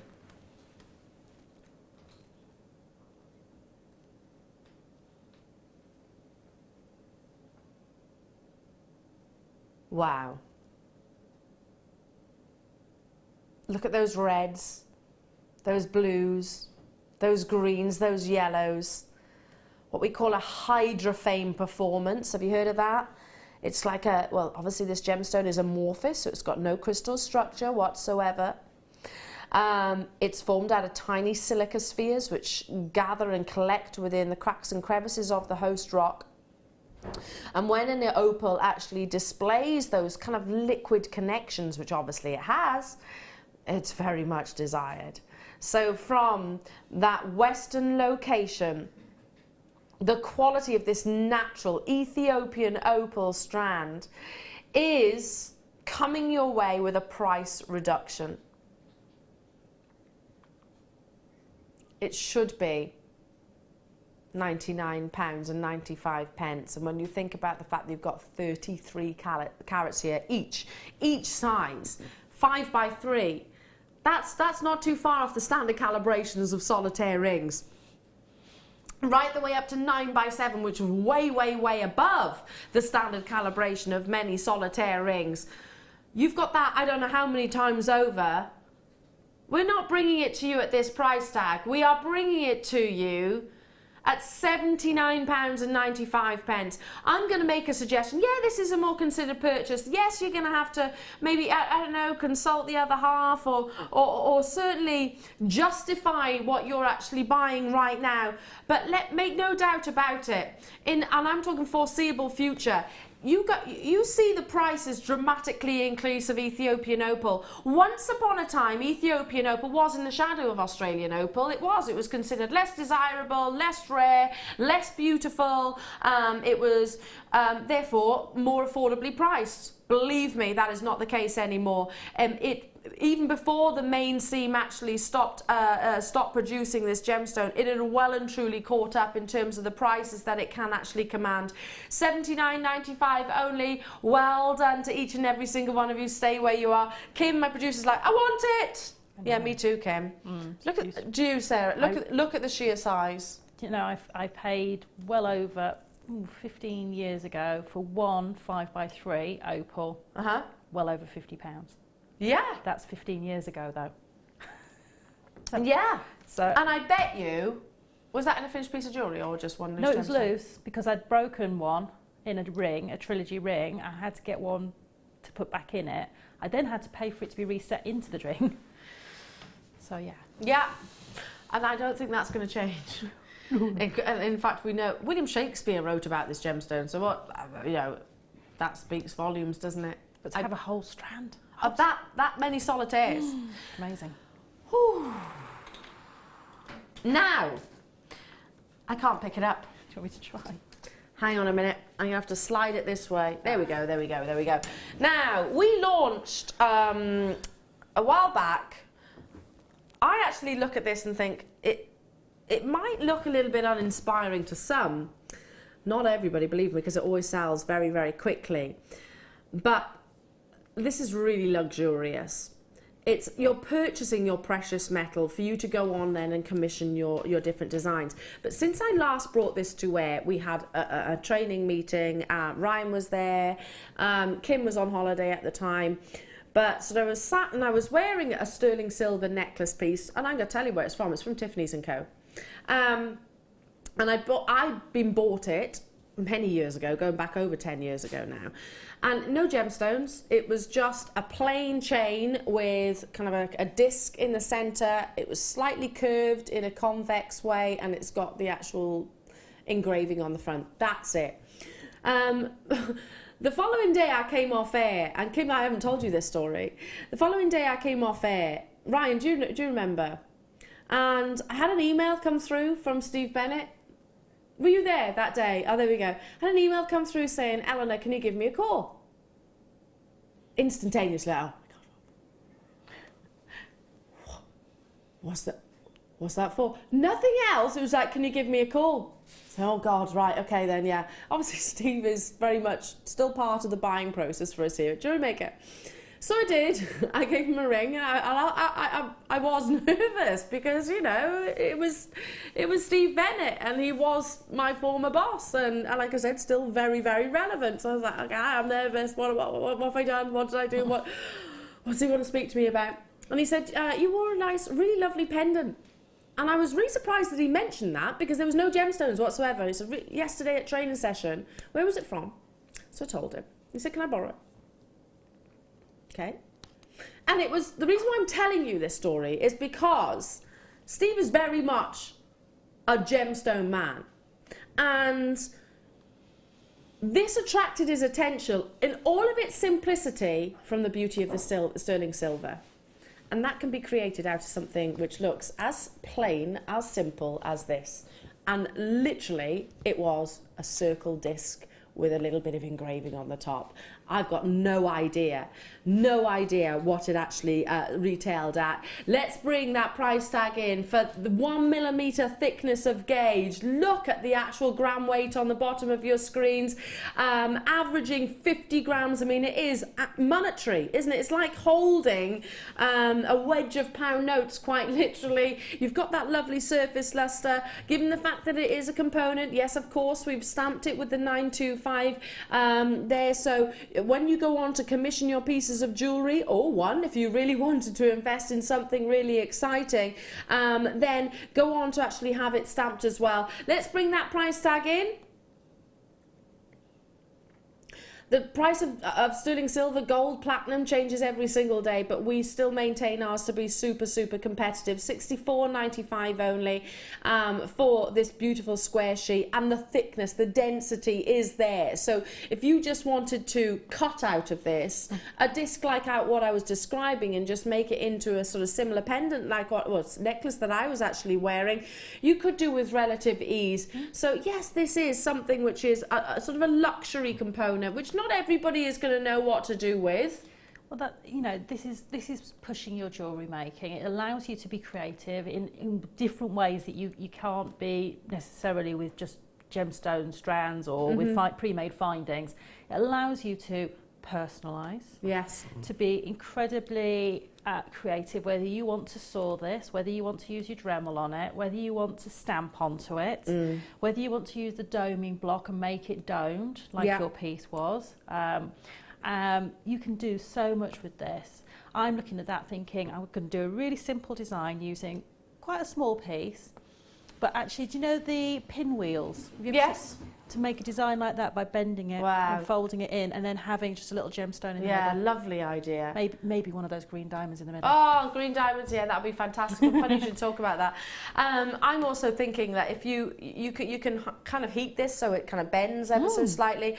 You know, sometimes you see leather and it's kind of folded ever so slightly. Imagine doing that with the sterling silver itself and creating one big statement pendant. That'd be fabulous, absolutely fabulous. Now, for those of you that weren't with me earlier on today, just a quick recap before we lose our Freeview viewers. Very, very, very limited in stock. It is brand new, premiere. We knew we had green diamonds in the building. We did not know when it was going to be launched. It was a little bit of a surprise for me. Well, in fact, it was a lot of a surprise that it was included in this morning's show. You're getting not just one, but the 3 strands. And for 1 second, and I don't mean to be sort of derogatory or I don't want to sideline the grey and the silver diamonds, but I have to talk about the fact that this is the first time ever that we've brought you green diamonds, and they have got that openness of colour. I would pay 3 times the price of what this entire trio is coming to you at for just the one. In fact, I'd probably pay more than that, because these are not so dark, so closed in their colour that you're like questioning whether they're green or not. They have got that very, very definition. Let me just move those to one side and move that this way so you can really separate them out there. You can see the emphasis of that colour, and that's only going to get even more exciting when you actually get that home. Beautiful, faceted by Mother Nature. Sparkle, luster, absolutely, and scintillation. If every single one of our web bidders checks out their baskets right now, they've gone. They've sold out. And I don't know if we're going to be able to bring you fancy diamonds again. The rarest colour of natural diamonds is green. And we're bringing you green diamonds right now, plus your black diamonds, plus your silver diamonds, for £49.95, which is equating to £16.65. But it's on the verge of selling out. What I don't want, and I've done it myself, believe me, it's something that just haunts me anyway, that I don't want you to get to, I don't know, tea time today thinking, oh, gosh, why didn't I do that? £16.65 for genuine diamonds, 30 carats more to the point. How stunning. For 1 second, I'm just going to move those either side for one moment, if you don't mind, because look at the sheer size. It is a very definite of green. And I did mention earlier on when I first brought these to you, and bear with me if you've already got your confirmations. Massive congratulations. Just another sort of teasing moment where you know, yes, you can give yourself a giant pat on the back that these are arriving on your doorsteps. I set myself a little bit of a challenge. I'm off to London tomorrow with Tom, and we're just going to have a little day away, basically. Booked into a nice hotel, going to have a nice meal, etc. So I'm going to go down Bond Street, and do you know what? My challenge is that I set myself, and I will take a photo. I'll have to do it in a bit of a covert operation because you're not meant to do it. But I'm going to try and find something with green diamonds. I'm going to find the price tag. I'll have to be a little bit sort of, yes, it's from this place. I might do that on my Facebook page, or I have to just be a little bit more subtle, basically. Yeah, I'm gonna source the other locations that actually can bring you this along Bond Street. And the reason I'm doing that is because I could tell you just very few, very, very, very few will have green diamonds within at any price tag for that matter. Again, it's going to be a sellout in a matter of minutes. So well done to each of you that have guaranteed theirs. Absolutely incredible. £16.65 per strand. Amazing. Now we're about to lose our Freeview viewers, so thank you so much for joining us this morning. I hope you can tune in, of course, tomorrow and over the course of the weekend as well, or even better, join us online because there's still so much more to bring you. All the W's at JewelleryMaker.com. Sarah, you're not going anywhere. She's going to be with me for the next hour as well, and of course the mid-show and the late show after that as well. So don't go anywhere, and from the bottom of my heart, massive congratulations.